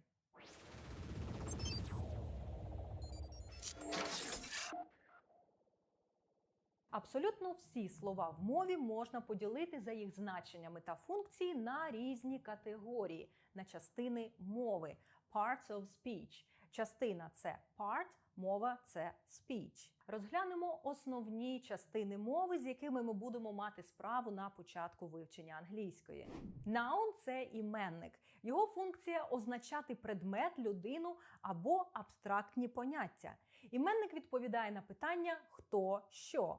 Наприклад, a soldier, a tank, water, tents – все це іменники. Іменники бувають злічувані countable та незлічувані uncountable. Від слова count – рахувати, лічити. A soldier – це countable noun. Water – це uncountable noun. Ті, які countable, ті, що ми можемо порахувати, бувають в однині singular та у множині plural. Щоб утворити множину, додаємо закінчення s. A soldier – soldiers. A tank – tanks. Саме іменники мають перед собою артиклі. І про всі ці характеристики і теми ми будемо говорити в окремих уроках далі на нашому курсі. Тому перевірте, чи ви підписані на цей канал. І якщо ні, то підписуйтесь. Adjective – це прикметник. Він описує та характеризує іменник, відповідає на питання який, яка, яке, які. В реченні стоїть, як правило, перед іменником, який описує. Наприклад, a young soldier, a main battle tank, hot water, green tents. Verb – дієслово, описує дію, action, і відповідає на питання, що робити. Дієслово з часткою to – це форма інфінітива, нульова форма. Саме вона і відповідає на питання, що робити. Ми з вами будемо вивчати дієслова саме у формі інфінітива, від якої, власне, і утворюються всі інші форми. Наприклад, to go, to shoot, to drive, to sleep – це приклади інфінітивів. Дієслова відіграють основну роль в утворенні різних часів і мають різні форми та функції. Бувають смислові дієслова, ті, які означають, власне, дію, наприклад, to fight, to train, to think, to attack. Допоміжні дієслова, які служать для утворення різних конструкцій та часів. Серед них am, is, are, was, were, will, have, has, had. Модальні дієслова can, must, should, would та інші – це окрема категорія дієслів, що додають додаткових відтінків значення до смислового дієслова. Дієслова мають важливу роль в побудові речень, висловлювань в різних часових формах. Ми з вами будемо їх розглядати у вигляді формул, і в цих формулах будемо позначати дієслова літерою V. Так, мені відомо, що відповідно до законодавства України літери Z та V потрапляють під заборону. Навіть літери англійського алфавіту постраждали від русні. Я вивчила законодавство, і там нічого не вказано про заборону використання цього символа в граматичних поясненнях. Тому без жодних натяків і відсилок до емблем держави-терориста V в нашій з вами роботі – це verb. А щодо алфавіту загалом, рекомендую передивитися наше відео про військову абетку НАТО. Adverb – це прислівник. Він описує дієслово, дію і відповідає на питання як, яким чином, як часто та інші варіації питань з як. В англійському реченні він зазвичай знаходиться після дієслова. Наприклад, to fight heroically, to train regularly, to think carefully. Вам можуть зустрічатися також цілі фрази, які виконують функції прислівника та служать для опису дії. Наприклад, прислівники частоти, що відповідають на питання «як часто» – how often. Або прислівники способу дії, що відповідають на питання «яким чином» – how. Наприклад, to meet once a week. Або to speak in a friendly way. Щоб уникнути повторення іменника в реченні, існують займенники – pronouns. I, we, they, he, she, it та інші. Вони, як і іменник, відповідають на питання «хто що», але їх основне завдання – замінювати іменник або цілу частину речення для запобігання повторенню. Наприклад, my friend – це he або she, a backpack – це it, tents – they. До речі, найближчим часом на каналі вийде окремий урок про займенники. І щоб його не пропустити, ви знаєте, що робити. Для того, щоб визначити іменник, дати більше інформації про нього, в англійській мові існують вже вище згадані артиклі «an» та «the». Мені добре відомо, як ви відноситесь до артиклів ще з часів вашого навчання в школі. І я добре відчуваю це непорозуміння між вами та артиклями. Але на нашому курсі ми розберемося, що воно таке, до чого кріпиться, куди та як його правильно вставляти. Щоб показати зв'язок між частинами речення, існують prepositions – прийменники. Бувають прийменники часу – prepositions of time, наприклад, in, on, at, past, to. Прийменники місця – prepositions of place – in, on, at, above, under та інші. Прийменники руху – prepositions of movement, across, from, to, along та інші. Це маленькі слова, яким тим не менш потрібно приділяти увагу, бо вони несуть в собі важливі значення і вгадайте що, а вже ж на нашому курсі ми також будемо їх розбирати. Для позначення логічного зв'язку між ідеями в реченні, щоб пов'язувати, протиставляти ідеї, існують conjunctions – сполучники. Це такі відомі вам слова, як and, because, but, or та інші. Numeral – це числівник. Він вказує на кількість, відповідає на питання скільки, котрий. Наприклад, one, three, 100, the fifth – Це все числівники. І так, ця тема також обов'язково буде. Моя рекомендація вам, друзі, коли маєте справу з новими англійськими словами, завжди визначайте, що це за частина мови. Чи це іменник, чи прикметник, чи дієслово, чи щось інше. І відносьте слово до тієї чи іншої категорії, щоб вони не були у вас в безладі. Так ваша пам'ять буде справлятися краще, і словниковий запас буде більш впорядкований.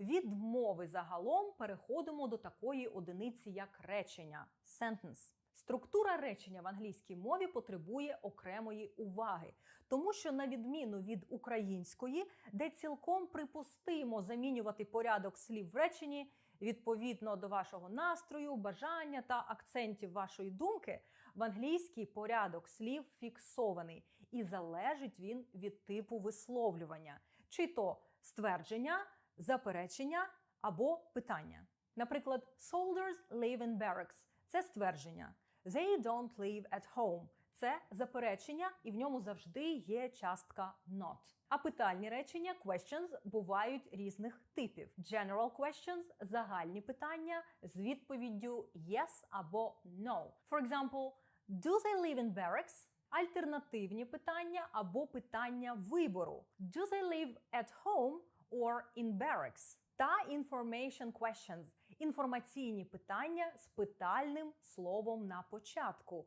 What, where, when та іншими. Where do they live? What do they do in barracks?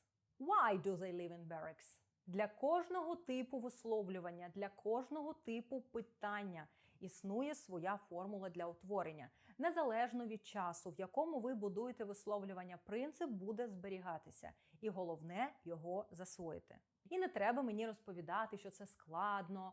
Насправді фіксований порядок слів значно спрощує нам задачу при побудові речень. Це як тактика, яка завжди працює незалежно від обстановки, а в нашому випадку від граматичного часу. Граматичний термін «час», до речі, це не time, а tense.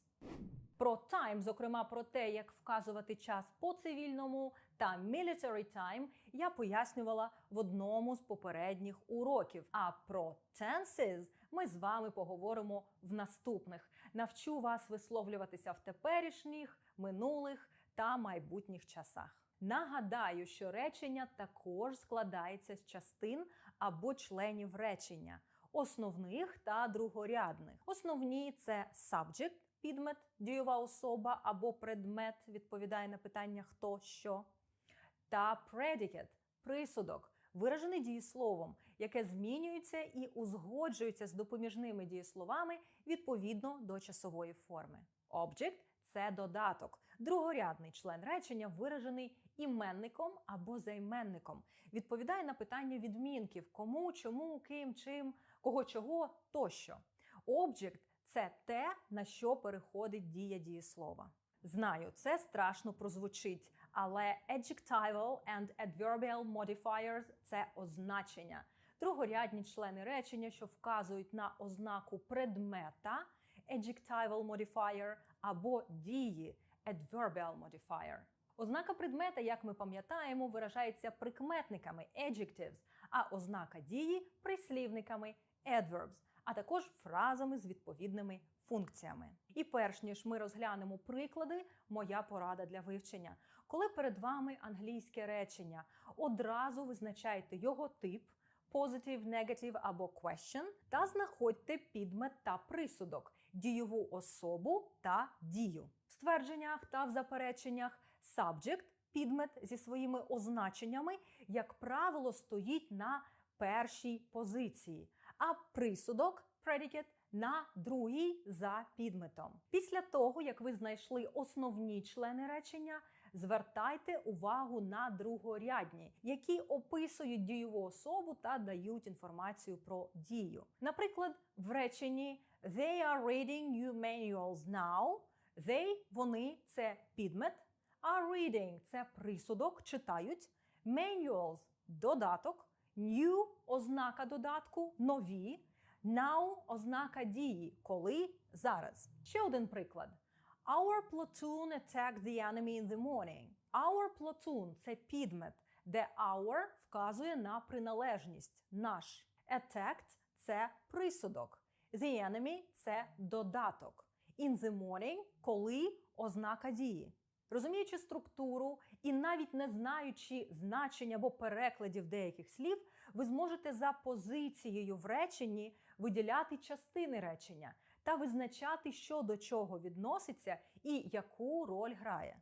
Якщо ви, друзі, перестанете розглядати англійські речення як суцільний монолітний шматок незрозумілості, а візьмете собі за звичку розкладати ці речення на складові частини, ідентифікувати та аналізувати ці частини, ви побачите, наскільки легше вам буде орієнтуватися в слуханні та читанні, а також засвоювати мовні шаблони, вільно і правильно формулювати свою думку усно та письмово.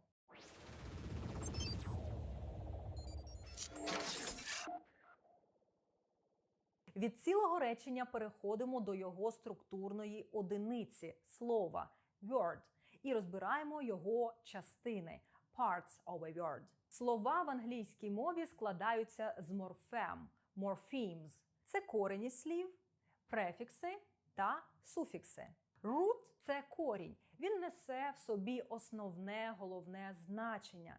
На основі одного кореня можуть формуватися цілі сім'ї слів – word families. Префікс дає слову іншого відтінку значення, а суфікс може змінювати значення, а також утворює інші частини мови. Розглянемо на прикладі. Маєте кореневе слово interest. Воно може бути іменником – інтерес і дієсловом – to interest. Без контексту зрозуміти неможливо. Але якщо додати суфікс ing, утвориться прикметник interesting. Якщо до цього прикметника додати негативний префікс un, получиться uninteresting – нецікавий. Якщо додати суфікс id, вийде interested – зацікавлений. Або кореневе дієслово to train – тренувати. Якщо додати суфікс er, вийде іменник trainer – тренер. Якщо додати суфікс e, отримаємо trainee – той, кого тренують. Якщо суфікс ing – training, отримаємо тренінг. Якщо суфікс ed – trained – прикметник тренований, який з префіксом well стає well-trained – добре тренований. А от untrained – це нетренований. Звісно, частини слова мають свої особливості та правила, і ви не можете додавати будь-який суфікс або префікс до будь-якого кореня, як вам заманеться. Але що ви можете зробити вже зараз – це розкладати великі слова на складові елементи, помічати, які значення мають та які задачі виконують префікси та суфікси, а також накопичувати знайомі корені. Повірте мені, такий підхід дозволить вам не тільки здогадуватися про значення нових слів, а й швидше та краще їх запам'ятовувати. У вас попереду довгий і місцями непростий шлях вивчення англійської. І сьогодні ми розглянули основну базу понять. Це було довге відео і, звичайно, це далеко не всі поняття, які вам доведеться опанувати, а тільки ті, що необхідні на початку. Ми не заглиблювалися, бо моя задача пояснити вам основні терміни максимально швидко та просто. Якщо вам відомі якісь інші терміни, не згадані вище, це тому, що на старті мені не хочеться перевантажувати вас зайвою теорією і давати їх зараз. Але володіючи цією базовою термінологією, вам буде набагато легше розуміти і засвоювати закономірності мови. Англійська перестане бути незрозумілим потоком, а перетвориться на упорядковану систему. Так само, як ви розбираєте і збираєте зброю, розуміючи, як працює кожна деталь і яке її призначення, ви маєте підходити до вивчення англійської мови, де також кожна її частина має свою роль і свої особливості. Постійний аналіз та увага до частин мови, речення, слова зробить вас більш свідомим та ефективним студентом, а процес вивчення англійської мови більш визначеним, зрозумілим, простим та, можливо, навіть приємним. Якщо цей урок був для вас зрозумілим та корисним, напишіть про це в коментарях. Мені важливо мати зворотній зв'язок від вас. Я Олена Чекрижова, вчителька, це армійська англійська. Залишайтеся на зв'язку та підключайте інших. Наступний урок англійської вже на підході.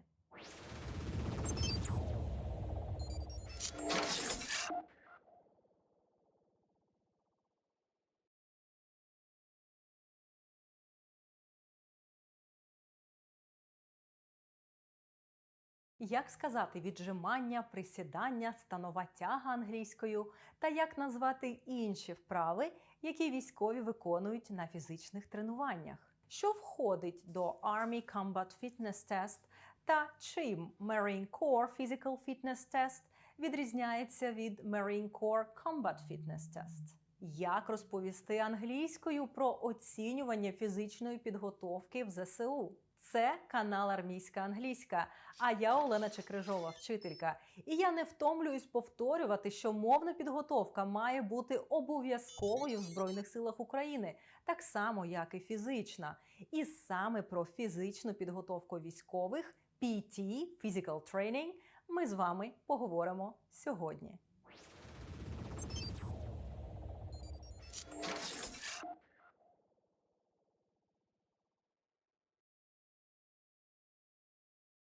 Почнемо із назв найбільш популярних фізичних вправ. Push-ups – віджимання, sit-ups – згинання та розгинання тулуба, лежачи на спині, dragging weight – перетягування ваги, lifting weights – підйом ваги, kettlebells carrying – носіння гир, squats – присідання, overhead squat – присідання зі штангою над головою, burpees – burpee, deadlifts – станова тяга, leg tucks – підтягування ніг, supine bicycles – вправа велосипед, лежачи на спині, climbing monkey bar – вправа на рукоході, standing power throw – перекидання м'яча через голову в позі стоячи, windmill exercise – вправа млин, ground combat techniques – бійцівські єдиноборства, stretching exercises – вправи на розтяжку, plank – планка, to hold a plank – тримати планку, swimming – плавання, rowing – гребля, від дієслова to row – гребти, biking – байкінг – їзда на велосипеді, fast running – біг на швидкість, 2-mile run – забіг на 2 милі, це приблизно 3-2 кілометри, sprint – спринт. Розглянемо вправи, що потрібні для проходження смуги перешкод. Climbing wooden wall – лазіння по дерев'яній стінці. Climbing the net – лазіння по сітці. Rope climbing – лазіння по канату. Зверніть увагу на слово climbing від дієслова to climb. Літера B не читається. Lifting wheel – вправа перевертання покришки. Practicing tire obstacles – біг з перешкодами з автомобільних шин. Crawling under the net – лазіння під сіткою. Carrying a wooden post – вправа на перенесення дерев'яної колоди. До речі, детальніше про смугу перешкод ми поговоримо з вами в наступному відео. А зараз перевірте, чи ви підписані на цей канал. І якщо підписані, чи стоїть ваша вподобайка до цього відео. Також всі ваші коментарі сприяють тому, щоб наші уроки просувались в YouTube. Тому жоден ваш коментар не буде зайвим. Коротко поговоримо про тести фізичної підготовки в різних родах військ США. До речі, нещодавно я розповідала про роди військ США і давала корисні слова для розповіді про роди військ та сил, їхні функції та завдання. Подивіться це відео, якщо пропустили. The Army Combat Fitness Test – ACFT – складається з 6 компонентів, які тестують різні параметри підготовки від м'язової сили та потужності muscular strength and power до гнучкості та координації flexibility and coordination. Солдати заробляють бали за виконання та перевиконання мінімальних вимог кожного завдання. Компоненти тесту такі: 3 maximum deadlift – 3 повторення максимальної станової тяги. У цій частині теста треба to lift – підняти the maximum weight you can 3 times – 3 рази. Standing power throw – силовий кидок стоячи. Солдати мають to throw – кинути a 10-pound medicine ball backward and overhead as far as possible. Назад та над головою якомога далі. Також у форматі тесту солдати виконують hand release push-ups – віджимання. They complete as many hand release push-ups as possible. Якомога більше віджимань із відривом долонь in 2 minutes. Sprint, drag, carry. Спринт, тягни, перенеси. Треба пройти 25-метрову дистанцію 5 разів якомога швидше. Вона включає спринт, перетягування ваги у 90 фунтів, sled drag, біг приставним кроком, laterals, перенесення в руках 2 40-pound kettlebell weights, 40-фунтових гир та ще один спринт. Це випробування симулює перетаскування побратима, a battle buddy, на полі бою в безпечнішу зону або в укриття, а також перенесення боєкомплекту на бойових позиціях. Leg tuck – підтягування ніг. Soldiers complete as many leg tucks as possible, водночас зберігаючи a relatively vertical posture – відносно вертикальне положення. 2-mile run on a measured, generally flat, outdoor course. 2-мильна пробіжка на час по відносно рівній місцевості на відкритому повітрі. Морські піхотинці США складають 2 тести. Перший – це The Marine Corps Physical Fitness Test, який включає pull-ups or push-ups – підтягування або віджимання, planking – стійку в планці та timed 3-mile run. Другий – The Marine Corps Combat Fitness Test – тест, що тестує не тільки загальну форму, а й фізичну підготовку до бойових дій. CFT складають кожні півроку, щоб підтвердити свою боєздатність. В цьому тесті морські піхотинці повинні run 880 yards. Це simulating movement to contact in battle dress uniform. А також lift a 30-pound ammunition can overhead над головою і зробити максимальну кількість повторів за 2 хвилини. Крім того, вони perform a maneuver under fire simulated event. Для цього випробування морпіхи are paired up by size, діляться на пари за розміром. Вони виконують низку задач, у тому числі з перешкодами: sprints, agility course, high crawl, low crawl, body drag, fireman carry, ammo can carry, push-ups and grenade throw. У тестах для Coast Guard берегової охорони та Navy військово-морського флоту присутні тести, що перевіряють здатність плавати. Тому до тренувань додаються Complete Swim Circuit – вправи на плавання, а також Cardio-Respiratory Fitness – кардіореспіраторний фітнес, Swim, 1.5-mile run, Stationary bike – плавання, біг на 1,5 милі, велотренажер. В інтернеті ви можете знайти безліч відео та статей англійською, присвячених саме фізичній підготовці військових, які поповнять ваш словниковий запас іншою лексикою. А завершити урок я хочу короткою розповіддю про Physical Training Assessment – оцінювання рівня фізичної підготовленості in the Ukrainian Army. For testing and assessment of physical fitness, all servicemen are divided into categories and age groups. Усі військовослужбовці поділяються на категорії та вікові групи, depending on their occupation requirements, залежно від вимог їх службової діяльності.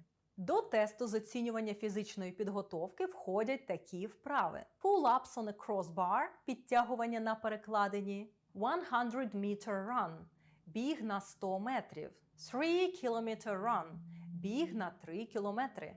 2-kilometer run – біг на 2 кілометри. Sit-ups – згинання та розгинання тулуба. Push-ups – згинання та розгинання рук в упорі лежачи.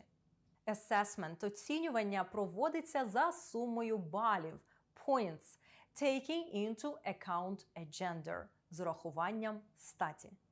Щоб розповісти про те, які вправи ви виконуєте, як тренуєте щодня, застосовуйте лексику цього уроку. А з граматики вам знадобиться час Present Simple – детальний урок з простим зрозумілим поясненням, як цей час вживати та утворювати, ви знайдете на нашому каналі. Ще раз нагадаю вам, що до мовної підготовки варто ставитись так само серйозно, як і до фізичної.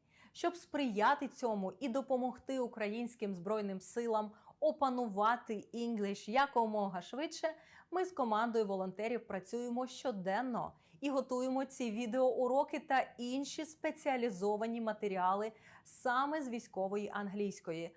Усе, по суті, тільки те, що знадобиться військовим у роботі. Я Олена Чекрижова, вчителька. Це канал «Армійська англійська», який просто зараз, будь ласка, візьміть та порекомендуйте вашим знайомим та колегам, щоб якомога більше українських захисників вивчали англійську з нами. Побачимося в наступному уроці.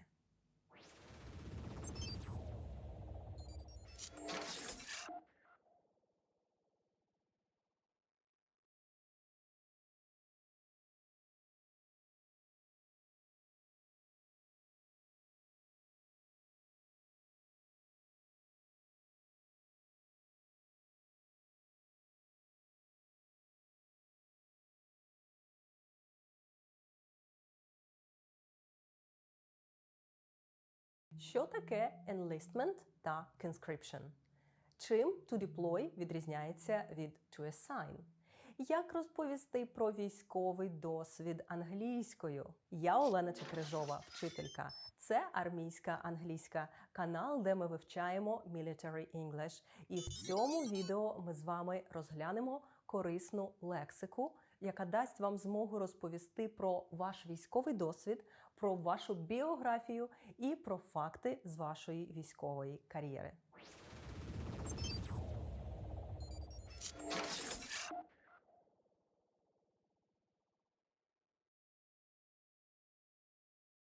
Сьогоднішня тема важлива, по-перше, тому що стандарт НАТО з мовної підготовки вимагає від військового вміння розповідати про свою біографію, спілкуватися з колегами, брати участь у дискусіях, брифінгах, дебрифінгах, проходити інтерв'ю і описувати події минулого. По-друге, не секрет, що іноземні Збройні сили дуже зацікавлені в тому, щоб дізнатися більше про досвід наших українських захисників.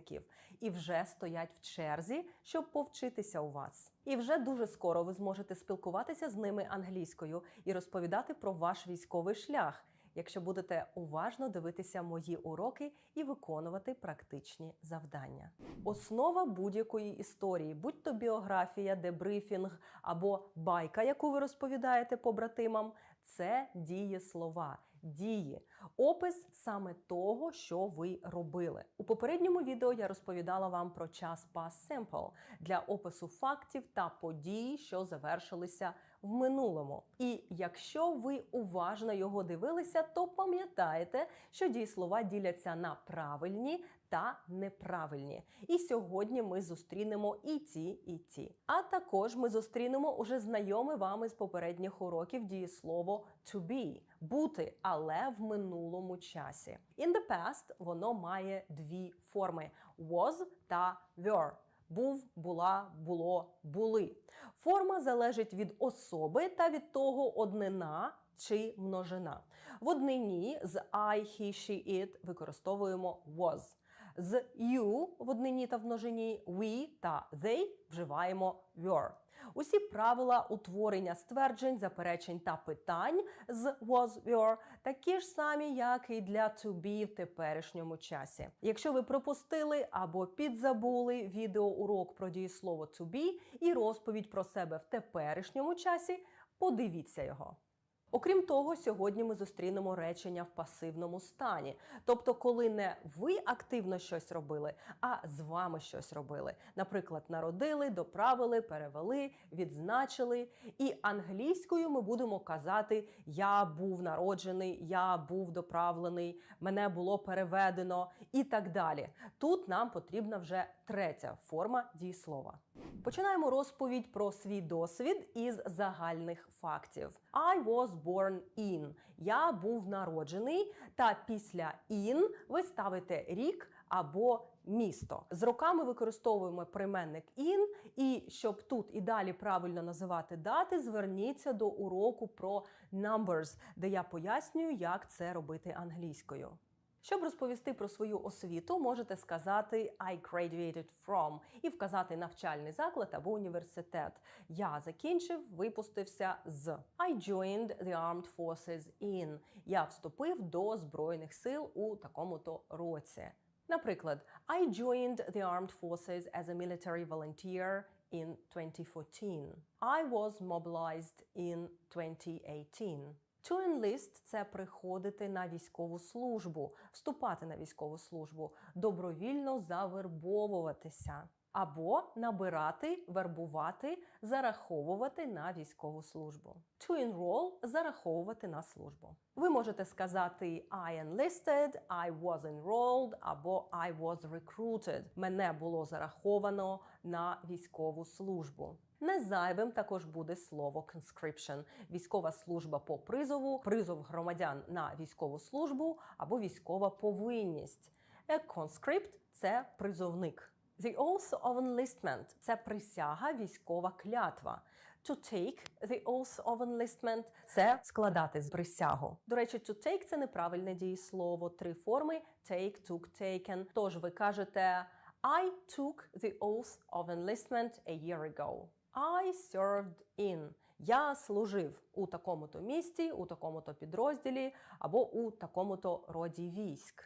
My rank was. Моє звання було. I was promoted from to. Мене було підвищено по службі з і до такого-то звання. Також можете сказати I rose through the ranks або I progressed through the ranks. Я просувався у званнях до якогось конкретного рангу. Рости, підвищуватися – to rise, rose, risen. Щоб докладніше розповісти про підрозділи, передивіться урок, присвячений цій темі. А щоб згадати звання, зверніться до уроку про military ranks. А також знайдіть українські відповідники вашого звання званням НАТО. To drill, to train or to exercise in military operations – це відпрацьовувати, тренувати навички військових операцій. To enter training – починати військові навчання і вказуйте, які саме. Наприклад, I entered a marksmanship training – навчання зі стрільби. Або I entered an aerial reconnaissance training – навчання з аеророзвідки. To undertake pre-deployment training – пройти навчання перед розгортанням військ, перед доправленням на бойове завдання. Про навчання ви можете сформулювати речення такого типу. I undertook a training for anti-aircraft gunnery, where I was trained as an anti-aircraft gunner. Я пройшов навчання зенітної артилерії, де мене тренували як стрільця-зенітника. У розповіді про військову кар'єру важливе слово to deploy – розгортати, розгортатися, переміщуватися, розміщуватися. Воно часто вживається в пасивному стані. I was deployed to the east of Ukraine. Також необхідне слово deployment. My first deployment was to the Luhansk region. Our unit changed the area of deployment. A permanent duty station, PDS – постійне місце призначення. A temporary duty, TDY – тимчасове призначення. Наприклад, our PDS was in the north, but I spent 6 months on temporary duty in southern Ukraine. To assign – призначати. To assign a mission – призначати завдання. To assign to a post – призначити на пост. To be assigned – бути призначеним. An assignment – призначення, завдання, задача. Також у військовій сфері у значенні призначення, завдання, задача використовують слово mission. I was given an assignment. Мені призначили завдання. I was assigned a combat mission. I was assigned the post or the position of CVCO, Combat Vehicle Commander. Мене було призначено на посаду командира бойової машини. Posting – це переведення по службі. To be posted – бути призначеним на посаду або переведеним. I was posted to another garrison. Мене було переведено в інший гарнізон. I got a posting to another brigade. Я дістав переведення в іншу бригаду. Якщо вам треба розповісти, наприклад, на інтерв'ю або в приватній розмові, чим саме ви займались на службі, за мить я дам вам ще кілька корисних фраз. А просто зараз перевірте, чи ви вже підписані на канал Армійська англійська. Якщо ви додивились аж сюди, значить матеріал точно корисний. І якщо ви все ще не підписані, ви маєте натиснути кнопку підписки просто зараз. А ще напишіть ваш коментар, як просувається ваше оволодіння англійською з моїми уроками, бо кожен ваш коментар – це внесок у просування нашого проєкту і зворотній зв'язок для мене. А якщо ви бажаєте зробити більш вагомий внесок, ви можете стати нашим меценатом або одноразово підтримати наш проєкт фінансово. Ваша підтримка дає нам змогу робити більше уроків та матеріалів із військової англійської. Про військові нагороди або відзнаки можна розповісти в такий спосіб. I received awards, medals, commendations for something. Наприклад, for special assignments. Я дістав нагороди, медалі, похвали за виконання спеціальних завдань. I was honored with an order for courage. Мене було відзначено орденом за мужність. Якщо ви згадуєте про поранення, про це ви можете сказати, використовуючи, наприклад, такі фрази. I was injured. Мене було травмовано as a result of a mine explosion. Або I was wounded, мене було поранено by bomb blast fragmentation. Rehabilitation treatment – це реабілітація. To be admitted for rehab treatment – бути прийнятим на реабілітаційне лікування. To retire – виходити на пенсію. Veterans and retirees – ветерани та військові пенсіонери. Також у Збройних силах багатьох країн є таке поняття, як transitioning to civilian life – перехід від військового життя до цивільного. А вже ж, Come true, says the first Arab woman in space.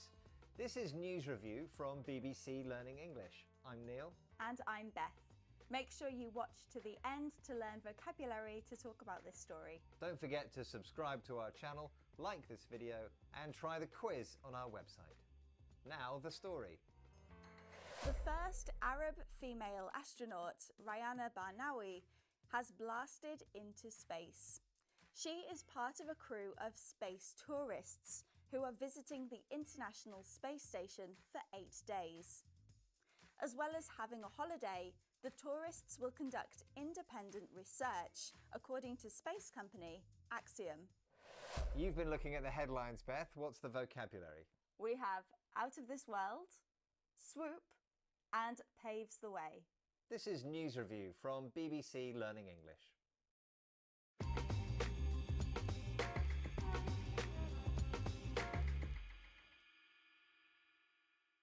Let's have a look at our first headline. This is from 9 News Australia. Out of this world welcome for landmark astronaut arrivals on International Space Station. So this headline is saying that the International Space Station welcomed astronauts in this landmark mission.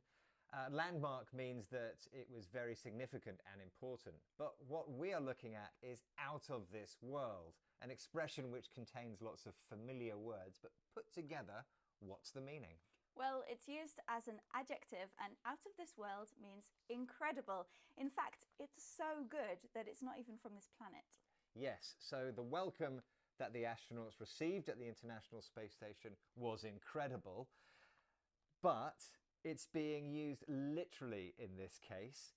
They were out of the world because they are in space. Normally we are not in space when we use this expression, so we use it metaphorically. That's right. The headline writer is having a little bit of fun here because it's a story about space and an expression about space. But we can use it in normal situations too. For example, Neil, yesterday I had a slice of cake. It was incredible. It was out of this world. Well, I went to a concert and the music was out of this world. It was so good. Let's look at that again.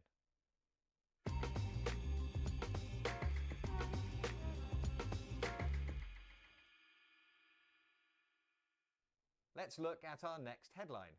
This is from Futurism. SpaceX tourists swoop into International Space Station.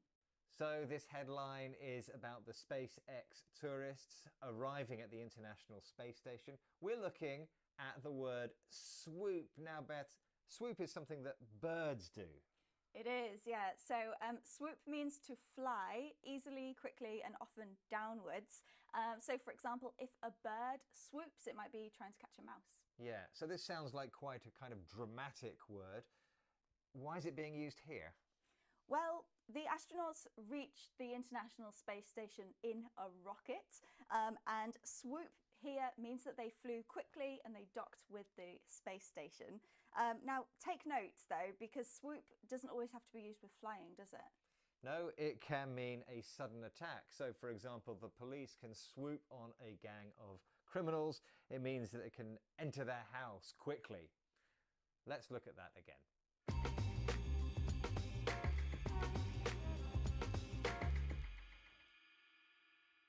Let's have our next headline. This is from Wired. Axiom's second flight paves the way for a commercial space station. So this headline says that this mission might pave the way for a future commercial space station. We're looking at pave the way, and pave means to create a hard surface to travel along. It does. You might know the word pavement, which is the bit next to the road that you walk on. But pave in pave the way means create a metaphorical path. It's not real. Yeah, so it means to do something for the first time, to create future possibilities. That's right. So this expression is often used with science and experiments. Maybe there's a successful medical trial and that paves the way for new drugs. That's right. Let's look at that again.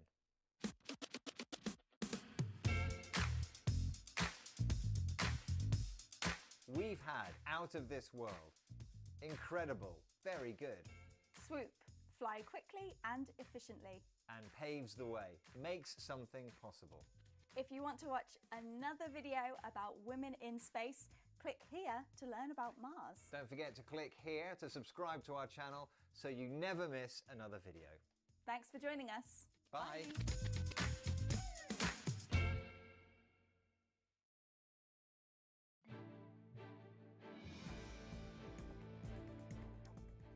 Officials in Tanzania say at least 47 people were killed and 85 more injured in flooding and landslides in the country's north. Indonesia says rescuers have found the remains of 11 climbers following the burst of the Mount Merapi volcano in West Sumatra. 12 other climbers are missing. In Venezuela, voters approve a proposal to claim rule over territory disputed with neighboring Guyana.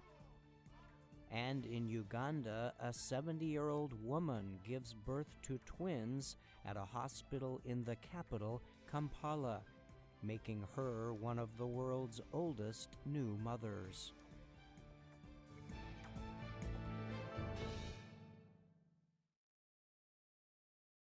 Як сказати англійською вибухова хвиля, розтяжка, детонатор, елемент запобігання знешкодженню міни? Яка лексика знадобиться, щоб описати різні типи протипіхотних та протитанкових мін? Я Олена Чекрижова, вчителька. Це канал «Армійська англійська», перший в Україні канал зі спеціалізованої військової англійської. І в цьому уроці ми говоримо про landmines, які вони бувають та як розповідати англійською про їхні особливості та спосіб дії.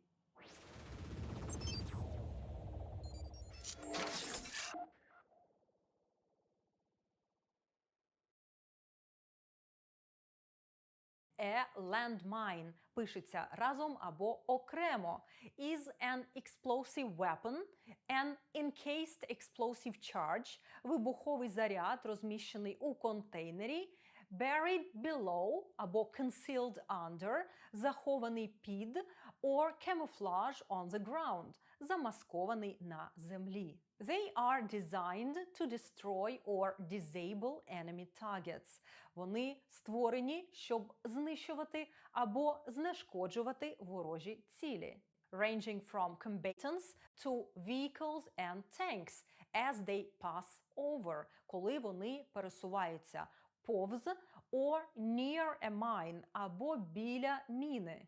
A landmine may cause damage, може спричинити пошкодження by direct blast effect, прямою дією вибухової ударної хвилі, by fragments, уламками, that are thrown by the blast, які розкидаються хвилею, або і тим, і тим. Landmines are typically laid throughout an area, закладаються на всій території, creating a minefield, мінне поле. Такий пристрій is detonated automatically by way of pressure, автоматично за допомогою тиску, when a target steps on it, наступає на нього, or drives over it, проїжджає над ним. Крім того, a landmine can be triggered by other detonation mechanisms, movement, sound, magnetism and vibration.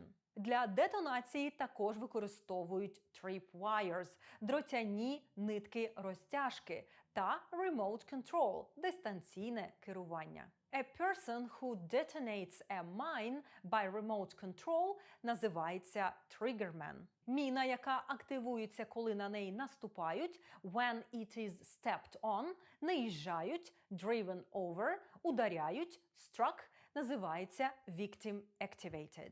Anti-handling device – це елемент запобігання знешкодженню міни. Його функція – to prevent the clearing of mines – запобігати розмінуванню.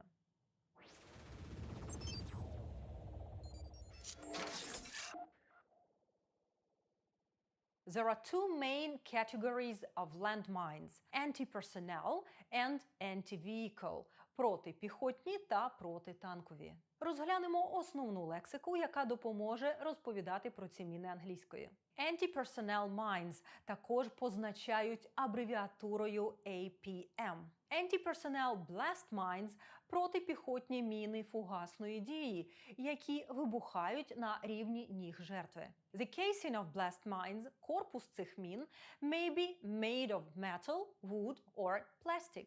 Міни цього типу, наприклад, міну пелюстка, яку в англійській називають green parrot or butterfly mine, можуть встановлювати remotely, віддалено, using a rocket salvo system, за допомогою реактивної системи залпового вогню. Directional fragmentation mines – це осколкові міни спрямованої дії, які propel pieces of metal shrapnel у того, хто її активував. Такі міни are usually triggered by tripwires, і вони часто використовуються in ambush situations, у засідках. Bounding fragmentation mines – це осколкові міни, що підстрибують та вибухають у повітрі. Вони містять a small charge – малий заряд, що піднімає міну into the air, та the main charge, який explodes,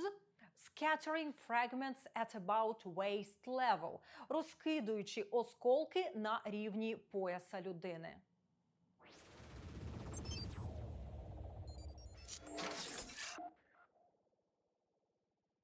Anti-vehicle mines, AVM, or anti-tank mines, ATM, are designed to damage or destroy vehicles, including tanks and armored fighting vehicles. Нагадаю, що ми вже говорили про armored vehicles, броньовані машини, у кількох відеоуроках, посилання на які ви знайдете в описі до цього відео.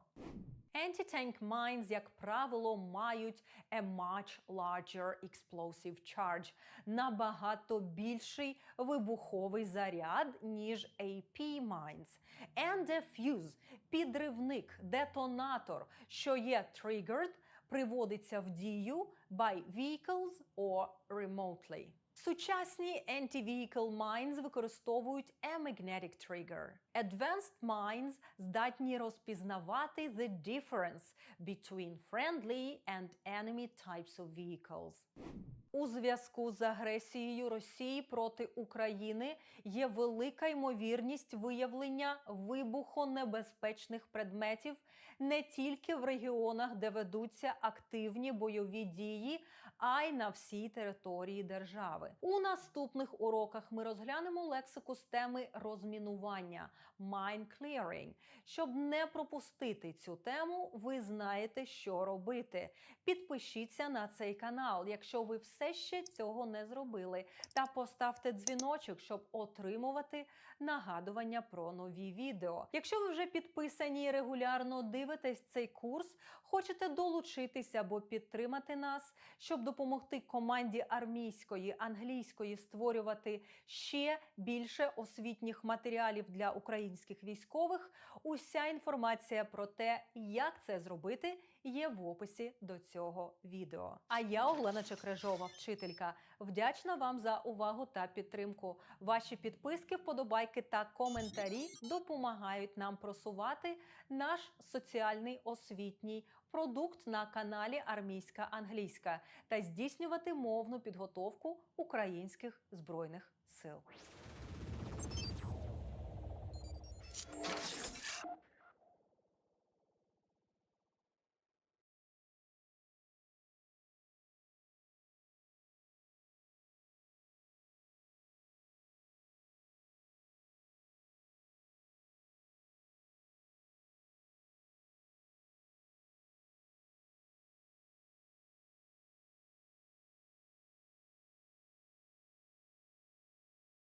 В чому різниця між weapon, weaponry, ordnance та munitions? Коли правильно вживати слово arms, а коли armament чи firearms? Чи є слова munitions та ammunition тотожніми за значенням? Як перекласти слово зброя і обрати правильний відповідник серед багатьох? Я Олена Чекрежова, вчителька. Це Армійська англійська, канал, присвячений мовній підготовці українських військовослужбовців. І в цьому відео розглядаємо дуже важливу військову лексику, військовіше якої не може бути. Говоримо про зброю і вчимося розрізняти слова, які мають схоже значення.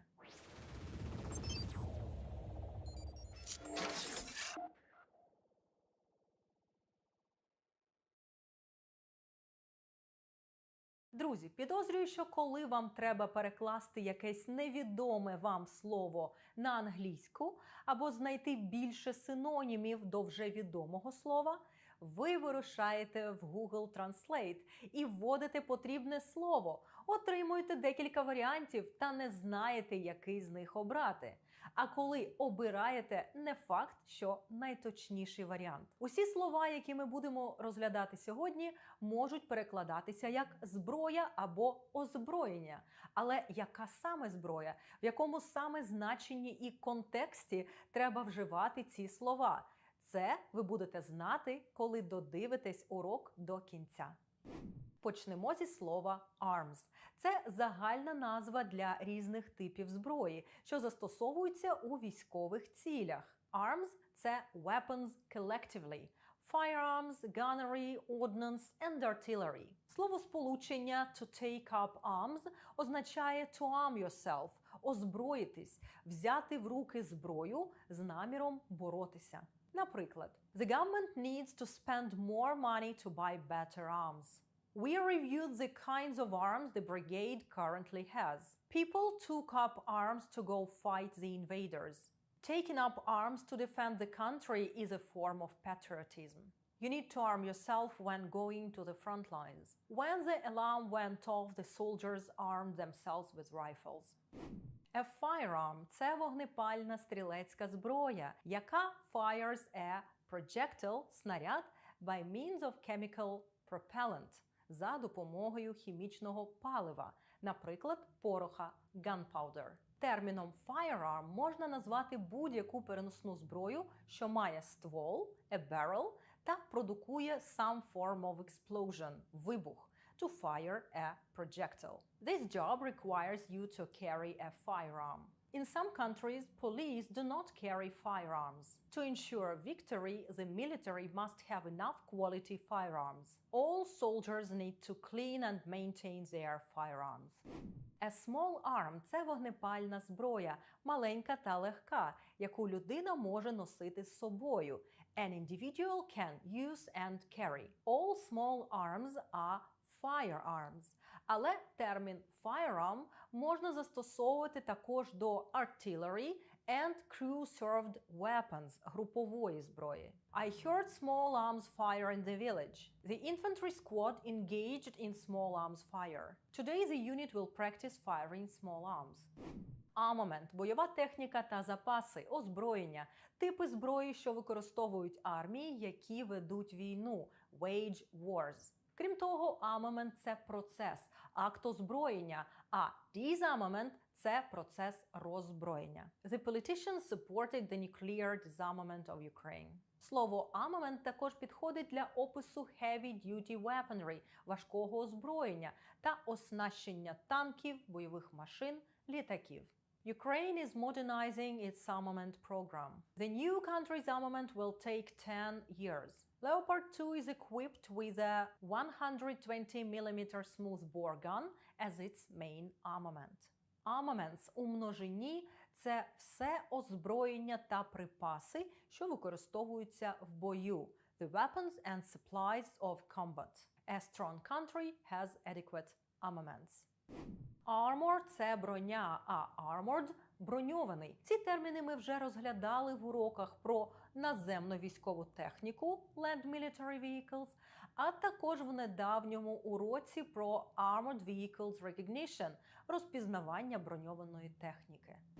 Weapon – зброя, знаряддя, будь-який інструмент або пристрій, implement, instrument or device, який використовується для стримування to deter, погрози to threaten, нанесення фізичних ушкоджень to inflict physical damage, шкоди to harm або вбивства to kill. Слово weapon часто можна зустріти в множині weapons. І якщо weapon – це одна одиниця зброї, один автомат, пістолет, ніж тощо, то weapons – це як декілька одиниць зброї, так і зброя як колективна назва. If you run out of ammo, якщо у вас закінчаться боєприпаси, grab anything that can be used as a weapon. Хапайте що завгодно, що можна використати як зброю. The villagers used farming tools as weapons to deter the invading forces. All types of weapons are forbidden on this airplane. Заборонені на цьому літаку. The army needs to spend more money to get modern weapons. Weaponry – це також зброя, бойова техніка, озброєння, засоби озброєння, системи озброєння. Основна відмінність від попереднього слова така, що a weapon – це один інструмент атаки або захисту в бою або на полюванні, тоді як weaponry – це узагальнюючий термін, незлічуваний іменник. Це те ж саме, що weapons. Collectively. Weaponry – це, наприклад, всі weapons, що має підрозділ або країна. We keep the battalion's weaponry in the armory. The country has a vast array of weaponry, великий масив зброї. They are developing high-tech weaponry. Ammunition – боєприпаси – це метальні снаряди, projectiles, що служать для charging firearms, для заряджання вогнепальної зброї. an ordnance of all kinds та бойових технічних засобів різних типів, якими можна вести вогонь. Це bullets – кулі-патрони, shells – снаряди, percussion caps – капсулі-запальники, ударні капсулі, fuses – детонатори, powder – порох та інші. The troops were supplied with weapons and ammunition. Ukraine needs more ammunition to continue fighting. Which type of ammunition does this rifle take? This is the wrong type of ammunition for this weapon. Ammunition у розмовній мові часто скорочується до ammo. Munitions – зброя, боєприпаси, військове оснащення. Слово схоже за значенням на armament або weaponry. Це саме the weapons або the weapon systems used in combat – зброя або системи, що використовуються в битві. Це термін ширший за ammunition. Він може включати everything from guns, small revolvers, medium rifles, automatic rifles, special arms, artillery guns, missiles and bombs. Тоді як ammunition – це the charges – заряди, боєприпаси, needed for the weapons or the weapon systems, які потрібні для зброї або систем, наприклад, shells, bullets, fuses, powder. Якщо a gun or rifle – це munition, то the bullet, які для них використовуються, це ammunition. Which types of munitions does the army need for a successful counteroffensive? The US recently provided Ukraine with cluster munitions. The cluster munitions scatter multiple bomblets. The aerial bomb is an airdrop munition. Ordnance – бойові технічні засоби. Це military equipment, особливо weapons and ammunition. The US Department of Defense в своєму формулюванні каже, що цим терміном можна описати explosives – вибухові речовини, chemicals – хімічні засоби, pyrotechnics – піротехнічні засоби, bombs, guns, ammunition, flares – сигнальні ракети, smoke – димові засоби, and napalm – запалювальні суміші. An ordnance officer – це начальник відділу або офіцер артилерійсько-технічної служби, офіцер з питань озброєння.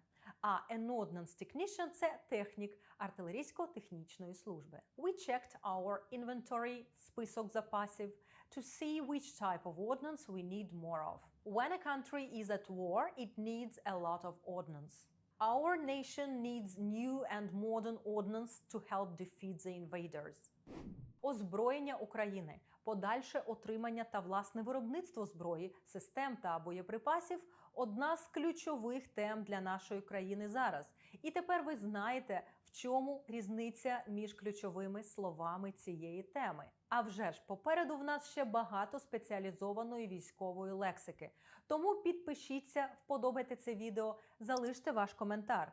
Це все допомагає нам просувати цей освітній контент і озброювати українські сили оборони знаннями на каналі Армійська англійська. Я Олена Чекрижова, вчителька, і я дякую всім, хто нам допомагає і всім, хто нас захищає.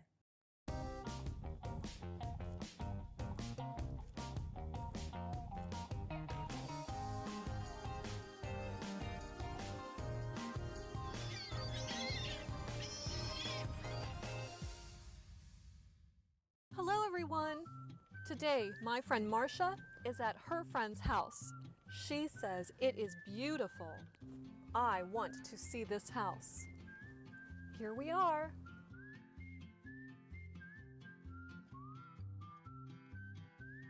Marcia, I am in the kitchen. It is a beautiful kitchen. It is beautiful. We cooked in the kitchen.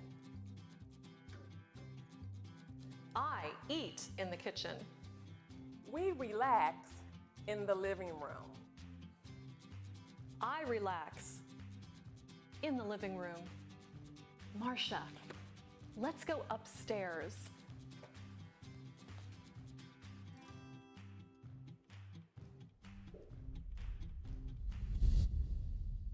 I am in the living room. I relax in the living room. Now you try it.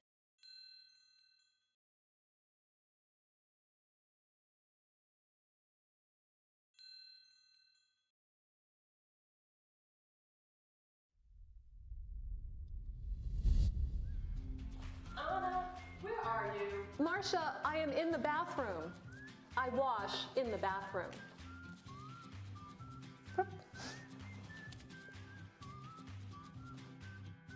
I am in the bedroom. We sleep in the bedroom. I sleep in the bedroom. We sleep in the bedroom. I wash in the bathroom. Now you try it. Say where you are.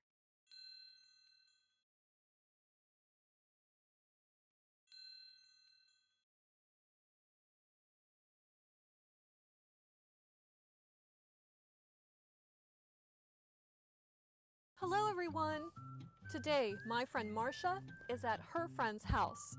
She says it is beautiful. I want to see this house. Here we are.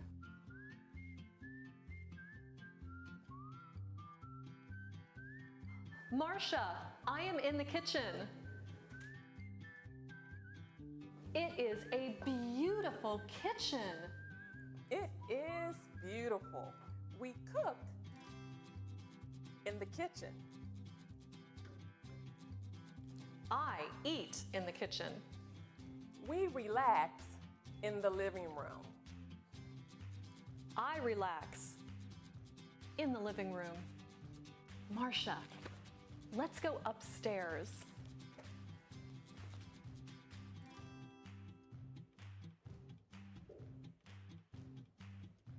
Anna, where are you? Marcia, I am in the bathroom. I wash in the bathroom.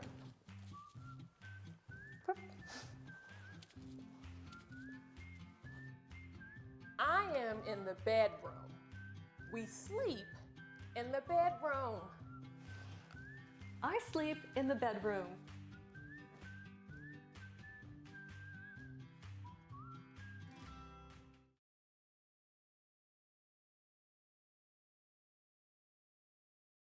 The 8 habits that could make you live longer. This is News Review from BBC Learning English. I'm Neil. And I'm Beth. Make sure you watch to the end to learn vocabulary to talk about this story. Don't forget to subscribe to our channel, like this video, and try the quiz on our website. Now, the story. 8 healthy habits in middle age may increase your life by more than 20 years. According to research, you can lengthen your life by doing regular exercise, having a healthy diet, positive social relationships, and a regular sleep routine, and avoiding stress, smoking, opioid drugs, and too much alcohol. The study was carried out over 8 years, and more than 700,000 Americans took part in it. You've been looking at the headlines, Beth. What's the vocabulary?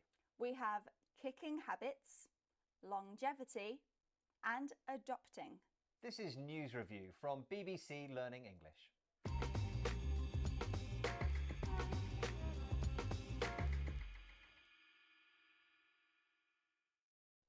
Let's have a look at our first headline. This is from The Independent. Kicking these 8 habits could help you live 20 years longer, scientists say. So, kicking these habits can help you live longer. A habit is something that you do regularly, sometimes a good thing, like exercise, sometimes a bad thing, like smoking. But you kick a football, you can kick something away, but kick a habit? Well, think of the literal action of kick. If you kick a football, then you move it out of your way, possibly quite quickly and violently. So if you kick a bad habit, like smoking or drinking too much alcohol, then you're metaphorically forcing it away from you. You're stopping the habit. Yeah, and we use kick and habit together very regularly, especially to talk about something that you really want to stop doing. Beth, have you kicked a habit, or is there one you really want to kick? Well, I'm trying to stop eating as much chocolate, but I haven't quite kicked the habit yet. What about you? I really want to kick the habit of checking my phone all the time. I do it so often and it's a really bad thing. I want to kick that habit. Let's look at that again.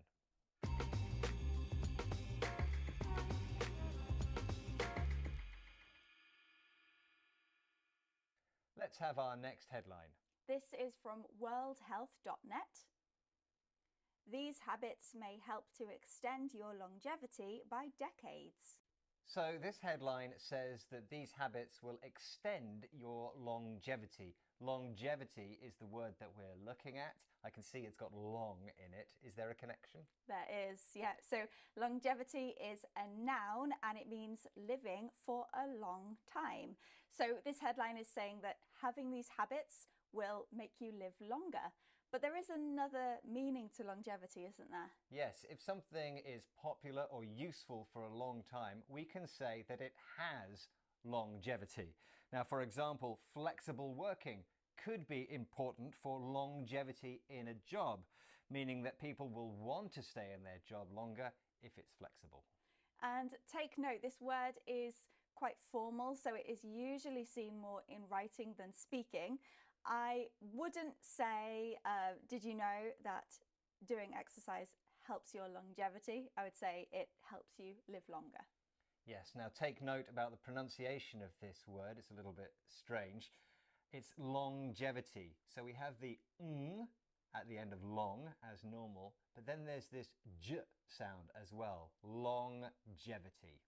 Let's look at that again.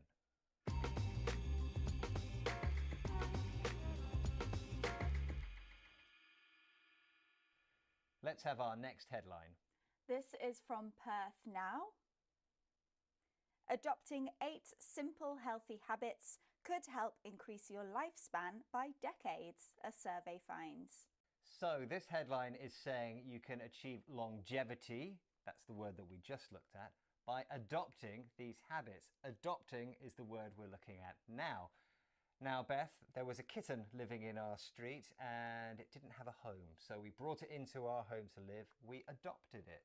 Well, that's very cute. Adopt can be when you take responsibility for something, like your kitten. If it's a child, then that is a legal process. You adopt a child. Now, Neil, when you adopted your kitten, it became yours. And that idea is the same as in the headline with adopt. It means taken and now belongs to you. Yes, so the headline is saying that you can take these healthy habits and apply them to yourself. Now, it's not just these habits that you can adopt, or kittens or children. You can also adopt a new approach, for example, or a person might adopt a new attitude. That's right. I watched a documentary about being vegetarian. Could I say that I have adopted a new diet? You could. It does sound a little bit formal. I understand what you mean, but probably you'd just say, I've changed my diet or I've changed the way I eat. Let's look at that again.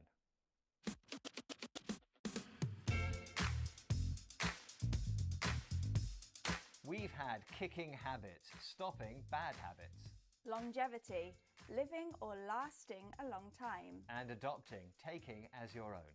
Now, if you're interested in longevity, we recently asked, could humans live to 140 years old? Click here to watch that video. And don't forget to click here to subscribe to our channel so you never miss another video. Thanks for joining us. Bye.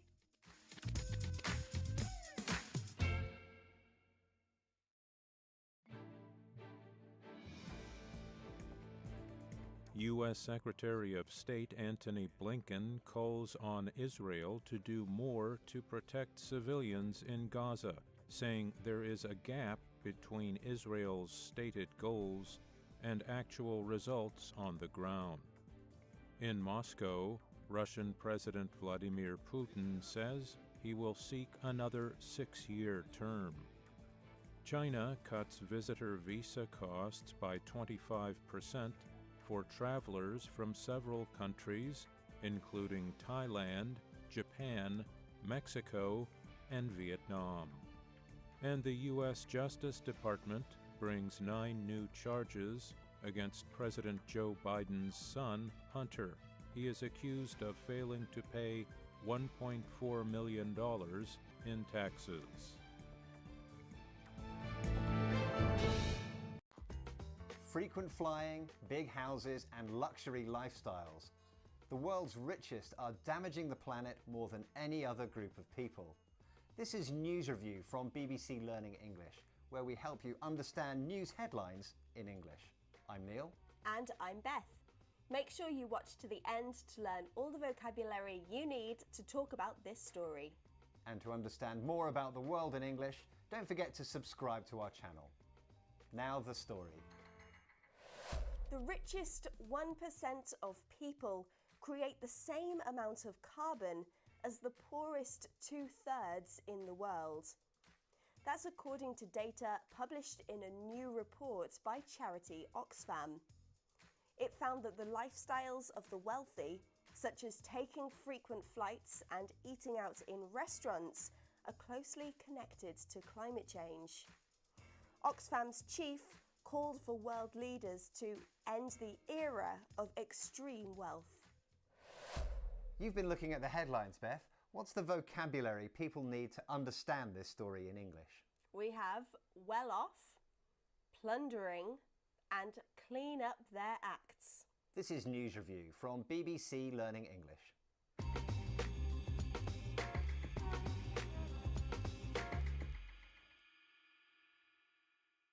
Let's have a look at our first headline. This is from The Guardian.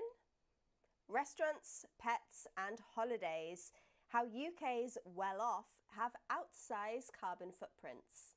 So this headline is saying that the UK's well-off have outsized carbon footprints. Outsized means too big, and your carbon footprint is the impact you have personally on the environment. But we are looking at the word well-off. We are, and well-off means rich, and it's an adjective. It might look like a phrasal verb because it has two parts, and that second part is off, but it's an adjective. Now, this headline says that the well-off, that's the rich and wealthy, are having a worse impact on the environment. We have these words, rich and wealthy, already. So why do we need well-off? What's the difference? Well, it's a bit softer, and it sounds more polite than rich, which isn't always a positive thing. And a similar but even softer way of saying well off is comfortable. That's a word you already know, but it's a slightly different meaning here. Yes, and then the other extreme is this word loaded. It means extremely well off, extremely rich, and it's not that polite. It's very direct. Let's look at that again.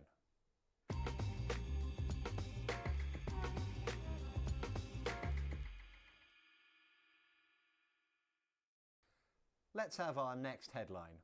This is from the Washington Post. World's richest 1% plundering the planet, Oxfam report says. We're looking at the word plundering. Now, Beth, when I hear this word plundering, I think of thieves or pirates stealing things, treasure. Well, yeah, that's right. The literal meaning of plunder is taking things that don't belong to you by force. Now, in this headline, the richest are plundering the planet. So, Neil, does that mean that the richest are stealing things by force? Well, not exactly, but by choosing the word plunder, the writer is suggesting that what the rich are doing is wrong. The sense is that they are using resources that actually should be shared more equally amongst people. And that word plunder, they actually took from the Oxfam report to support their opinion. What other words for steal can we use? Well, there's nick and pinch. They're both a bit informal though. Has anyone ever nicked your phone? No, nobody has ever nicked my phone, but it looks like someone is trying to pinch my wallet, Beth.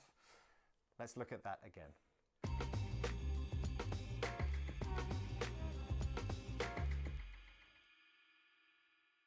Let's have our next headline. This is from the Herald. USAF urged to use budget for richest Scots to clean up their acts.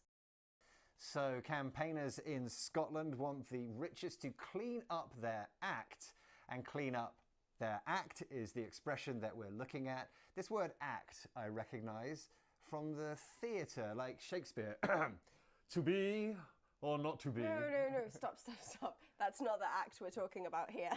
Here, act means behaviour, and clean up your act means make your behaviour better, improve it. Yes, and although the expression has the word clean in it, it's not really about cleaning. It means to improve. So the campaigners want the rich to do better when it comes to climate change. I was going to say that. That's my line. You need to clean up your act. I really do. Let's look at that again.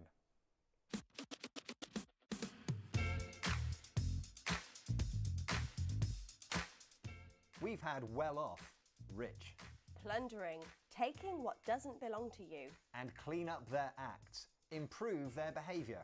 Now, if you enjoyed this episode and want to learn more about this topic, watch this episode of News Review where we asked, can flying ever be green? And click here to subscribe to our channel so you never miss another video. Thanks for joining us. Bye. Bye.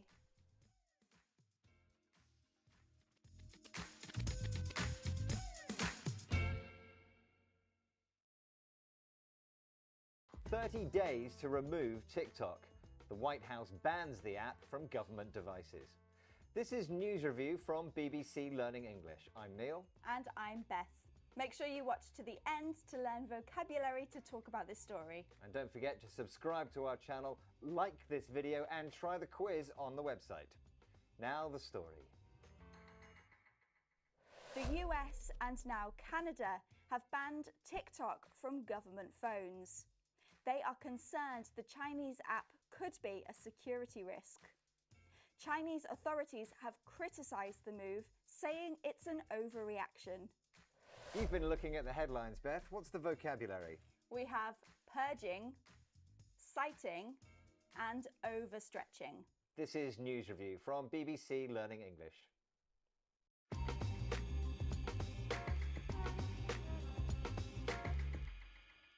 Let's have a look at our first headline. This is from Reuters. Exclusive. White House sets deadline for purging TikTok from federal devices. So the White House has ordered all US government agencies to remove TikTok from its work devices. And the word we're looking at is purging. Now, purging is a verb, and in this case, it means to remove something or someone from something else, particularly because it might be harmful. Now, here in the headline, it's saying that TikTok is seen as a risk, so it's seen as something that could be harmful. Yeah, and the word purge and purging is used in a number of contexts, but what they all have in common is this idea of removing harm or what is seen by some as harmful. So the police might purge crime. They want to get crime out of a city. Or a company might want to purge waste. That means stop wasting things so they can make more money. That's right. Now, purge can also be used to talk about removing people, particularly from an organisation if the leaders don't agree with them. Now, imagine there's a new government and the previous leaders' supporters are purged or removed from the organisation. Yeah, and the word purge there is negative. You know when somebody uses the word purge that they don't agree with what's happening. Let's look at that again.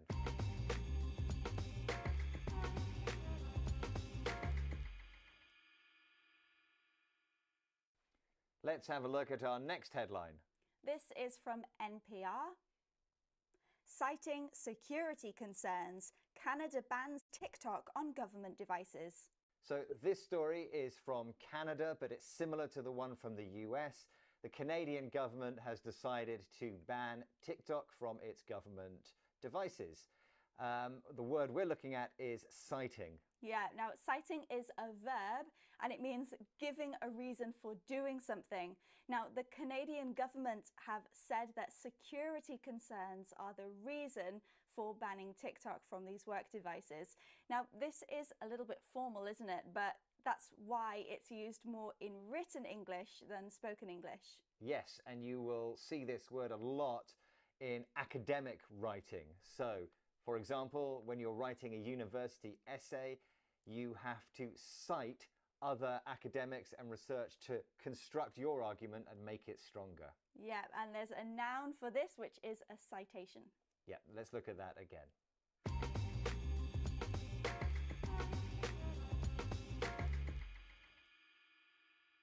Let's have a look at our next headline. This is from Al Arabiya.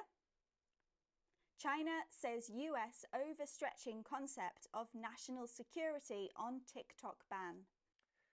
So, the Chinese Foreign Ministry has criticized this decision by the US. The word we're looking at is overstretch, and the second part of that word is stretch, which means to pull something. It does, yeah. If you stretch, say, your clothes, for example, you pull them, and if you overstretch them, then you pull them so far that they become too big or they rip and get a hole in them.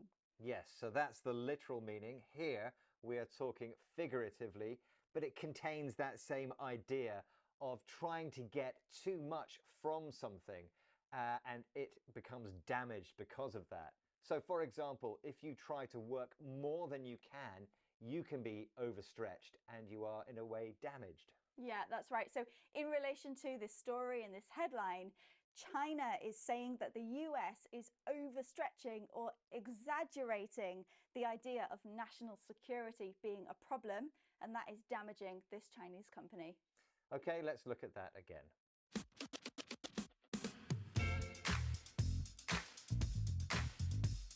We've had purging, removing something considered harmful. Citing, giving the reason for something. And overstretching, getting something to do more than it can. And to learn even more vocabulary like this, while still discussing the world of social media, click on this video now. And don't forget to click here to subscribe to our channel so you never miss another video. Thanks for joining us. Bye. Bye.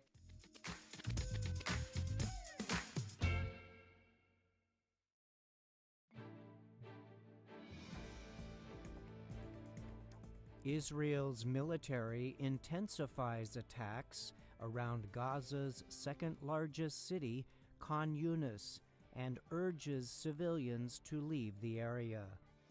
In western Thailand, a bus traveling to the country's south runs off the road and strikes a tree, killing at least 14 people and injuring 30.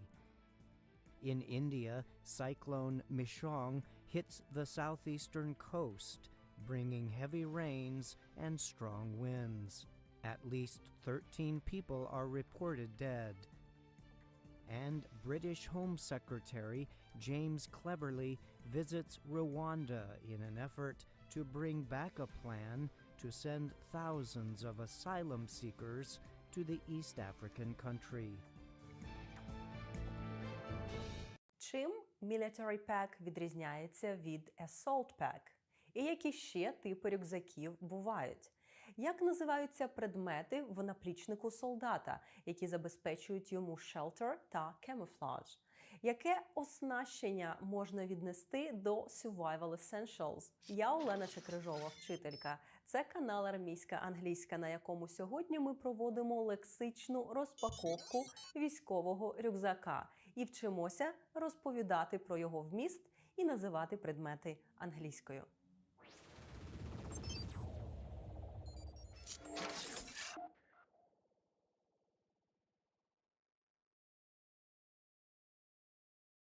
У попередніх відео ми з вами вже говорили про форму та одяг військового, а також детально розбирали назви та функції захисного спорядження. А сьогодні наша тема – військовий рюкзак та його вміст. Будемо вивчати, як описати англійською ті речі, які ви з собою носите. Під час підготовки до цього уроку я провела невелике опитування серед військових, моїх студентів та друзів, і зробила висновок, що окрім загального, традиційного переліку необхідних речей, вони мають в своїх рюкзаках різне. А вже ж, наповнення залежить від роду військ, типу підрозділу, посади, характеру завдання, ситуації та обставин, сезону, персональних вподобань і потреб та багатьох інших чинників. Але є базовий набір, що міститься в наплічнику військового найчастіше. Саме про нього і поговоримо.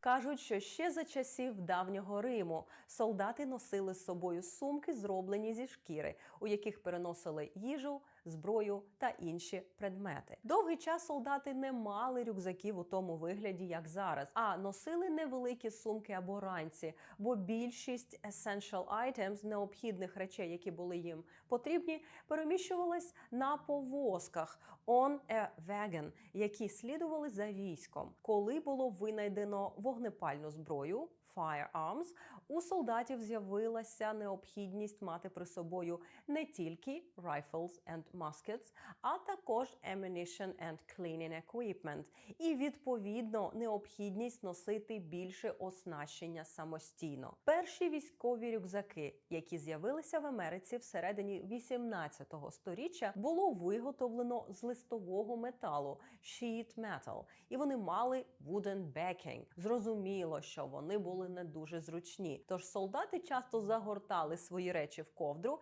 і носили на плечі. Тому the first military backpack і називався rucksack від німецького спина та слова sack – сумка, мішок. Наприкінці Другої світової війни з'явився так званий field pack, який мав два відділення – one to store rations or equipment and the other for weaponry. З того часу моделі та матеріали для військових рюкзаків невпинно покращувались та удосконалювались. Було створено сотні різних модифікацій, і в сучасних арміях є вимоги до рюкзаків, які можуть носити військовослужбовці in terms of size – розміру, shape – форми, durability – міцності and color – кольору. Розгляньмо, які варіанти військових сумок та рюкзаків є зараз. A duffel bag – речовий мішок, a tube-shaped cloth bag. A bum bag або a butt bag – сумка на пояс. Molly rucksack – рюкзак з системою Моллі. A combat sustainment pack – додатковий тактичний рюкзак. Невеликий рюкзак, що підходить для різних завдань. An assault pack – штурмовий рюкзак. A mission pack – рюкзак на одне завдання, на 2-3 дні. An Alice pack – all-purpose lightweight individual carrying equipment – рюкзак за типом універсального, полегшеного, індивідуального, розвантажувального обладнання. A Bergen – великий військовий рюкзак, понад 50 літрів, що використовують військові Британії. An attachable pouch – підсумок. A survival kit – набір для виживання. Увага! Різниця між military backpacks та assault packs в тому, що military backpacks – рюкзаки для перенесення всіх речей для довгого періоду часу, а assault packs – призначені для коротших періодів або навіть завдань на один день. Тоді як military pack може вміщувати до 96 літрів, assault packs містять лише around 20 liters. І перш ніж ми перейдемо до розбору вмісту, ви маєте підписатися на цей канал, якщо дивитесь наше відео, а також перевірити, чи поставили ви лайк та дзвіночок, щоб отримувати всі сповіщення про оновлення на каналі. Необхідно в рюкзаку їжа, food – це a field ration – сухпайок. Можна зустріти також назви combat ration, food packet, ration pack, battle ration, meal ready to eat, MRE, або IMP – individual meal pack. Також це усілякі protein bars та energy drinks, які ви так любите. Щоб нагрівати їжу, в рюкзаку є a flameless ration heater – безполуменевий нагрівач. У наплічнику військового неодмінно містяться речі, що забезпечують роботу зброї та зв'язок – weapons and communication. GPS unit, satellite phone, a compass, a map, binoculars, an extra battery – додаткова батарея або powerbank, a radio або a walkie-talkie – радіостанція або рація, a gun cleaning kit – набір для чищення зброї, magazine pouches – підсумки для магазинів, ammo pouches, a signal mirror – сигнальне дзеркало, night vision gear, NVGs – night vision goggles, а також усілякі інші речі, необхідні для зв'язку, знаходження, знешкодження та знищення ворога. Survival essentials – це, по-перше, a first aid kit – аптечка, tourniquet – турнікет, а також оснащення, що забезпечує гідрацію – hydration packs – гідраційні пакети, hydration bladder – питна система для рюкзака, flask – фляга, також її називають canteen, sleeping bag – спальний мішок, an emergency blanket – термоковдра, matches – сірники, hand or foot heating pad – зігрівальні елементи для рук чи ніг, headlamp або head torch – налобний ліхтарик, tactical flashlight – тактичний ліхтарик. У рюкзаку можуть бути різні матеріали для спорудження shelter – укриття та camouflaging – маскування, tarp – брезентовий тент, tent – намет, duct tape – скотч і зустрічка, rope – мотузка, bungee cord – еластичний шнур з гачками, rain jacket – дощовик. Маскувальна фарба для обличчя – це Camouflage Face Paint – CFP. Extra Clothing – додатковий набір одягу. Sunscreen – крем для засмаги. Лопатка – це an entrenching tool або e-tool. Personal items – a knife. A multi-tool – є два варіанти написання цього слова. A mug – кружка. A ziploc bag – зіплок-пакет, поліетиленовий пакет на застібці, або a waterproof bag для мап та предметів, які не можна мочити. Що я пропустила? Напишіть мені в коментарях. Кожен ваш коментар служить для підтримки та просування нашого освітнього контенту. Ну і мені приємно. А ще обов'язково порекомендуйте армійську англійську вашим знайомим, які вивчають або планують вивчати англійську. Вони будуть вдячні вам за це. Може, не просто зараз, але будуть. Бо дуже скоро English стане обов'язковою вимогою для військовослужбовців України. І щоб ми могли робити більше корисних уроків і матеріалів з військової англійської, ви можете підтримати наш проєкт не тільки вподобайкою та коментарем, але й фінансово. Усі посилання в описі. Я Олена Чекрижова, вчителька, яка мріє, щоб українське військо опанувало англійську мову і змогло напряму комунікувати з партнерами та колегами з-за кордону, вести перемовини, залучати більше підтримки, навчатися та ділитися досвідом знищення ворога. І в наступному відео я буду озброювати вас граматикою. Скоро побачимось!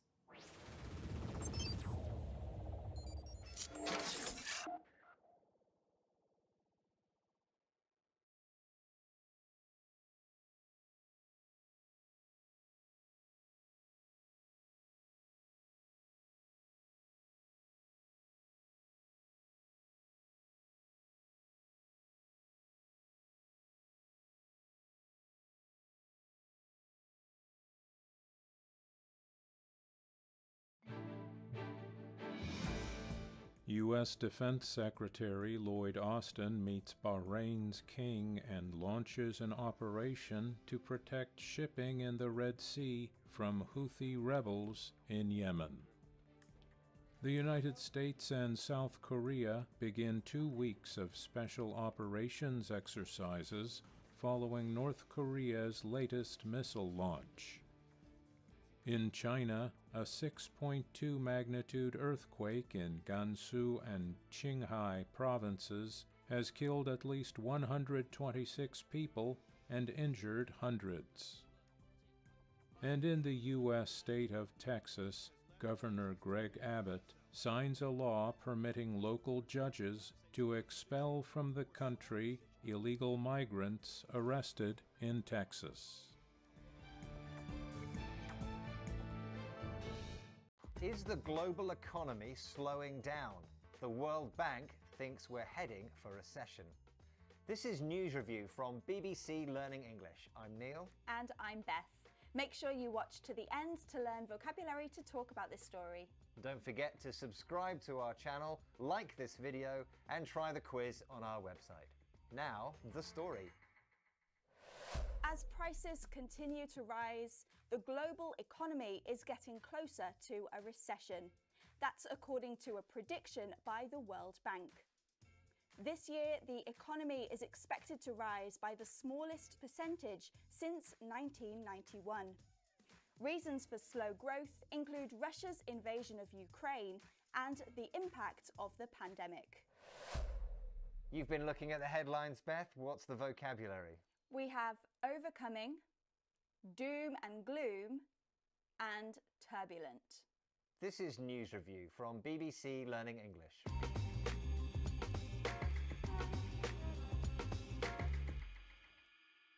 Let's take a look at our first headline. This is from the Daily Star in Bangladesh. Overcoming looming economic challenges in 2023. Okay, let's start with a definition of recession because that's what this story is about. A recession is a period of 2 or more quarters, that's 3-month periods, when the economy shrinks. Now, in this headline, it's saying that hard economic times are coming, but the word we're looking at is overcoming, and it's made up of 2 parts, over and coming. I know both of those parts, but when we put them together, what's the sense? Well, overcome means that you successfully deal with a problem, and a problem that is quite difficult to cope with. So in this case, economic challenges. Okay, so overcoming is similar to defeat or control. Yeah, that's right. So if you are very shy, you might overcome your shyness, you gain control of it and become more confident. Yeah, or you might be playing sports, let's say football, and if you overcome the opposition, it means you beat them. But it's not just beating. With overcome, there is a sense of real struggle. It wasn't easy to win. Yeah, that's right. And we also use this in the passive, but it has a slightly different meaning, doesn't it? Yes, if you are overcome by emotion, it means you have a very strong reaction. You feel it very strongly. You might have a physical reaction. You might shake with fear or cry. Yeah, and it's not only used with negative emotions, it's used with positive ones as well, like joy or excitement. Okay, let's look at that again.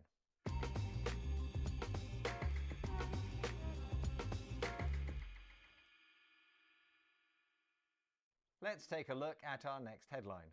This is from Business Live. It's far from being all doom and gloom on the economy. So the headline is saying that actually it's not as bad as you think. It's not all doom and gloom. Now, doom and gloom is the expression we're looking at. I like this expression. It's got 2 words and they both rhyme, but what do they mean? Well, it's a general bad feeling, really. So doom actually means death and destruction. Gloom is to do with darkness. Imagine a miserable grey, rainy day. So it's really quite a negative thing. But in this headline, it's saying that the opposite is true. It's saying that it's not all doom and gloom. Yes, and we use the expression in this way quite often to say that something isn't as bad as you think. So, for example, at the moment, Beth, I'm actually not feeling very well. It's freezing cold outside. My train was late again. But the sun is shining. So it's not all doom and gloom. Now, a word about this expression, we don't say I'm doom and gloom. We use it to comment on how bad a situation is. That's right. So we can list a number of things that are bad or wrong and then comment on that by saying it's all doom and gloom, or it's a bit doom and gloom, isn't it? Let's have a look at that again.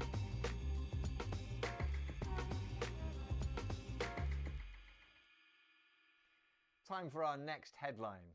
This is from the New Straits Times. Global recession imminent after turbulent 2022. Okay, so a recession is imminent. It means it's just about to start.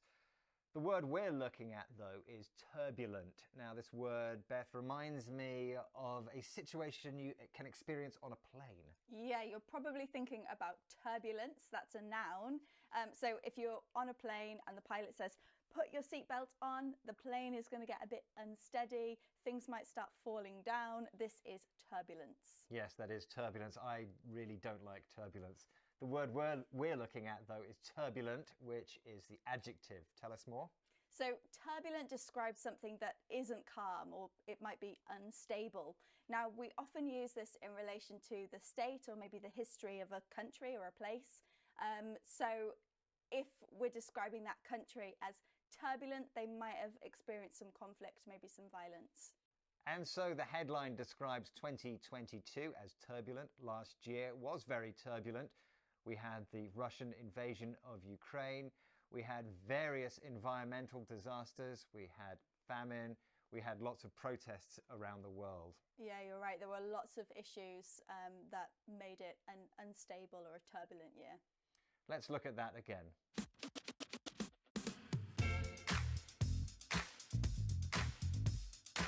We've had overcoming, dealing with a difficult problem. Doom and gloom. We use this to describe a generally bad situation. And turbulent, not calm, unstable. Don't forget, there's a quiz on our website at bbclearningenglish.com. Thank you for joining us, and goodbye. Bye.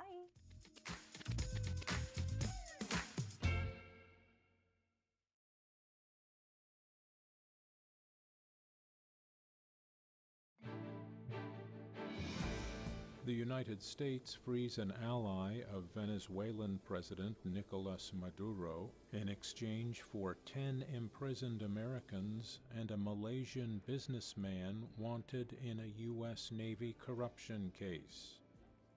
Argentina's President Javier Milei signs a series of economic measures to cut spending, end export limits, and ease government rules. In India, opposition lawmakers who were among 141 suspended from Parliament by Prime Minister Narendra Modi's government protest in New Delhi. And the government of Angola announces it is leaving OPEC because membership in the oil group does not serve its interests.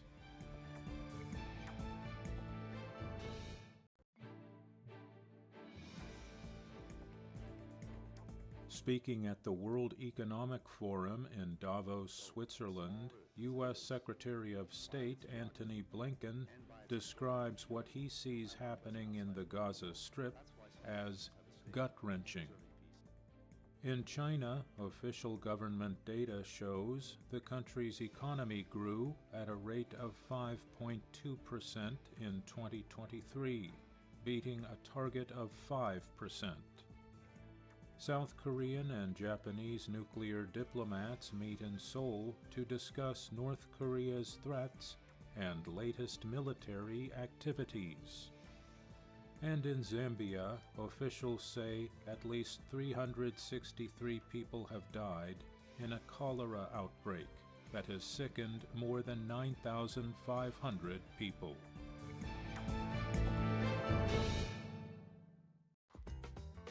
Rich nations agree to pay poorer countries for damage caused by climate change. This is News Review from BBC Learning English. I'm Neil. And I'm Beth. Make sure you watch to the end to learn vocabulary to talk about this story. Don't forget to subscribe to our channel, like this video, and try the quiz on our website. Now let's hear the story. People in the world's poorest countries suffer the devastating effects of climate change more than anyone else. Now, rich nations have agreed to pay into a fund to help countries damaged by the industrial activity of the developed world. The UN's climate chief says this will benefit the most vulnerable around the world. Some are calling the deal a historic victory, but others worry it is not enough. You've been looking at the headlines, Beth. What's the vocabulary? We have empty, game changer, and hot air. This is News Review from BBC Learning English.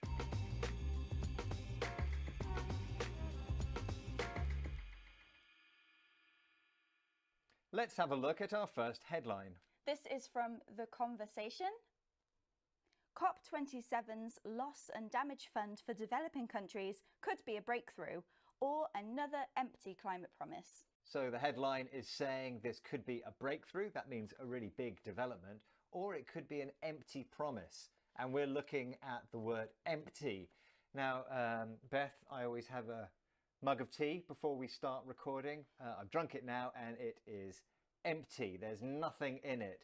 Is there a connection in the meaning? Well, we do often associate empty with physical objects, so like your mug.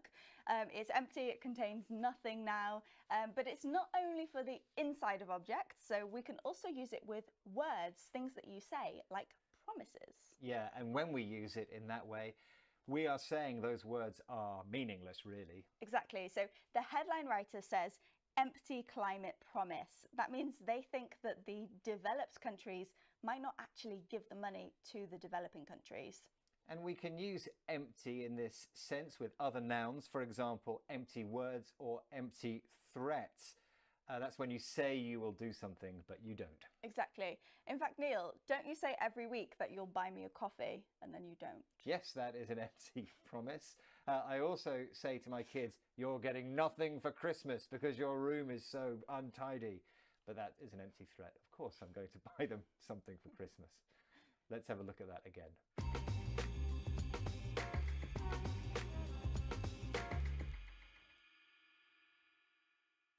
Let's have a look at our next headline. This is from RTE. EU proposal, the game changer at COP27. And we are looking at the expression game changer. Now, I know what a game is. It's the World Cup at the moment. There are games on every day. But together with changer, there's a different meaning. What's the sense? Well, a game changer means something is so significant that it actually changes the way that something is done or the way that it's thought about. Now, game here doesn't mean a game that you play, it's actually just the situation. And the situation here is that developed countries are giving money to poorer nations because of climate damage. Yeah, and that new agreement is seen as a significant development, so we can call it a game changer. Are there any other uses?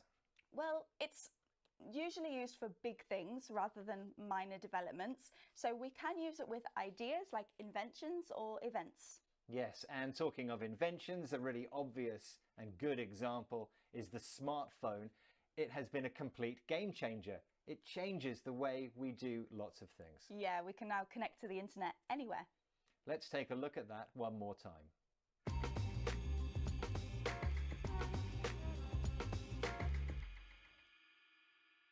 Let's have a look at our next headline. This is from The Telegraph. COP27 was a lot of hot air, again. And the expression we're looking at is hot air. And the meaning seems obvious, air which is hot, like a hairdryer, right? Well, that's not what it means here. So hot air is actually something that sounds impressive, but in reality it means nothing. It's nonsense. Yeah, so according to the writer, all of the discussion, all of the agreements were nonsense. They were meaningless. They were hot air. Now, hot air is quite informal, isn't it? Yes, it is. And it's also quite rude. If you say that what someone is saying is hot air, then they're probably going to be quite offended. Okay, I'll avoid that expression then. Are there any alternatives we could use? Yeah, well, hot air is informal and rude, and there are some even ruder expressions. We're not going to mention them here, but you could say that someone is talking rubbish or talking nonsense. Again, a little bit informal and rude. And as we often see, there is a double meaning in this headline. Can you explain it? Yeah, so with climate change, the planet is literally heating up. It's getting hotter. So yeah, here we've got hot air, and that is what the planet has. Okay, let's have a look at that one more time.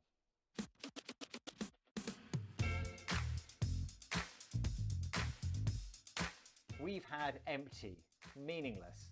Game changer, something that causes a significant change. And hot air. It sounds impressive, but it's nonsense. Don't forget, there is a quiz on our website, bbclearningenglish.com. Thank you for joining us, and goodbye. Bye.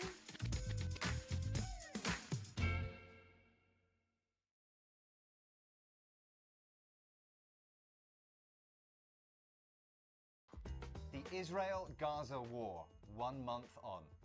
This is News Review from BBC Learning English. I'm Neil. And I'm Beth. Watch to the end to learn the vocabulary you need to talk about this news story. And subscribe to our channel to help you understand English used in the news. Now the story. It's now a month since the Israel-Gaza war broke out. Israel began bombing Gaza after Hamas killed 1,400 people and kidnapped more than 200 others on the 7th of October. More than 10,000 Palestinians in Gaza have been killed by air and artillery strikes carried out by the Israeli military in response. You've been looking at the headlines, Beth. What's the vocabulary that can help people understand this story in English? We're looking at ceasefire, humanitarian corridor, and escalate. This is News Review from BBC Learning English.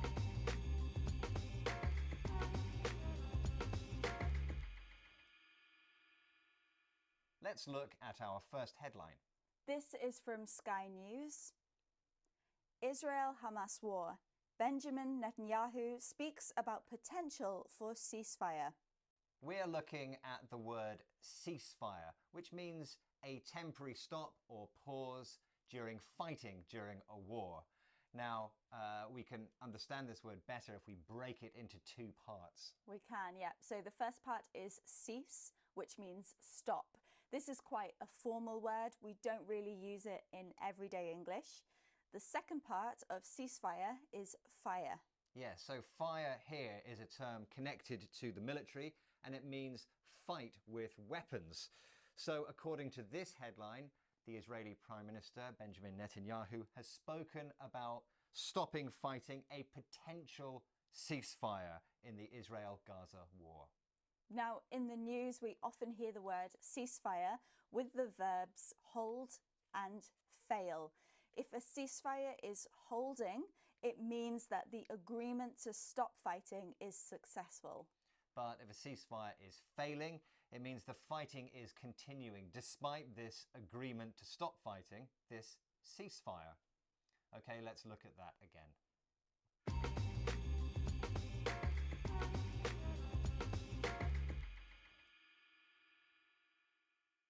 Let's have our next headline. This is from the International Business Times. Israel-Hamas conflict. Israel shuts down reopened humanitarian corridor for evacuations amid Hamas shelling. We are looking at this expression, humanitarian corridor. The first part, humanitarian, contains that word human, and so it is about humans and looking after humans. Corridor is a place, for example, in a building like an office or a school where you can walk from one place to another. That's right. So a humanitarian corridor is a safe area where people can move from a dangerous place to safety. And this headline is saying that Israel has closed a humanitarian corridor that was previously open. Now, this idea, this concept of the humanitarian corridor is very common in conflict and war, and so you will read it and hear it and see it in news headlines. And one more thing to note is that humanitarian corridors are not only used to allow people to move, but also to let aid and emergency services in and out of areas. Let's look at that again.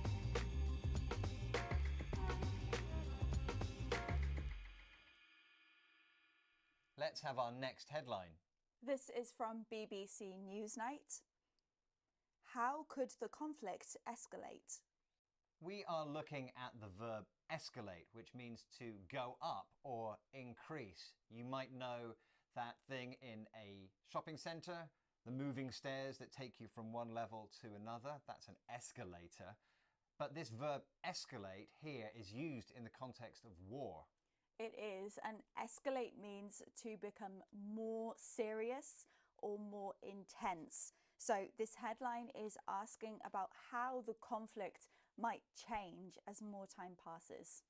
Now, there's a lot of war and conflict in the world, and so therefore you will see this word escalate used often in news reports, but you will also see the opposite word, which is de-escalate. That's right. De-escalate means the size or level of violence becomes smaller rather than bigger. And you'll notice that it has this prefix D at the beginning. That prefix is often used to mean the negative or the opposite of something. Let's look at that again.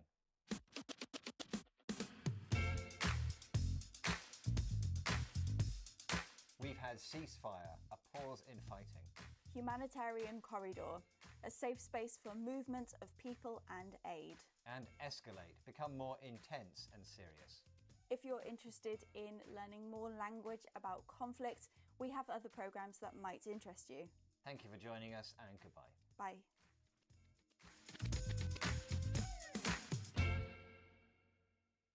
Чим because відрізняється у використанні від because of? Як правильно вжити в реченні due to, owing to, since та as? В чому особливості вираження причин за допомогою слів cause та reason? Як говорити про наслідки, використовуючи слово result? Що таке consequence та як формуються речення із цим словом? Я Олена Чекрижова, вчителька. Це армійська англійська. Перший в Україні канал, присвячений мовній підготовці українського війська. І в цьому відео поговоримо про те, як пояснити причини та наслідки in English.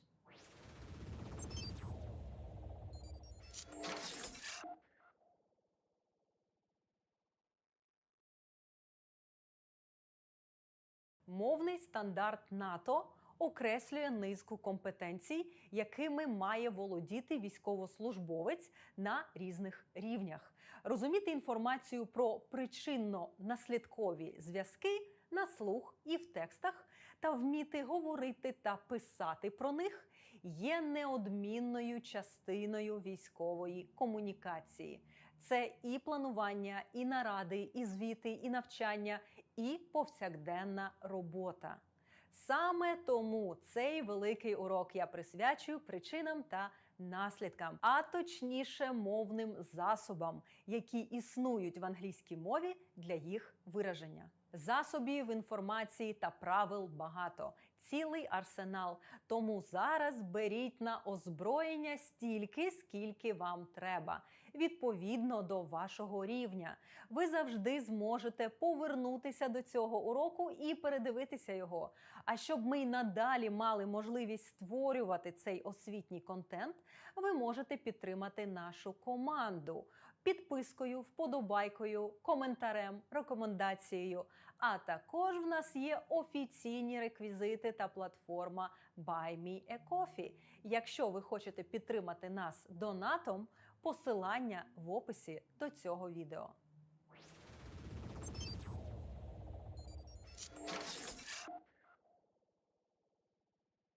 Я впевнена, вам знайоме слово because, що вказує на причину і перекладається як «тому що», «через те що», «так як», «бо». I was late because there was a traffic jam. Я запізнився, бо був затор. His tent is wet because it rained at night.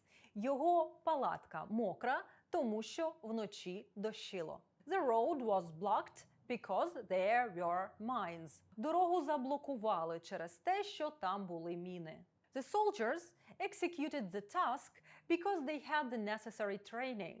Бійці виконали завдання, адже мали всю необхідну підготовку. Після сполучника because використовується ціле речення з дійовою особою та дією, підмет із присудком, що пояснює причину першої дії. Однак слово because має також варіацію because of. І я бачу, що не всі студенти розуміють, коли треба ставити оцей of.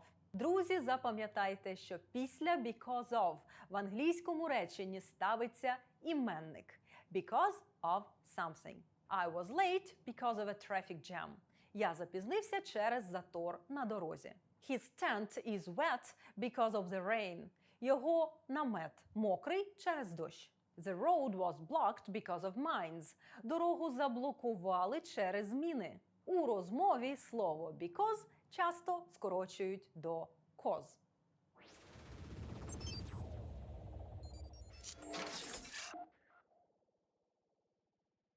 Прийменники due to та owing to, які в сучасній англійській мові вживаються взаємозамінно і перекладаються як через, завдяки, зазвичай використовуються в більш формальних контекстах. Після них ставиться іменник завдяки комусь або чомусь, через когось або щось, унаслідок чогось. We completed the task successfully due to effective training. Ми успішно завершили завдання завдяки ефективному навчанню. Owing to intelligence data, our FPV drone destroyed an enemy position. Завдяки розвідувальним даним наш безпілотник FPV знищив ворожу позицію. Due to new weapons, the platoon has a tactical advantage. Завдяки новому збройному спорядженню взвод має тактичну перевагу. Якщо замість іменника як причину вам треба поставити ціле речення, тоді фраза звучатиме як due to the fact that, owing to the fact that. Через те, що, завдяки тому, що. We completed the task successfully due to the fact that our training was very effective. Ми успішно завершили завдання через те, що наше навчання було дуже ефективним. Owing to the fact that we gathered intelligence data, our FPV drone destroyed an enemy position. Завдяки тому, що ми зібрали розвідувальні дані, наш FPV-дрон знищив ворожу позицію.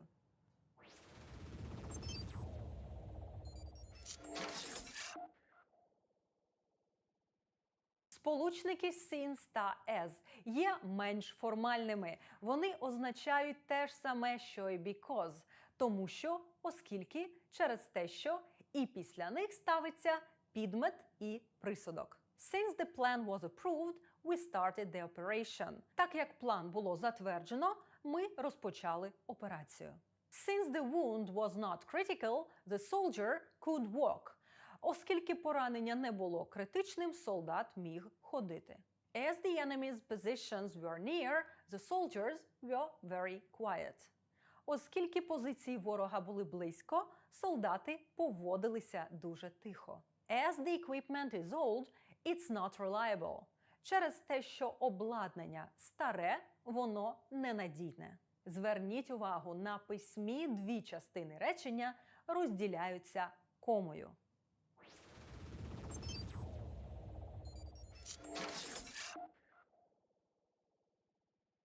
Сполучник thanks to часто вживається для вираження позитивної причини чи обставини.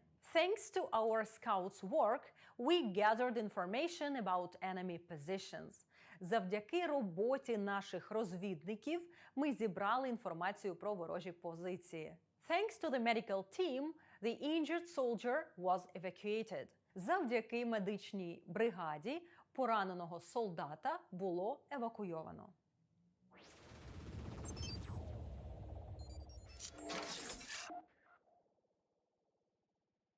Переходимо до дієслів та іменників, що позначають причини. Іменник cause – причина, та дієслово to cause – бути причиною, спричиняти, часто використовуються для вираження причин, особливо причин чогось негативного. Shrapnel can cause a range of injuries. Осколки можуть спричинити цілу низку травм. Speeding can cause accidents. Перевищення швидкості може бути причиною аварій. What was the cause of the fire? Якою була причина пожежі? The cause of the delay was a car breakdown. Причиною затримки була несправність автомобіля. А вже ж часто вживається і форма пасивного стану. To be caused by something. Бути спричиненим чимось. Fire was caused by faulty electrical equipment. Пожежу спричинило несправне електричне обладнання. The delay was caused by a car breakdown. Затримка була спричинена поломкою автомобіля. Burn injuries are caused by heat, flames, chemicals or electricity. Опіки спричиняються теплом, полум'ям, хімічними речовинами або електрикою. Про пасивний стан, про те, як і коли його доречно використовувати, ми говорили в одному з попередніх уроків. Передивіться його. Це дійсно важливий матеріал, який знадобиться вам у роботі для розв'язання комунікативних задач. Ще один іменник, який позначає причину – це reason – причина. Порівняно з cause – це не завжди причина чогось негативного, а може й бути і нейтральна причина. Іменник reason, як правило, використовується в словосполученнях з дієсловом to be. Something is a reason why. My new post is the reason why I entered specialized training. Моя нова посада є причиною, чому я почав спеціалізоване навчання. Cooperation with our foreign partners is the reason why Ukrainian soldiers learn English. Співпраця з нашими закордонними партнерами – це причина, чому українські військові вивчають англійську мову. Ви можете також розбивати такі речення зі словом reason на два. І друге з поясненням причини буде починатися з This is the reason why. We cooperate with our foreign partners. This is the reason why we need to speak English. Ми співпрацюємо з нашими закордонними партнерами, і це причина, чому нам потрібно володіти англійською мовою. Фразу з reason можна скорочувати до that is why, that's why. The soldiers showed initiative, that is why the commanding officer praised them. Солдати проявили ініціативу, тому командир похвалив їх. Зверніть увагу, після why в цих фразах має стояти речення із підметом та присудком. Якщо ж вам треба вказати іменник як причину, фраза матиме інший вигляд. Something is a reason for something.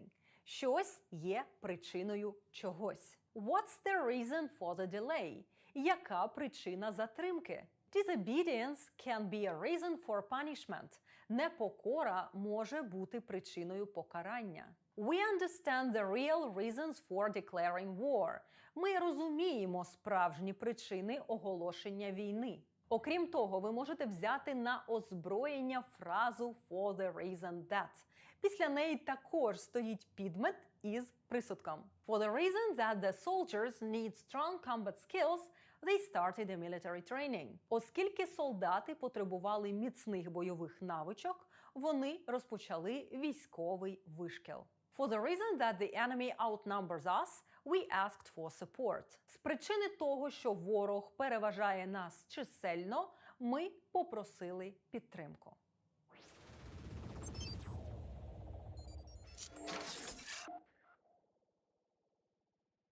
Часто вам треба не тільки пояснювати причини, але й аналізувати, передбачати, попереджати або звітувати про наслідки та результати. Для цього в англійській мові існують різні способи. Давайте їх розглянемо. Дієслово to lead вживається з прийменником to. To lead to something – призводити до чогось, зазвичай до чогось небажаного. To lead належить до неправильних дієслів і має другу та третю форму led. Lead, led, led. Lack of instructions will lead to a disorder. Брак інструкцій призведе до безладу. Equipment malfunction led to problems with communication. Несправність обладнання призвела до проблем із комунікацією. Якщо ж ви говорите про гіпотетичні наслідки, використовуйте модальні дієслова can, may, might, що виражають можливість. Poor planning of the mission may lead to casualties. Недбале планування завдання може призвести до жертв. Ignoring the orders can lead to serious problems. Ігнорування наказів може призвести до серйозних проблем.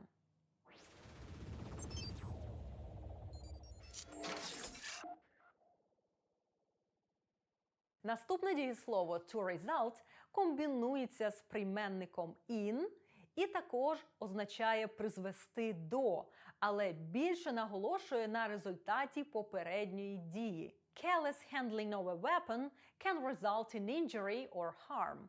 Необережне поводження зі зброєю може призвести до поранення або заподіяння шкоди. The use of low-quality POL may result in vehicle breakdown. Використання пально-мастильних матеріалів низької якості може призвести до поламки транспортних засобів. В цих прикладах спочатку йде причина, а потім наслідок. Причина results in наслідок. Причому і причина, і наслідок виражені не реченнями «хто що зробив», а іменниками. А от у сполученні з прийменником from дієслово to result вказує на попередню дію, яка призвела до певного наслідку. І тоді маємо речення типу наслідок results from причина. Fractures can result from falls, blasts or direct trauma. Переломи можуть бути наслідком падінь, вибухів або прямих травм. The error resulted from a lack of information. Помилка виникла через брак інформації.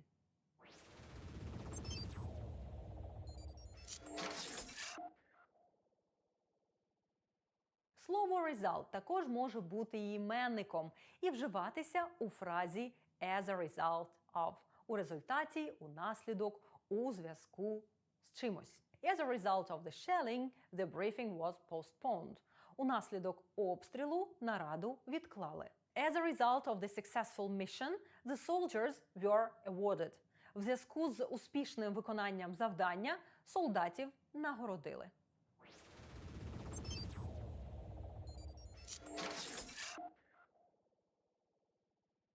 Щоб розповісти про наслідки або результати, можна використати і такі сполучники, як so, отже, тому, так що, consequently, отже, тому, therefore, у наслідок, отже, тому. Останні два використовуються в більш формальних контекстах, а so є поширеним у розмовній англійській. We completed the mortar training, so now we can work with this weapon. Ми закінчили навчання з міномета, тож тепер ми можемо працювати з цією зброєю. The platoon was well prepared for a combat mission. Therefore, the enemy positions were captured. Взвод був добре підготований до бойового завдання, тому ворожі позиції було захоплено. The aerial reconnaissance team received new UAVs. Consequently, we get more intelligence data. Команда аеророзвідки отримала нові безпілотники. Унаслідок цього ми отримуємо більше розвідувальних даних. Зверніть увагу, перед so стоїть кома, а перед therefore та consequently крапка з комою, semicolon, а після кома. Розділові знаки також дуже важливі в реченнях. І останнє, чим я хочу поділитися в цьому уроці. Наслідки можна описувати за допомогою іменника consequence, що перекладається як, власне, наслідок у фразах to be a consequence of або вставної фрази as a consequence. Подивімось, як вони вживаються в реченнях. Enemy retreat was a consequence of our effective assault. Відступ ворога був наслідком нашої ефективної атаки. Our assault was effective. As a consequence, the enemy retreated. Наша атака була ефективною, як наслідок ворог відступив. Це був один з моїх довгих, але дуже потрібних уроків, бо сьогодні ви навчились вирішувати декілька обов'язкових комунікаційних